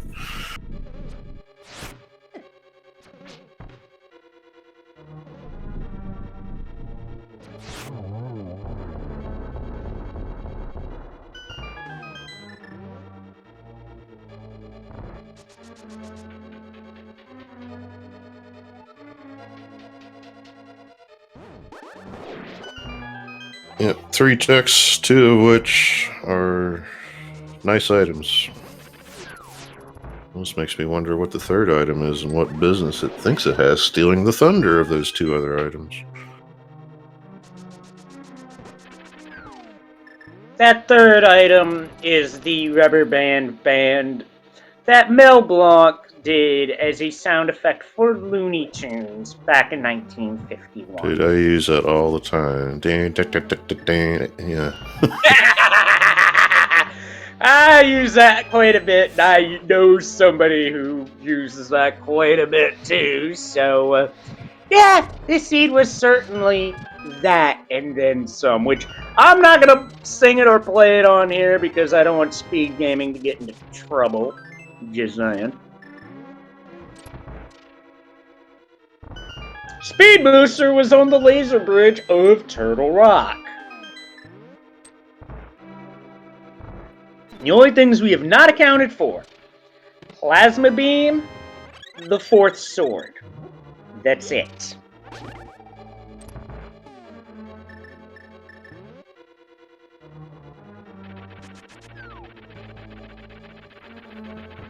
I know Matty Ockert was definitely counting how many red 20s we found so that we can know if that's what the last item is, right? You got this, don't you, Matt?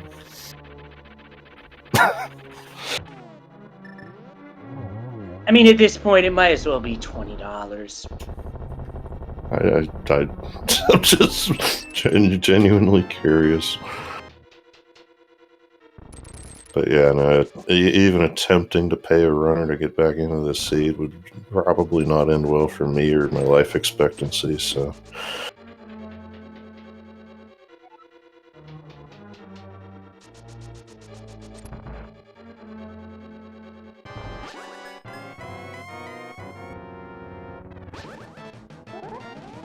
What are we asking, Matt? I'm sorry, I'm missing this. Yeah, Nidorific getting much kinder patterns here. 2 doubles to start. Will it be a triple double? No, missed it by that much.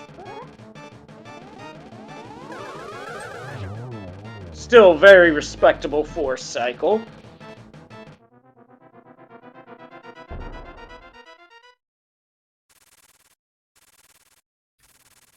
Oh, yeah, I don't know. Honestly, I just know that G4 items or prerequisites can't be in there, but... Yep, that is correct. Although stuff that's not required for G4 can be in there, such as Ice Beam. In this seed's case, Speed Booster or Space Jump could have easily been in there. Yeah, it doesn't really tell us what the... You know, what the rules are. I don't know.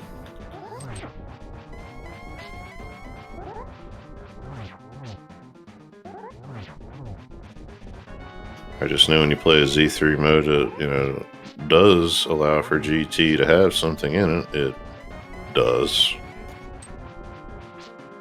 With the exception of Triforce hunts, apparently they don't like being in there ever. No matter how many checks the thing has.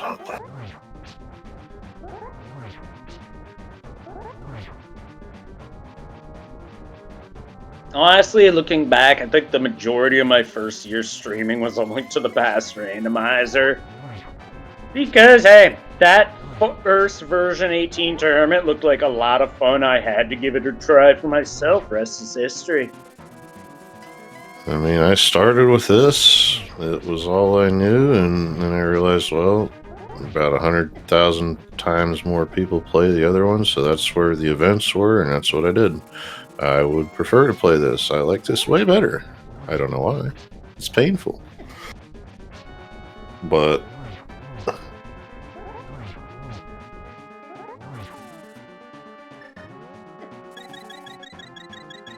Neaterific goes for the bottle refill there. Makes a lot of sense.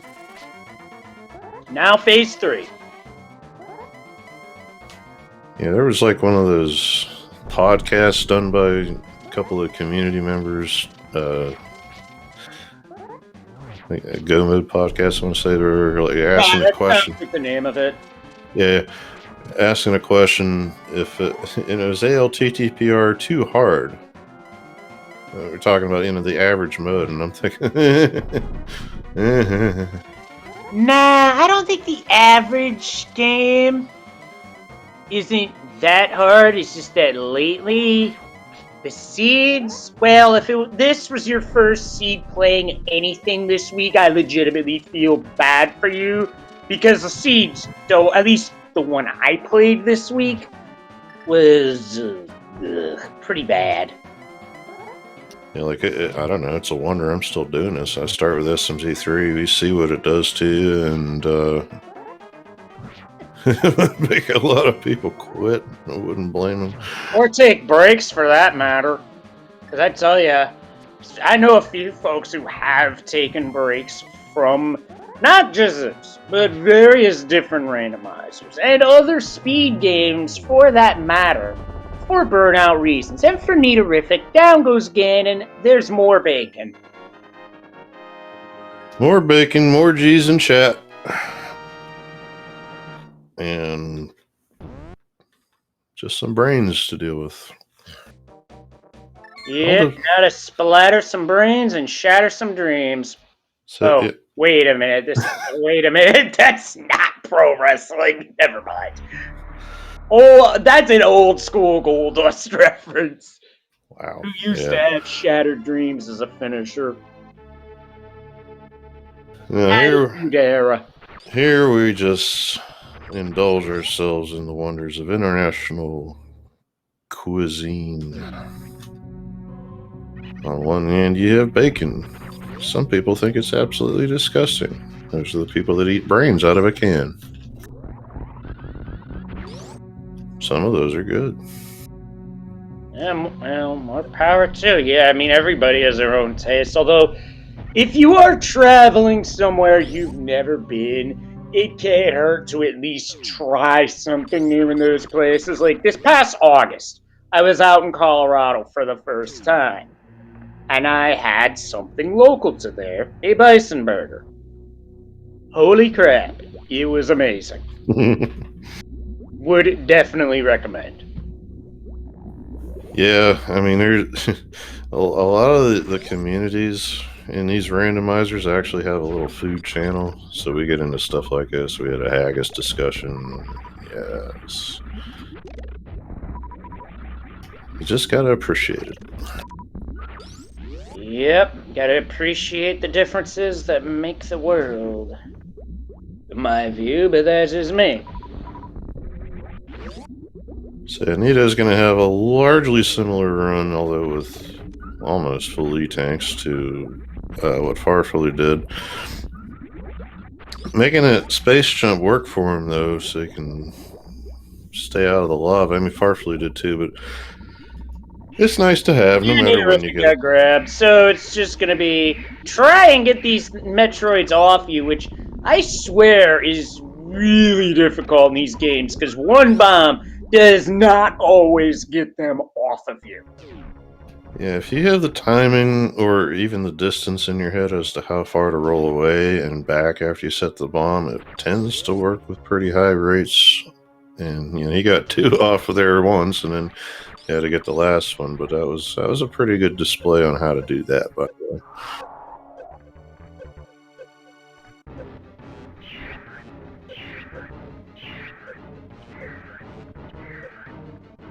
So yeah, minus a gravity suit, Neaterific's just gonna take the suck face and refill in the next room.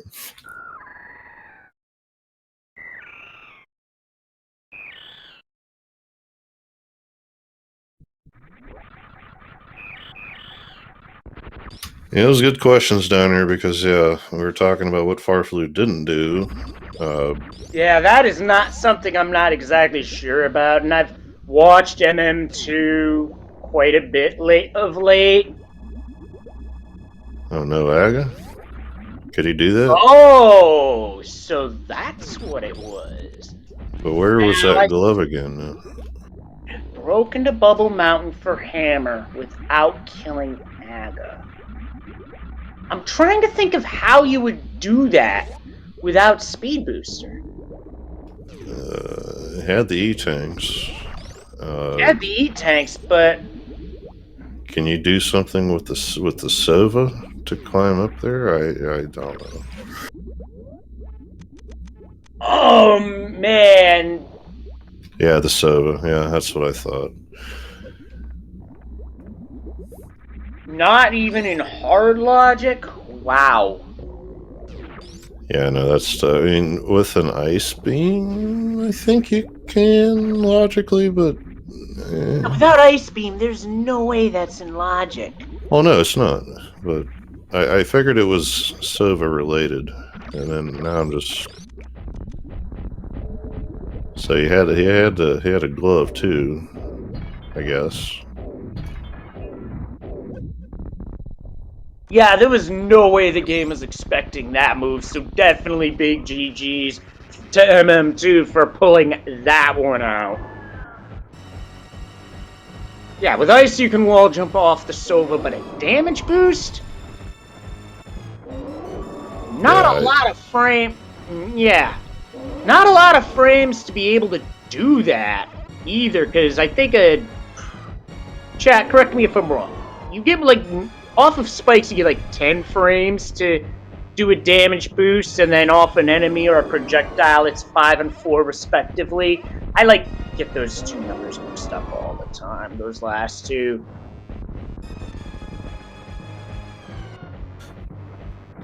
But yeah, Neatorific's just dumping missiles in, and this works out just fine. He's on catch-up beams, couple more of those.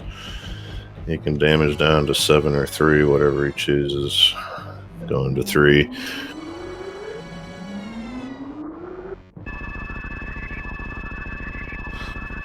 So you morph, the Sova pushes you up. You then, I would assume, unmorph to keep him falling back down. Yeah, that doesn't sound like fun.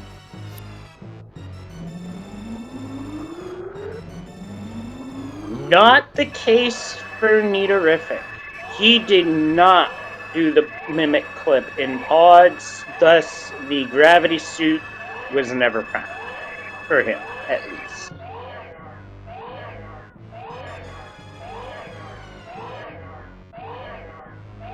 Yeah, I don't know. I guess knowing the runners here, I'd probably say, just on a total guess, it might have been half and half because you know how many runners don't even bother with the gravity suit? But in Farfalu's case is probably just looking for anything else that happened to be in there. It could be myths, just happen to find gravity. But I don't know.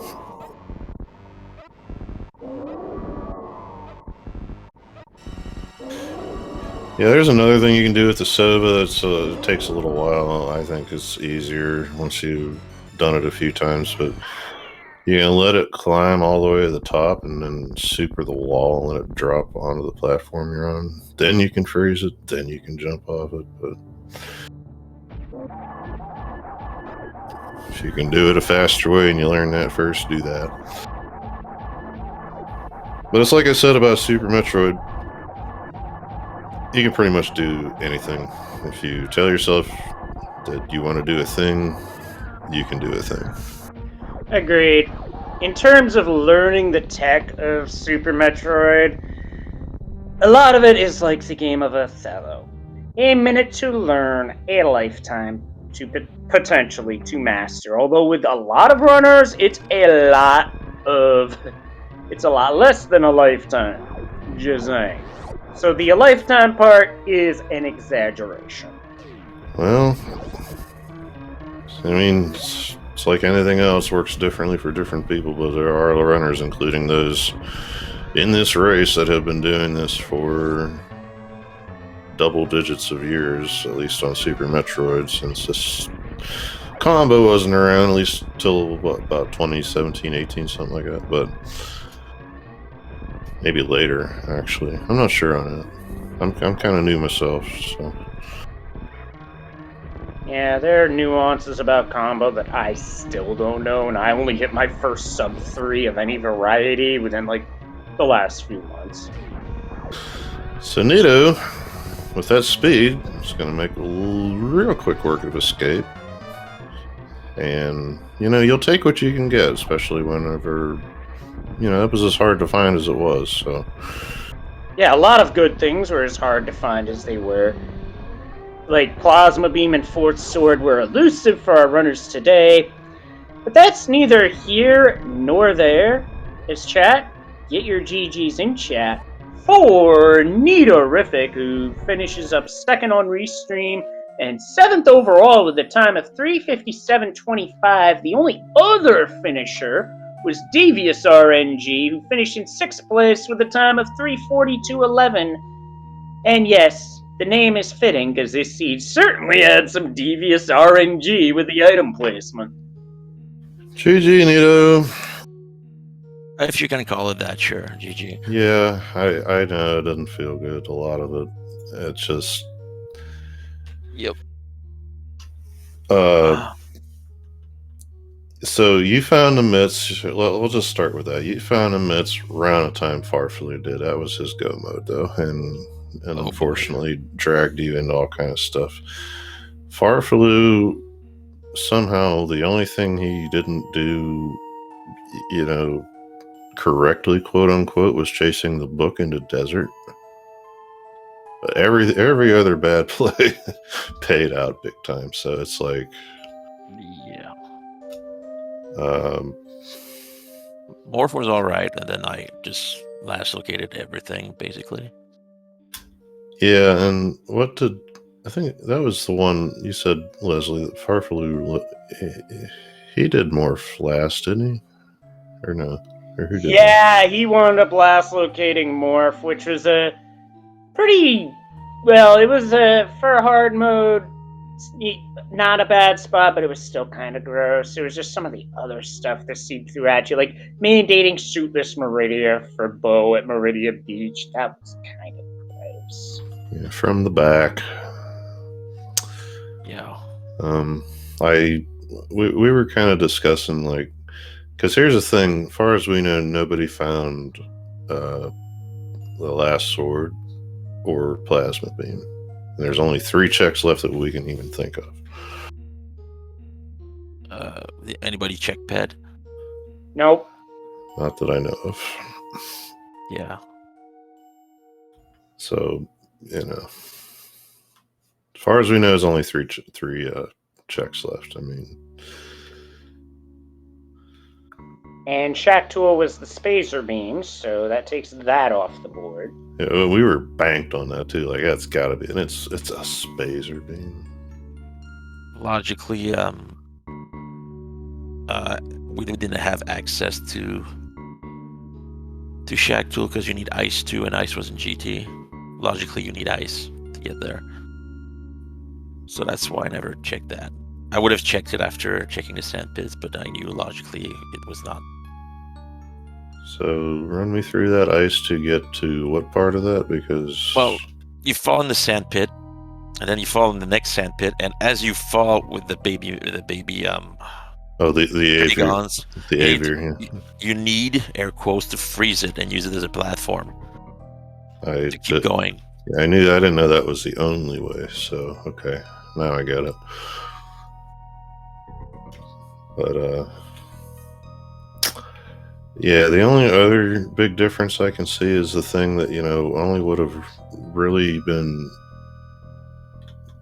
something you can write down in the journal under normal logic, but that grapple beam, that sick kid, Farfalu did have that. So he was able to get in and out of wreck ship pretty quick, which, by the way, hitting that CWJ at all is pretty good. So It took me forever to unequip screw. It's the first thing I should have done. That thing doesn't help with the visual cues. Anyway, it wasn't bad. Thanks for staying up late. Oh no, this was I sometimes they'll say that. I was wondering at some point if you thought maybe that was the case. Nah, we are perfectly fine over here. Trust me. Yeah, it's like only like 7-ish p.m. on my end, so yeah, this is fine. All right. Well, thanks anyway, and thanks for casting, and thanks to everyone behind the scene, the trackers, and the restream. Will do. See you next mission. Absolutely. Absolutely. See you next mission. It was our pleasure on that front. And yes, Shaq Tool had Spazer. So, yeah, we're Plasma is lost to sands of time. Forget it. Yeah, the whole thing's lost to the sands of time for sure. Because, whew, what a mess of a seed! Holy crap! I wouldn't have blamed anybody here for deleting the seed before they actually shut down whatever program they loaded it into. But yeah, so I was gonna say, what else we got here? So in progress right now is the Z3R daily race. On 3, on 2 is Final Fantasy 1 Rando Duckling Derby. And at 10 o'clock tonight on the Speed Gaming Prime is the Z1R weekly race, and they are throwing it back to some old-fashioned consternation flags. So if you want to see runners potentially bang their head against a wall because Wizrobes are in the overworld, or you had blue dark nuts in a bad spot in a dungeon, well, there you go. And yes, Z1R, when consternation becomes involved, does get a little trolly. I would know. Yeah, it could be a fun watch, so yeah. And then as far as SMZ3 goes, as most are familiar with, we do this on a weekly basis. Every Sunday and Monday, we alternate the logics. So, every other Sunday is hard logic, and then the alternate ones are normal logic. So, and then, Monday is just the other one. So tomorrow is going to run normal logic. If you are interested, as we are an all-volunteer crew of signing up for what I'm doing, or what Matt Ewalker is doing, feel free to do so at speedgaming.org/SMZ3/crew. You can also join the Discord if you are following any Discords of this community of randomizers. You'll, toward the top of any of those Discords, you will see a list of basically other Discords. They'll call it resources, they'll call it links, whatever. I don't have them all in front of me right now, but if we are able to, tomorrow we'll bring that to you. That'll be at 9 o'clock Eastern Standard Time. And like Leslie Pro said, the Open 7-7 Weekly is going on right now. We might raid there, or we might raid to the Duckling thing. Not sure. But I had one other thing, and the second I push end, I'm going to remember what it was. Oh, we've all forgotten things like that before, because it's a life thing, believe me on that. Oh, I was going to say, yeah. So Blazer Gaming, one of the entrants in the race, says shout outs to them for putting in a time of, get this, 3:59. Wow! Just making the sub 4 by 1 second. Wow, So, you love yeah. to see it. GG's to them. That's sub anything is sub anything. You will take it. Agreed, especially with a seed like this. Holy smokes. Yeah, I don't even want to think where I'd have been. But Yeah, with this sort of seed, I probably would have been around. Since I don't typically play hard logic, I probably would have been around 5 hours easily. Well, that whole trick going up to the bow, that's the one I would have had some real good fun with, because I can't snail climb. I keep forgetting which side makes them which direction. You have to. They always wake up and knock me off, basically. So yeah. Yeah, basically, yeah. That's the type of RNG I deal with. Also, feel free to give our runners a follow. The true stars of the show, Neaterific and Farfaloo, their names are linked in the chat. And if you feel so inclined, feel free to give my co-com, our tracker, or myself a follow, as personally I do a number of things that are randomizer related, but I'm kinda getting the itch for speedruns again, and I don't know what it is. But the itch is there. Just saying. So I think they make a cream for that. No, I don't know. Oh, God.